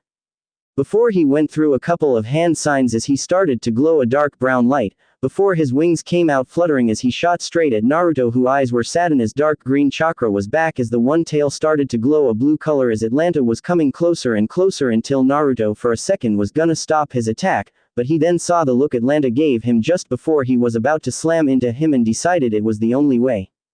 "Plasma cannon!" yelled out Naruto as he fired a beam of blue energy that collided with Atlanta as the two fought for dominance, but everyone knew Naruto's attack was winning as Atlanta was being overcome with the blue energy, and as Atlanta's body started to disintegrate he couldn't help but smile as a tear went down his cheek just as the rest of his body disintegrated. As the smoke cleared it showed Naruto back to normal as his sage mode was deactivated and his dark green chakra was gone as he looked at the ashes of his former friend and someone he promised to bring back as he walked towards the sword he stabbed into the ground as he looked at it for a second, before pulling it out and getting down on one knee as he held the sword out as his skies somehow brightened as he was like that for a couple of seconds, before he got up and jumped back towards the tower as he put the sword into one of his seals as he would bring it back to his family later as he jumped onto the top of the tower where everyone minus Destoria and Ivy were in shock at the power displayed by Naruto, as even though some of them knew he was powerful it was still scary and shocking at how powerful he was, as they could tell by the giant crater in the middle of the forest of death as they watched him walk towards the door to downstairs, before he stopped and turned towards the others. "So are we going to continue or what?" he asked. Right now everyone was inside the tower in the now fixed arena as everyone were still in awe at the power Naruto showed as he was leaning on the wall as the sword of Atlanta was next to him as he decided to take it out and just have it with him until he gave it back personally. For now though he just wanted to watch the rest of the preliminaries as he watched the giant screen roll through names as it stopped on two he wanted to see. Omoi of Kumo versus Sai of Konoha. Both of the named competitors jumped from their position on the balcony as they each landed opposite of each other as they stared at each other as Hayate appeared in between them, knowing that the match between Naruto and Atlanta was still making him shake as he felt true power and fear of what would happen if Naruto wasn't on their side and had destroyed the village. He then checked if they were ready and after seeing their nods he quickly began the match, before jumping out of the way as Sai jumped back to gain some distance as he took a scroll off his back. Before he started to draw some drawings as beasts came out of the scroll heading towards Omoi, who dodged the beasts as he headed towards the kneeing Sai, who drew lions as they came to life and headed towards Omoi, who pulled out his sword and cut the two lions as he closed in on Sai. But before he could swing his sword he felt a pull as he turned around to find snakes holding onto them as Sai took the distraction to pull out his tanto as he made a swing at Omoi, who was able to see it coming, before it hit as he ducked under it and put lightning chakra into his sword as the snakes were electrocuted and went for a slash, but as it connected with Sai. But instead of blood coming out it instead was ink as the Sai in front of him was nothing more than a clone as Omoi quickly turned around to block a sword strike from the real Sai as the two stared at each other, before breaking apart to gain some room as Sai took out his scroll and wrote more drawings that came to life and headed straight towards Omoi, who stabbed his sword into the ground as he went through hand signs. Before his hands lit up in electricity as he grabbed his sword, which also started to spark in lightning as he ran at the beats made of ink while dragging the swords as he pulled it out while yelling out his move. Lightning wave. He yelled out as a large wave of lightning was sent straight at the beasts as on contact it destroyed them as it headed towards Sai, who quickly dodged, but wasn't able to fully dodge it as lightning hit his left leg making it numb. Sai was about to write more, but his scroll was cut to pieces when Omoi appeared in front of him as he did a spin kick, kicking Sai into the wall as he wasn't able to move as Omoi had his sword to his throat. "Surrender or die," said Omoi as he glared at Sai. "I give up," said Sai as Hayate appeared and declared Omoi the winner as they each went back with their respectable team. The screen then started up again as Naruto was intrigued with the match, but he really wanted this to end since there were only a few matches he really wanted to see as he saw the screen stop as one of the people he wanted to see was picked. Naruto vs Kiba. Naruto cheered in excitement as she jumped down into the arena as Kiba also jumped down excited to show everyone he was true alpha as everything that happened not 20 minutes ago didn't worry him as his attitude was the only thing that kept him from quitting as both of them stared at each other determined to make it to the next match as Hayate appeared in between them as he raised his hand before giving a chop as the match started and he jumped back as both opponents charged at each other with Naruto using the shadow clone jutsu that her and her sister are known for as Kiba was running on all fours as he jumped before spinning really fast as he clashed with the Naruto clones as they poofed out of existence, and by the time he was done Kiba realized they were all clones as he was suddenly kicked from behind sending him crashing into the wall as Naruto appeared in the spot he was just at having a large grin. "Is that all you got, dog breath?" said Naruto as Kiba came out of the wall growling at her. "Akamaru, you ready?" said Kiba as Akamaru was at his side barking in agreement, before he got on all fours as Akamaru jumped on his back, before holding a hand sign. Beast clone mimicry. Akamaru then ported into an exact replica of Kiba as the two then ran at Naruto, who created more clones as half of them pulled out Kuniya and ran at the two Kibas, while the rest of the Narukos stayed back to think of a plan. The two of the Kibas jumped into the air as they span at incredible speeds, creating twin twisters as one of the Kiba yelled out, "Fang over Fang." The two Kibas then started to attack the charging Naruto as they poofed away until the ones that stayed behind were left as they each looked at each other before nodding as tired two Kibas came flying at them as three of the Narukos got in front of the others as they went through hand signs, before each called out their own jutsu. "Water style. Water torrent," yelled out the middle Naruto as she shot out a torrent of water. "Wind style. Air palm," yelled out the two Narukos that were on each side of the middle Naruto as they raised their hands as they glowed with chakra before air blew out of them as it combined with the torrent of water, making it more powerful as it clashed with the twin spinning Kibas as they were blown back and slammed right into the wall as the four Narukos that were left appeared at both of the Kibas' sides with Kuniya at hand to their throats. "Give up or die," said Naruto as she put pressure as blood drawer making both Kibas sweat. "Fine, I surrender," said the real Kiba as the other Kiba poofed and Akamaru woofed as he jumped into Kiba's hands as he walked back up towards the balcony along with Naruto as Hayate announced her the winner, before the screen started to roll through names as Naruto was glad that Naruto won, but was still worried as he hoped that Naruto wasn't paired with Destoria for his next match. His thoughts were interrupted by the sound of the next new competitors as it was Gaara versus the mummy sound guy as Naruto already figured what was going to happen as Gaara destroyed him as the gauntlet on his arm was crushed in half, his bones were crushed. As they took the bloody body of the sound nin, the screen once again rolled through names as Naruto was getting really stressed as he really wanted this part of the exams to end to see how Mito was doing, and that is when he heard the sound of the screen picking the new names. Rock Lee vs Choji. Naruto was impressed with the speed of Rock Lee as it was at least Haijunin and he owned most of the match with it as Choji couldn't keep up and beat him with the use of only taijutsu, which made Naruto respect him even more as he used just pure taijutsu to win, and that makes him someone Naruto can learn to respect. The screen then rolled through names again as everyone who hasn't participated were excited or scared for who they might get or want as the screen stopped on two names. Karui vs Tesu. Karui cheered in excitement as she jumped down onto the arena, while her opponent walked down the stairs as once he did they stared at each other as Hayate looked at them to see that they were ready and started the match as he jumped back just as the two clashed blades with Karui having her sword and Tesu having his Kuniya as the two separated. Before their blades sparked with chakra as Karui's lit up with lightning and Tetsu's lit up with water as they each have off massive slashes as the two waves of lightning and water collided creating an explosion as smoke covered the field and everyone, minus the ones who could see like Naruto as his eyes turned golden as he saw the two clash blades as everyone who couldn't see just heard the sounds of metal hitting metal as it rang through the arena. Tetsu gave a mighty downward slash that Karui blocked as she used her strength to push Tetsu back as his eyes widened at the fact of how strong his opponent was as he was forced off balance as she took advantage of that and gave a downward slash that made a large cut.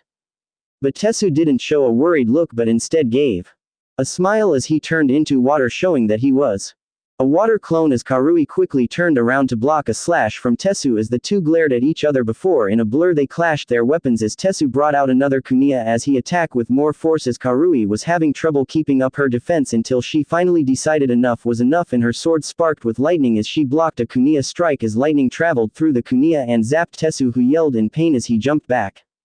Karui just smiled as she ran at Tetsu at incredible speeds as she gave off a few slashes as he tried to dodge, but cuts were appearing all over his body as Karui stopped her final slash as it was inches from his face as his eyes were wide and he suddenly fell over with lightning coming off his body as Karui gave a victorious smile as Hayate announced her the winner.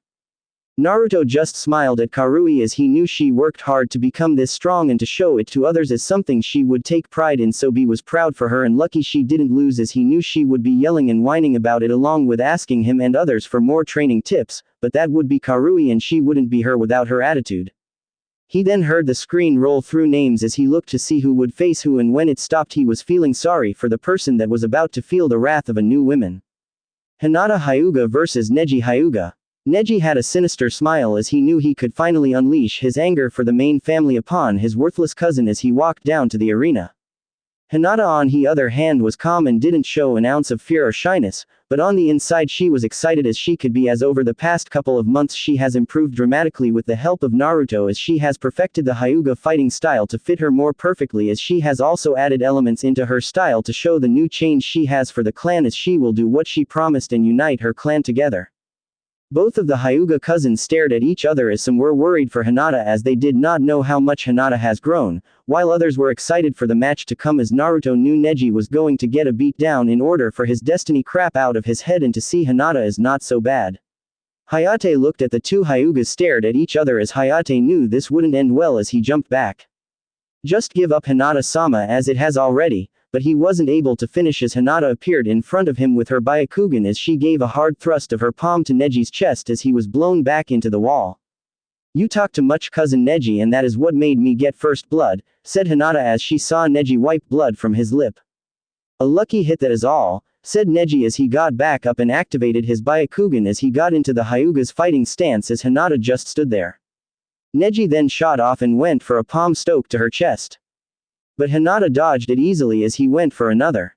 And another as he tried to hit Hinata who was just flowing in between the punches like water and just kept on dodging as she saw the angry face of her cousin as his movements started to become more wild as his anger was getting the best of him and Hinata took that opportunity to fight back as she started to throw palm thrust here and there as Neji grunted in pain as his chakra coils were closed with each thrust as his anger grew at the fact that he was making no damage. While he weak and pathetic cousin was it just pissed him off. Rotation. Yelled Neji as he span creating a dome of chakra around himself as Hinata was launched back as she did a flip and landed on her feet as she stared at a cocky Neji. Now you shall feel my true power. He then sprinted towards Hinata as he gave a hard thrust, but Hinata disappeared as Neji hit the wall. He turned around to see Hinata finish a pair of hand signs as she blew out a torrent of water as Neji quickly did a rotation as the water slashed everywhere else as the arena was filled with 3 inches of water as Hinata stood atop the water as she ran at Neji who also ran at her as the two started a small fight as everyone was intrigued by the way they were fighting and Naruto was proud at the way Hinata was dodging Neji's hits as he knew that the regular Hyuga fighting style didn't fit her well as it was based around earth-style moves. While her affinity was of water so Naruto helped her fine-tune it to her style and in the future when she has mastered it she would become a force for the greater good as he knew she would help change the clan for the better. Enough, I will end you right here, said Neji as he got into a stance Hinata was familiar with as she also got into a stance similar to Neji's except she has one hand above her hand in a hand sign with her other hand near her chest in a hand sign as chakra started to gather around her body along with water starting to converge around her as Neji didn't care and sprinted towards her as he gave off a 2-palm, the 4 palm, and so forth as Hinata dodged all the attacks as she saw by end of the 128 4 palm. Shit, I forgot what it was since I haven't watched Naruto in a while. Hinata then decided to try her new jutsu as she then activated her Byakugan as the water around her then flowed towards Neji, who was confused as it circled around him. But before he could think of anything else, Hinata appeared in front of him as water coated her palm as she gave a thrust to his chest, then another and another as Neji wasn't able to deflect the fast-moving palm thrusts as Hinata soon gave a double palm thrust as he was sent flying into the wall as blood came from his mouth as he tried to get up. But he couldn't move his arms as they felt like jello along with parts of his body as he glared at Hinata, who walked up to him and looked down upon him with saddened eyes. Cousin Neji, for all your life you have hated the main branch for the death of your father and has always thought that it was their fault for his death, but the truth of the matter is that your father chose to sacrifice himself for the greater good of the clan, but to also be free, and he wouldn't have wanted you to end up like this. But if you still don't believe me, then here is something that will prove it, said Hinata as she pulled out a scroll and put it in Neji's pocket as she walked away, and Hayate announced her the winner as medics came and took Neji away. Naruto gave Hinata a nod as she walked past him as he was proud of her for doing the right thing and could feel that Neji was thinking of the words she said and would maybe look at the scroll, but there is still that small hate towards the main branch family. He then came out of his thoughts to hear the board stopping on the next pair of matchups as he saw someone he also wanted to see her strength. Ivy versus Shino. Both combatants each walked down into the arena as the two stood across from each other, with Naruto wondering if Shino stood a chance as Ivy's kind was a special case in his mind as they did have his DNA, so they were tough, but she also had control over plants and anything else organic, as that would mean she could summon up poison from the deadliest plants and use it in a gas substance against Shino's bugs, so it would be a miracle if he even survives. Hayate soon started the match as Shino jumped back to gain some distance and think of a strategy to fight the women in front of him, as she had a cloak on so you could only see her face as she has pink eyes, with her skin being a tad green with her hair being black, but with red streaks, as she gave off a smile of joy as vines started to come out of her robe and ground as Shino tried to think of a way to defeat her. He knew she was tough as he has already seen the rest of her team and they were no joke, so he decided to test her strength first by sending out bugs that went flying or crawling towards her as she just gave a sweet smile. Before plants started to grow out of the ground, and at first Shino thought they were gonna slam into his bugs, but they just stood there like a wall in front of Ivy as Shino told his bugs to attack, but he was shocked when a Venus flytrap came out from the ropes of vines as his hordes of his bugs were eaten and he was forced to make them retreat as they came back into his sleeves. Ivy then appeared in front of him as she gave off a sexy smile that would have made her cute had she not be trying to kill him. "I think it's time to end our little charade, don't you think?" said Ivy as she gave a wink before vines came from behind her and slammed Shino into the wall as the vines wrapped around his legs.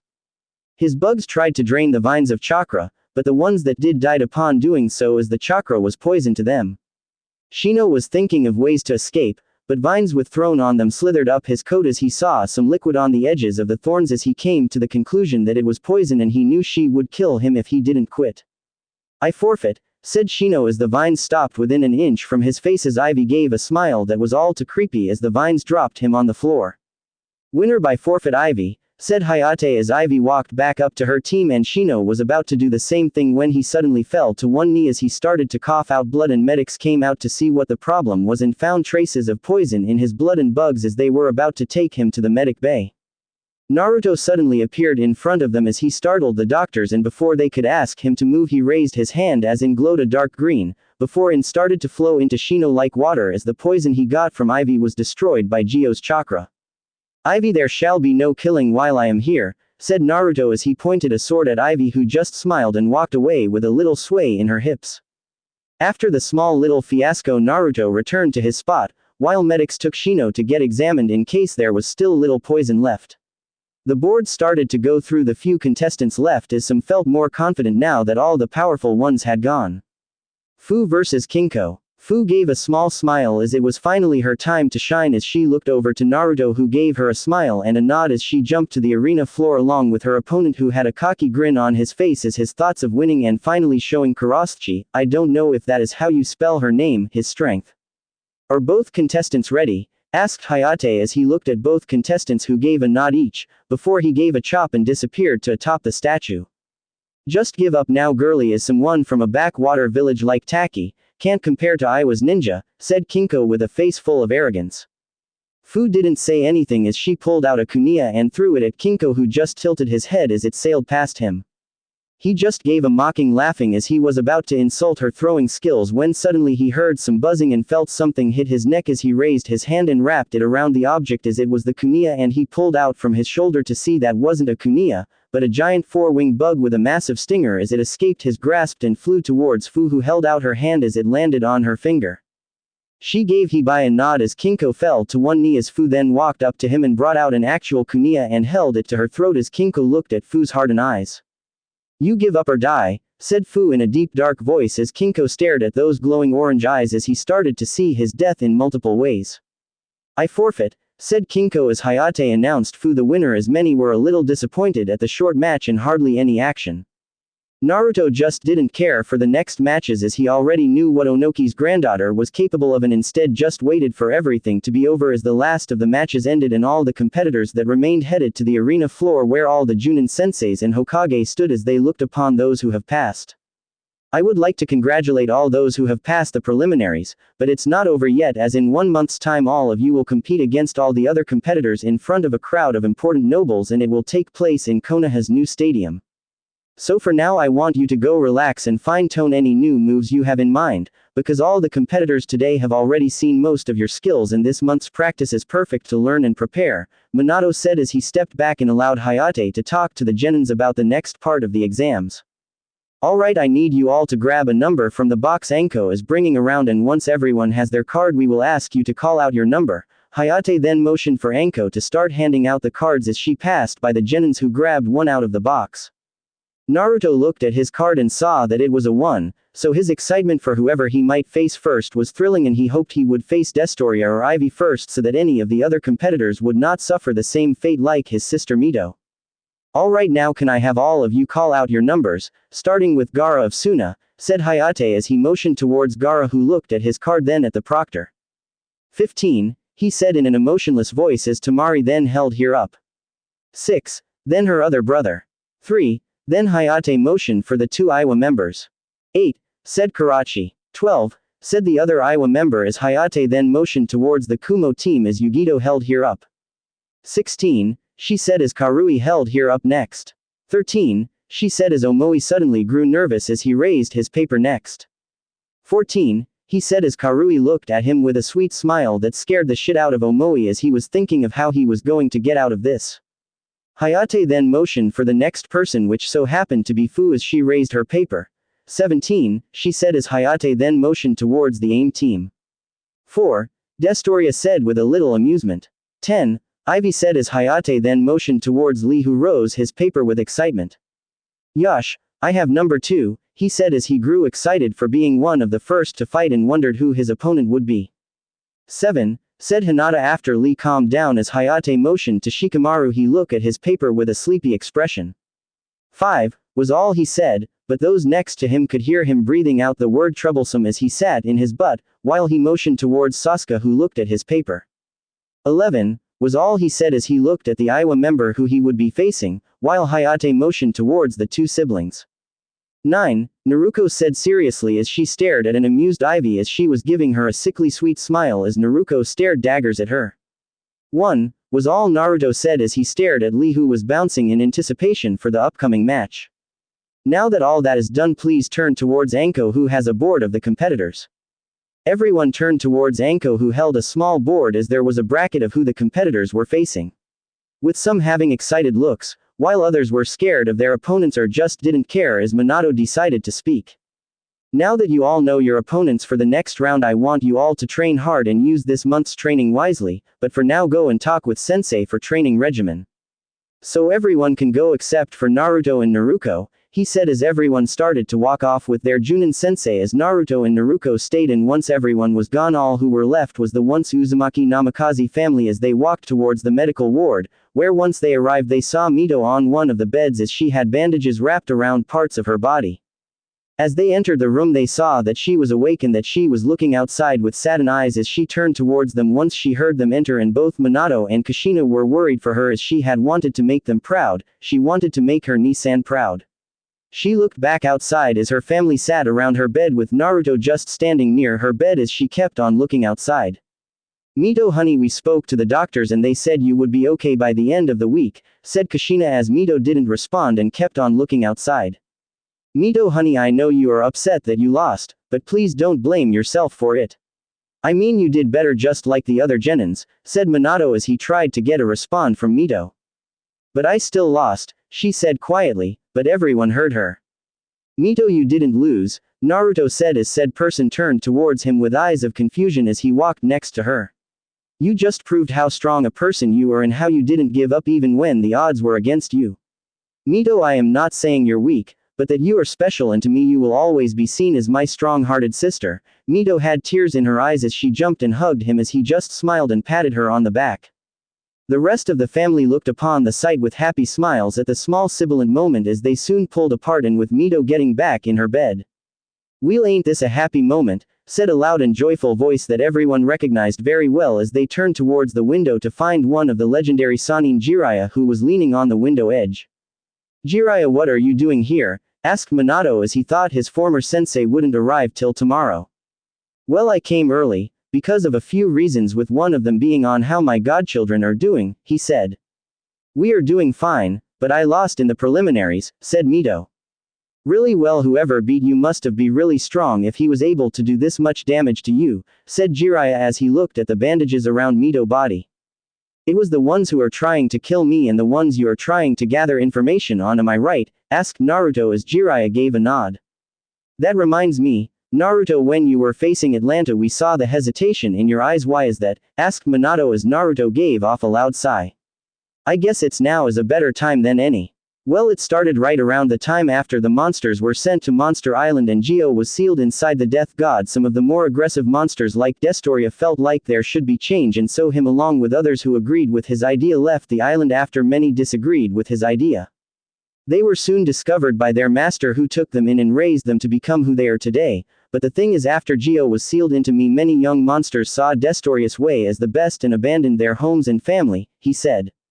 So Atlanta abandoned his home to follow Destoria's way? Asked Kushina. Yes, and his family asked me to bring him home, but even though I promised them I would, I knew I wouldn't, so you would understand, said Naruto as everyone nodded. Yes, and it would seem this master has teamed with Orochimaru to attack the Leaf in the final part of the Chunin exams, and this team he sent are supposed to handle you, Naruto, while the others are to handle us, said Jiraiya. Actually, they're one piece of information your spies don't know, Jiraiya, said Naruto. And what would that be, kid? Asked Jiraiya with a bit of curiosity. That the master is the one who is truly in charge of that little organization of you have been trying to know about, said Naruto as everyone's eyes widened except for Mito and Naruto as they had eyes of confusion. How do you know about them, kid? Asked Jiraiya. You have your spies, I have mine, Jiraiya, and not to offend you, but mine are a lot more better, said Naruto. Okay, kid, if you think your spies are better than mine then prove it and tell me what they got that mine couldn't, asked Jiraiya. Well, that the two people that started it were your first and former student, let me see, their names were Nagato and Konan. He then saw the eyes of Jiraiya widen as he just smiled. By your reaction I guess your spies didn't know that. Well, I guess you don't know about the things they did and about how they now work for the master, or as I like to call him, Nova. Jiraiya then sat in the corner of the room with a grim expression and a rain cloud hovering over his head. Alright, if you two are done arguing, can we please talk about what we are going to do about Orochimaru and this Nova character who are going to attack our village in 1 month's time, Minato said as everyone started to focus back on the true matter at hand. Well, the first step is to probably inform some of the higher ranking ninja like the Anbu, Junin, and strong Chuninas to prepare for next month's invasion. Then we could put some seals on the outer walls and important structures in Konoha, Jiraiya said as Minato was thinking of other ways to better protect the village. Whatever seals you think will work won't, Naruto cut her in as everyone turned towards him. Nova is the leader of AIM, and since most bandits are missing Nin go there, so he will have some of them help Orochimaru since Suna didn't agree to help him, he said. Wait, he asked Suna for help, why? Suna is one of our list trusted allies, asked Jiraiya. Because it would be one of the few you would accept to attack the village, said Naruto. That's true, and from what I hear most of Suna's missions go to Konoha along with their military being cut in half, said Jiraiya. Well, what do we do then? Asked Kushina.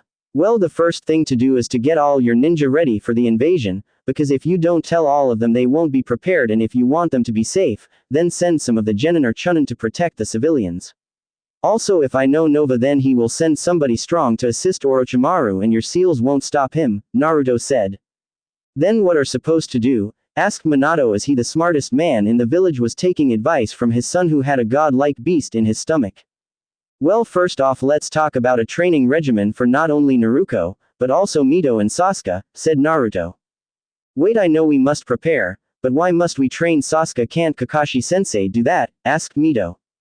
It's because of his curse mark, I want to help him not only control it, but also to train him for what is to come, because over the months I am going to train all three of you, said Naruto. Wait kid I know you are power and have much to teach, but teaching these kids all in a month's time won't make you have any time to train yourself, said Jiraiya. That's the thing I won't be teaching them as it will be those who have choose to teach them, said Naruto. Wait those who choose to teach them, asked Minato. Yes as the monster of the island are like senseis and will train them to the ground, he said. But still 1 month isn't long, said Jiraiya. Which is why time is different he then there is a week here is a month and a half off there so we will have the time in the world, said Naruto as Minato nodded.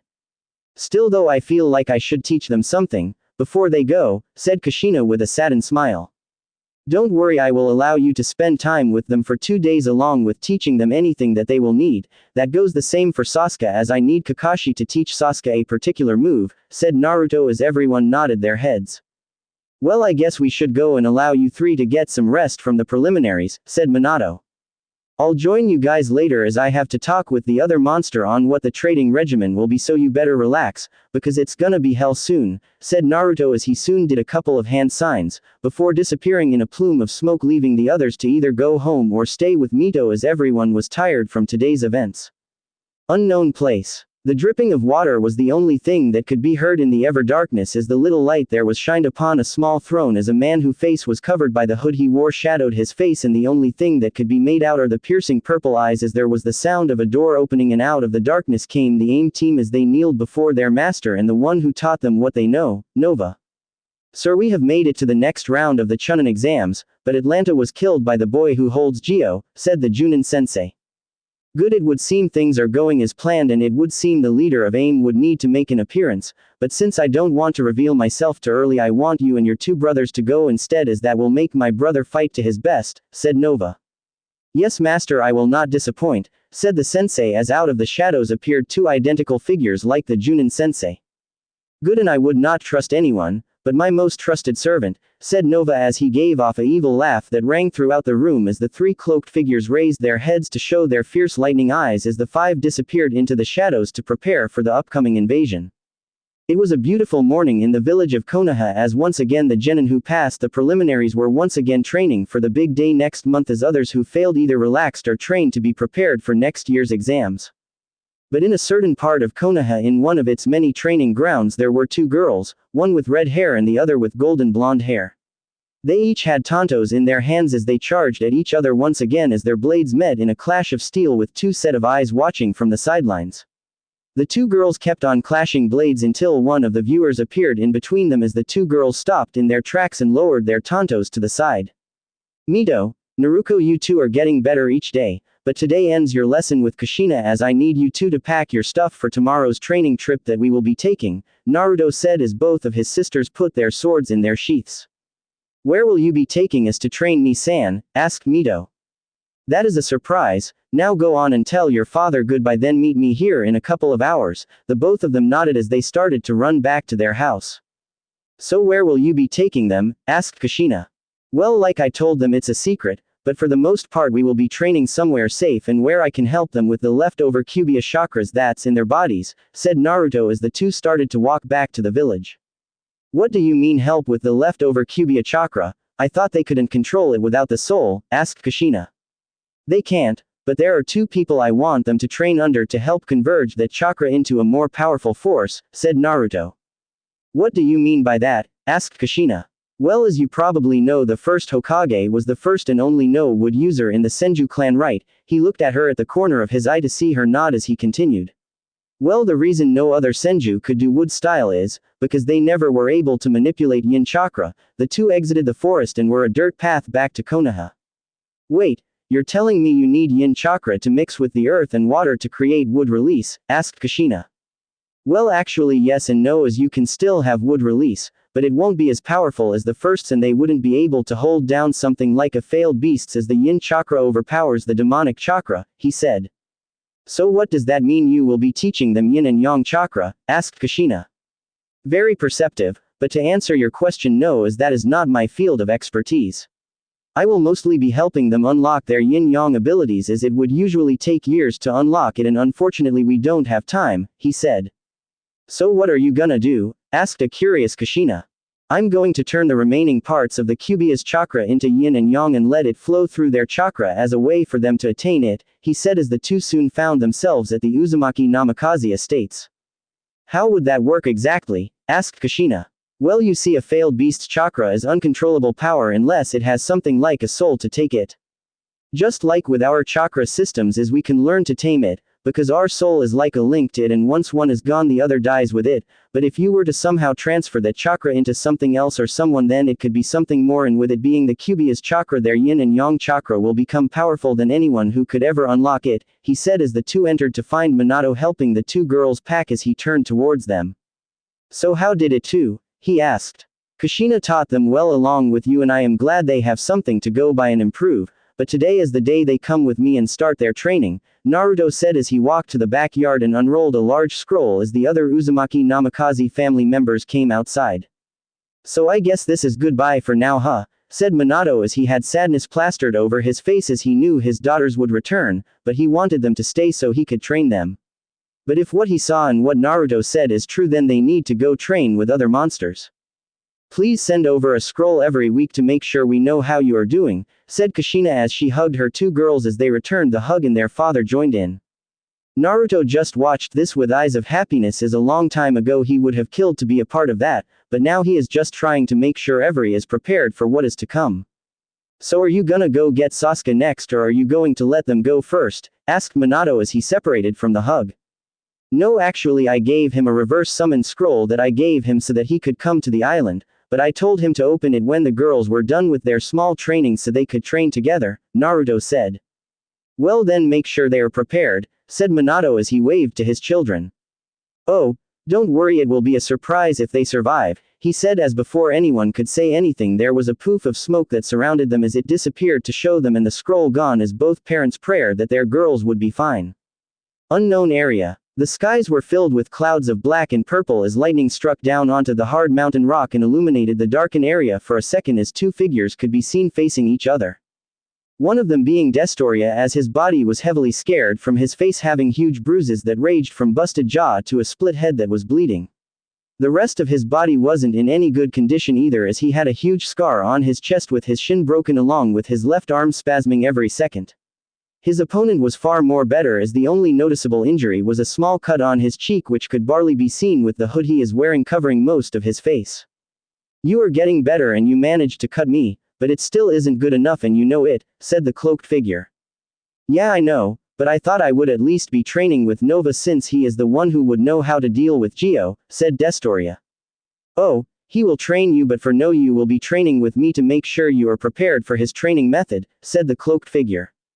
Ah, come on Genesis, how come I can't face someone more stronger and tougher so I can be prepared to face Geo and his partner? Asked Destoria.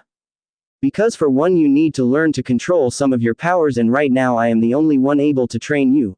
Also be glad that I am training you, as I am one of few who could stand toe to toe with Geo and live to tell about it, said the now named Genesis.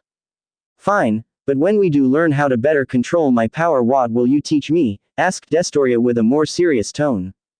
That will come in due time, but by the end of it you will be like the rest of your clan once was, and then shall Geo's death come, said Genesis as he soon had a sinister grin on his face that was matched by Destoria as the two started up their training once again, but this time they gave it their all, as once they left there would be no mountain terrain left. Unknown location. In the middle of a bewildered forest there was a pour of smoke as it was blown away to show the Uzumaki Namikaze siblings who had their packs on as they looked around the area and were fascinated with the surrounding area. Naruto moved past them as he walked deeper into the forests as his two sisters looked at each other, before they started to follow him. Ah, Ni-san, where exactly are we going? Asked Mito. And where exactly are we? Naruko asked with curiosity evident in her voice.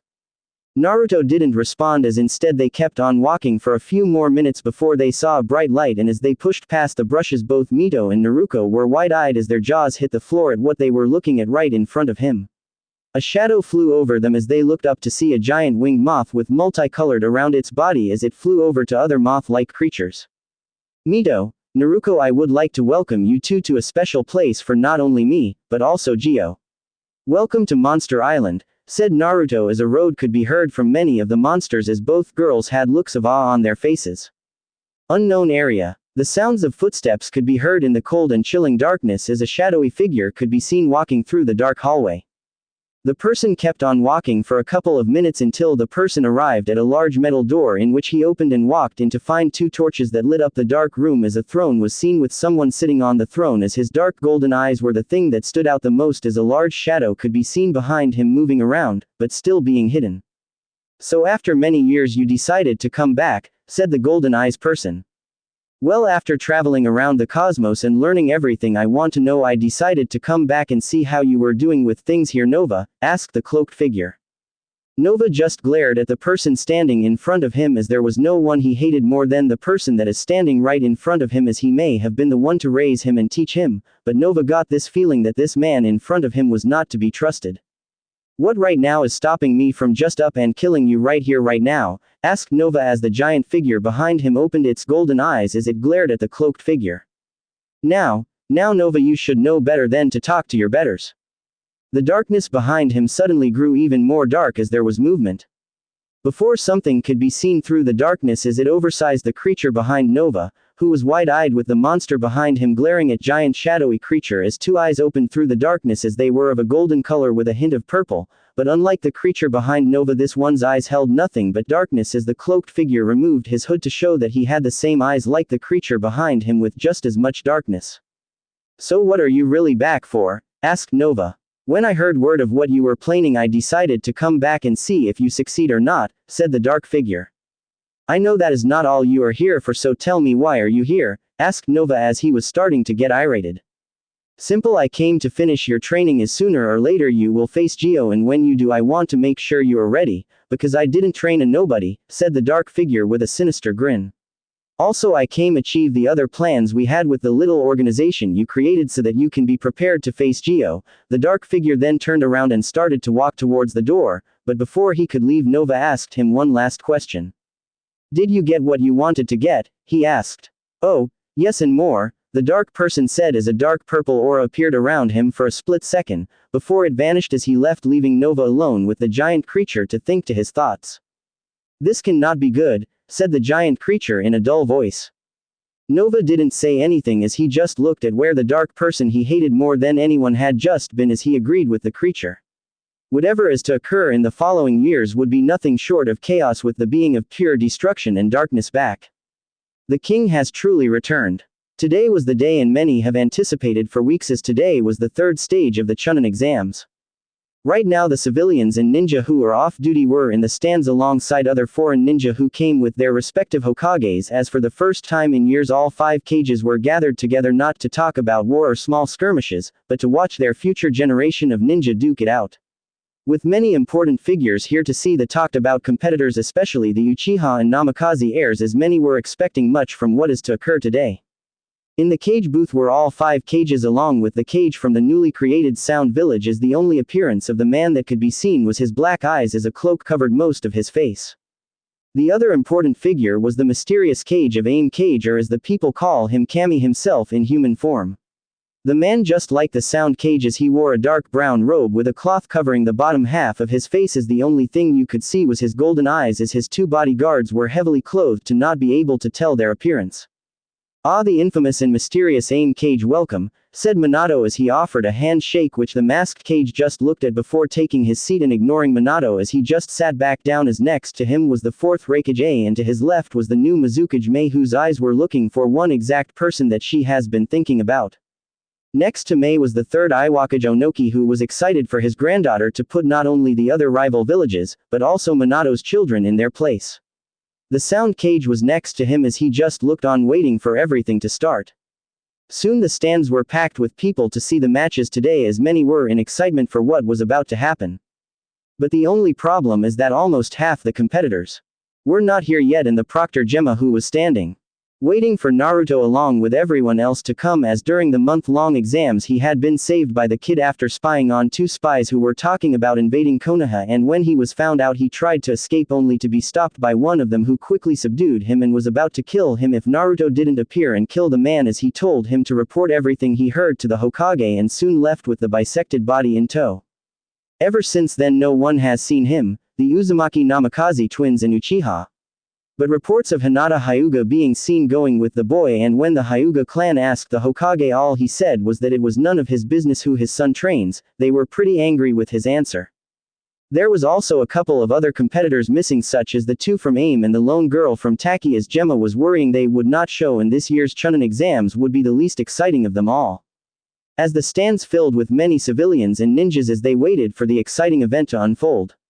And just as Gemma was about to announce the start of the exams, there was swift breeze of wind as a melody started to play, and everyone started to look around for the stranger, but yet soothing melody as voices started to sing. Just so you all know, I forgot the damn song and it's in Japanese, so I am just gonna make up some random shit. Mothra. Hoi. Mothra. Mothra hoi Mothra hoi Mothra.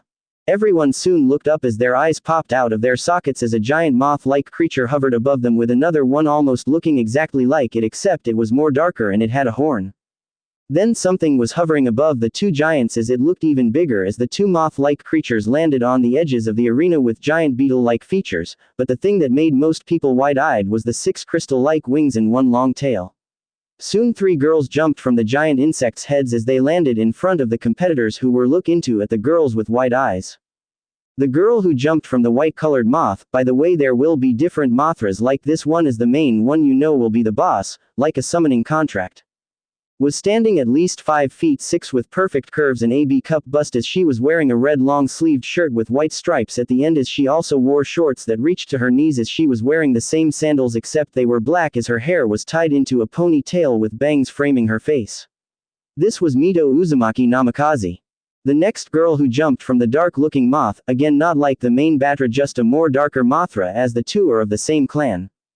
You know what, let me explain that later. This girl was shorter than the other girls, but was still taller, as she stood 5 feet 4 with her hair in twin braids with the ends being black, and her choice of attire being different from Mito, as she wore black Anbu armor with black guards that had seals on them and black Anbu pants that had red flames on them, and the same sandals as Mito.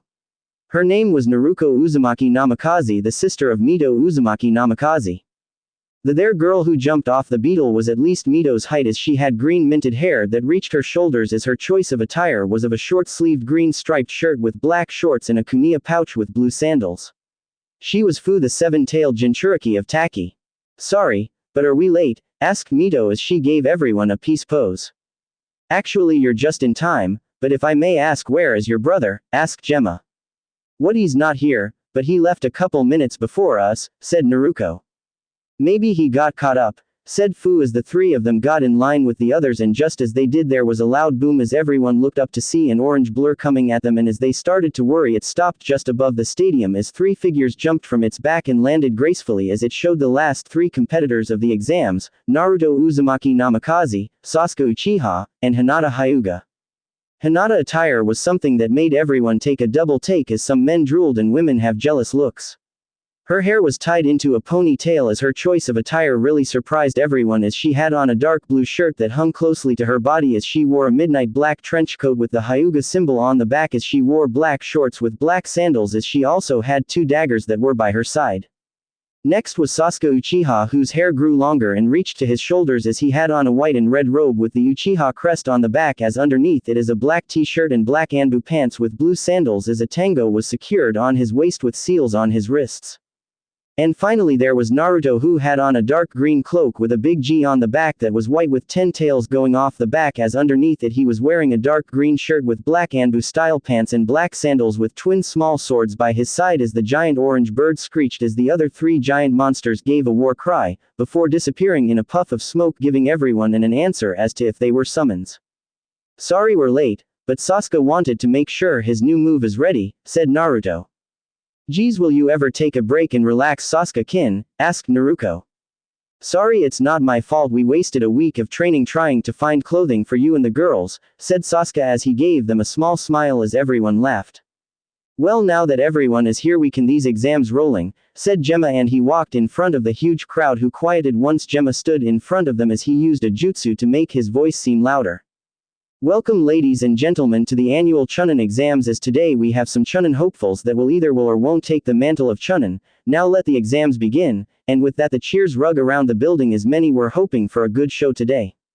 Can everyone, but Rock Lee and Naruto Uzumaki Namikaze please leave to the stands to watch? Soon the arena was cleared of everyone, but two and as the two stood apart from each other the roar of the crowd cheered for the good match that would soon come. Let's make this a good match, Lee, said Naruto as he adjusted the two swords at his sides. Yosh, and may we both show our true strength, said Lee as he got into his taijutsu stance.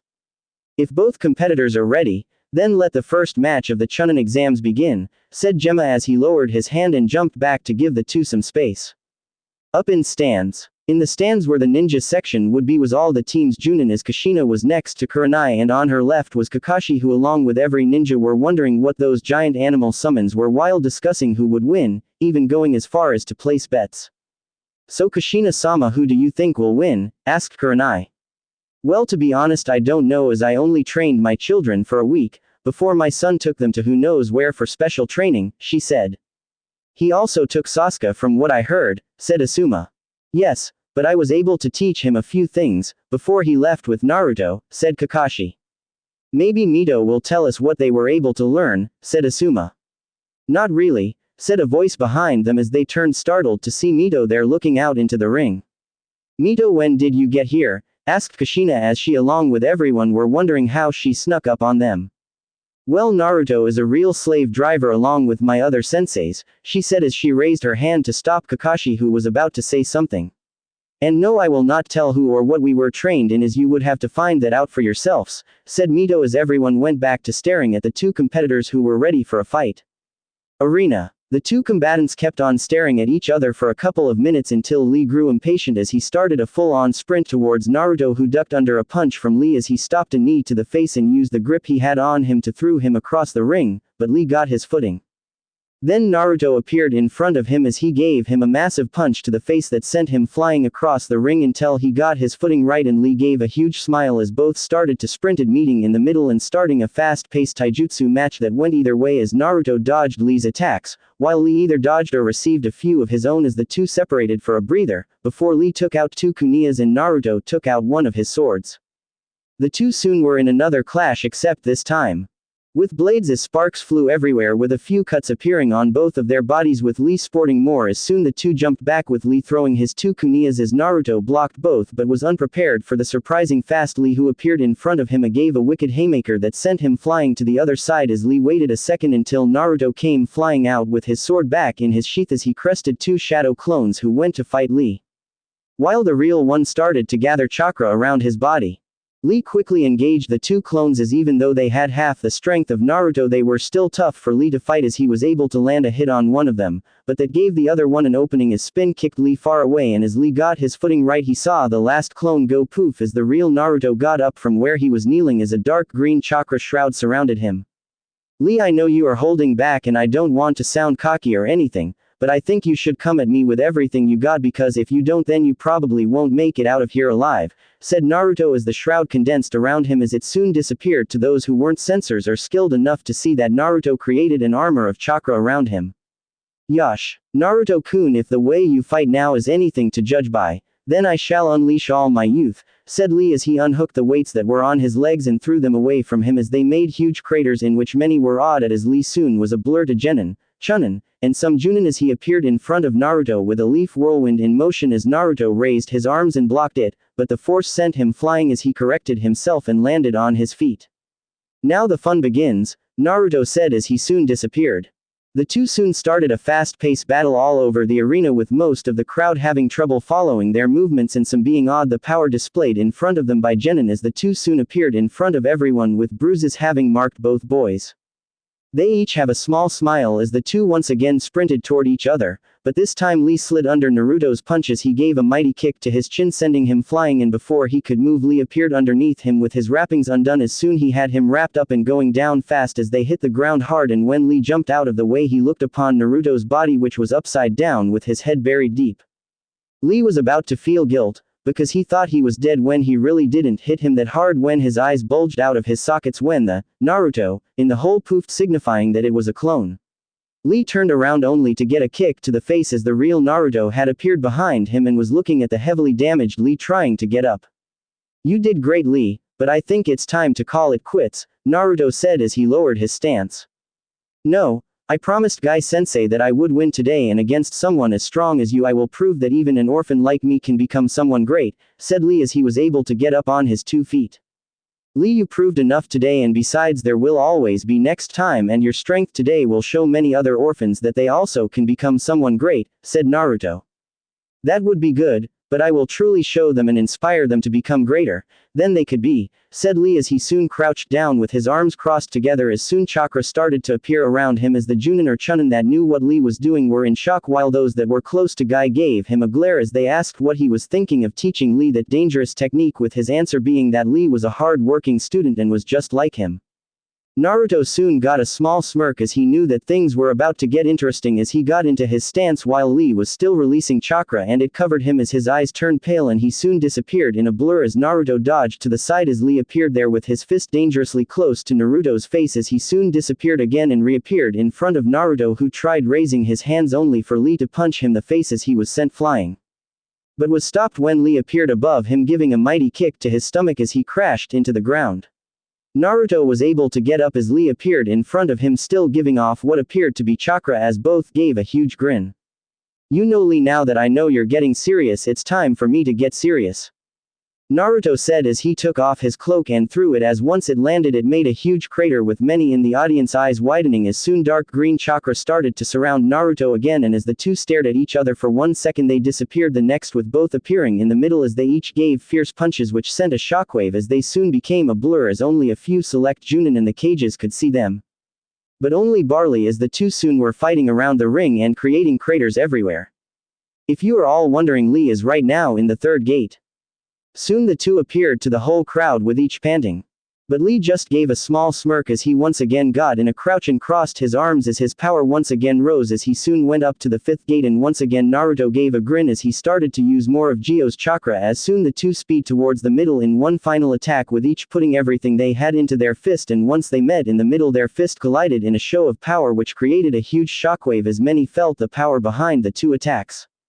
And once the dust settles it showed Naruto and Lee whose fists were still bumped together, and as the two gave heavy pants Lee just gave a huge grin, before falling to the floor as Gemma came and announced Naruto the winner, which resulted in a few seconds of silence, before the roar of the crowd gave him a small smile as he walked back to the competitor's box with Lee being carried away by a stretcher.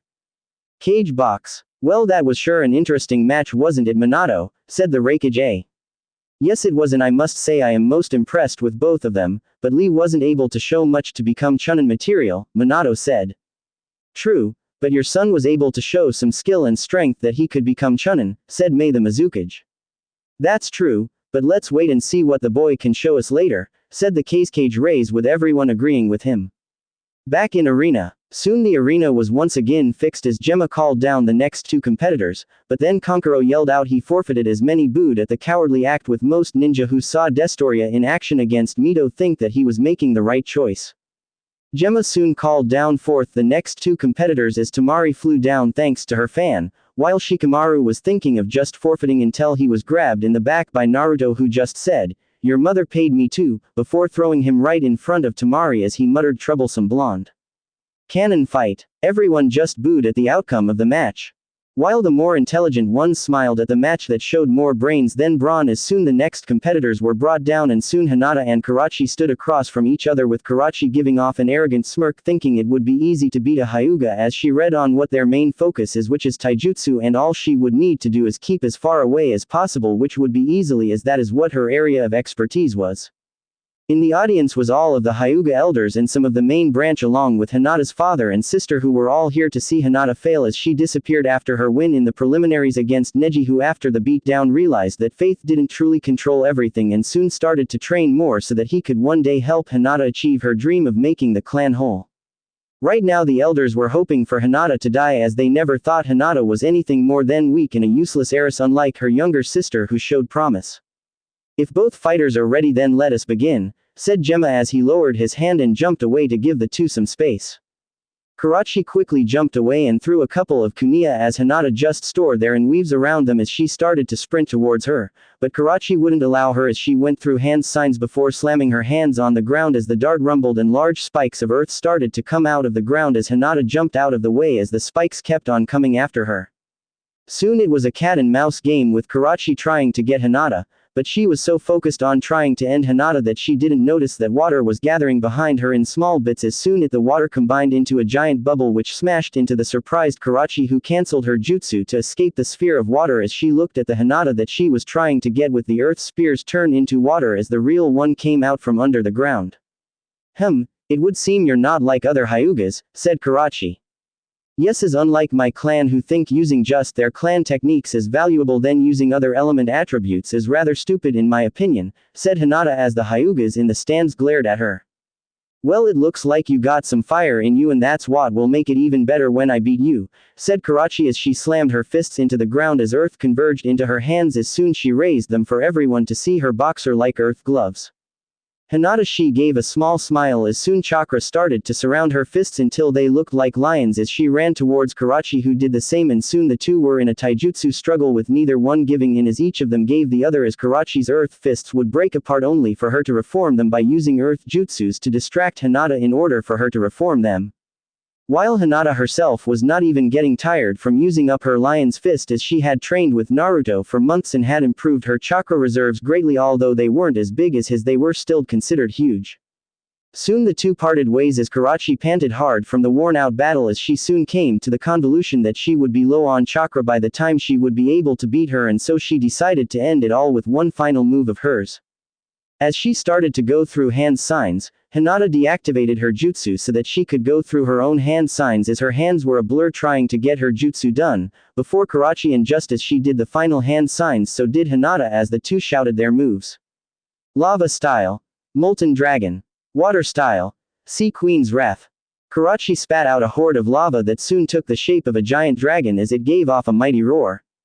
Before charging at defenseless Hinata, who once her technique was called out, closed her eyes as the dragon came closer and closer till it was so close you could feel the heat coming off it, and then Hinata's eyes snapped open as the water around her and beneath her started to come together in large quantities really fast, and it started to make a dome of water around Hinata that soon turned into a giant dragon's head as the eyes glowed a vibrant teal green with Hinata inside, showing her Byakugan to the whole arena as instead of them being like normal ones these had less vein popping and more of the inside of the eyes having a teal blue ring with a dot in the center as the molten dragon collided with the water dragon's head, only the water dragon to grow 3 times big as it swallowed the molten dragon, making steam come out of its body as everyone in the arena was shocked along with Karachi herself as to how her dragon was eaten just like that.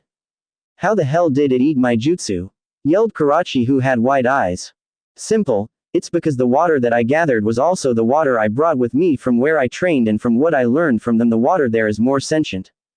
Then you think as it's a living water dragon, only this one cannot be stopped by any normal means, said Hinata as she the dragon a nod as it flew straight towards Karachi, who was too shocked about what had happened to her jutsu and the speed of the dragon to stop it as it collided with her, sending her crashing into the wall, creating a huge crater where she lay unconscious as Gemma came down and announced Hinata the winner.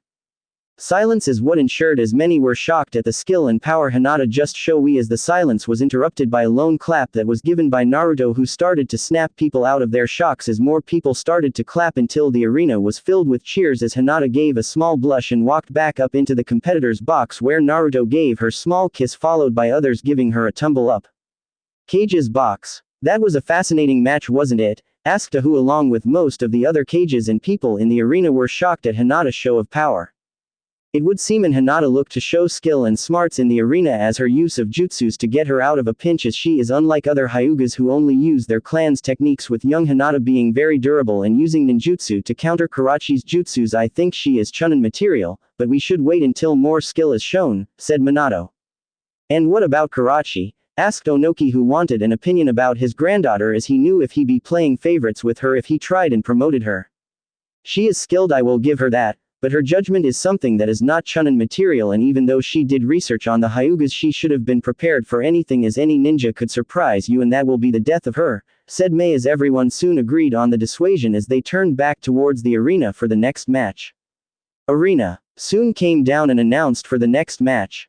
To begin, as Naruto jumped down to the arena and stood there as everyone waited for her opponent Ivy, who was still not here, and as a couple of minutes went by, many started to get impatient as Gemma was about to declare Naruto the winner via disqualification until the ground started to rumble, as many in the stands and in the box held on, as it soon got out of control until in the arena the earth shattered as a giant flower came out of the ground, and as it grew more and more until it reached almost the top of the arena, as out of the front of plant-like rose came out a stunning woman who had a light green top that did nothing to cover up her bust, as she had on black pants with no footwear, as there were plants with thorns wrapped around her arms, as her red hair was tied into a ponytail, as the green eyes of Naruto's opponent stood before her. Ivy was here and she looked ready to kill.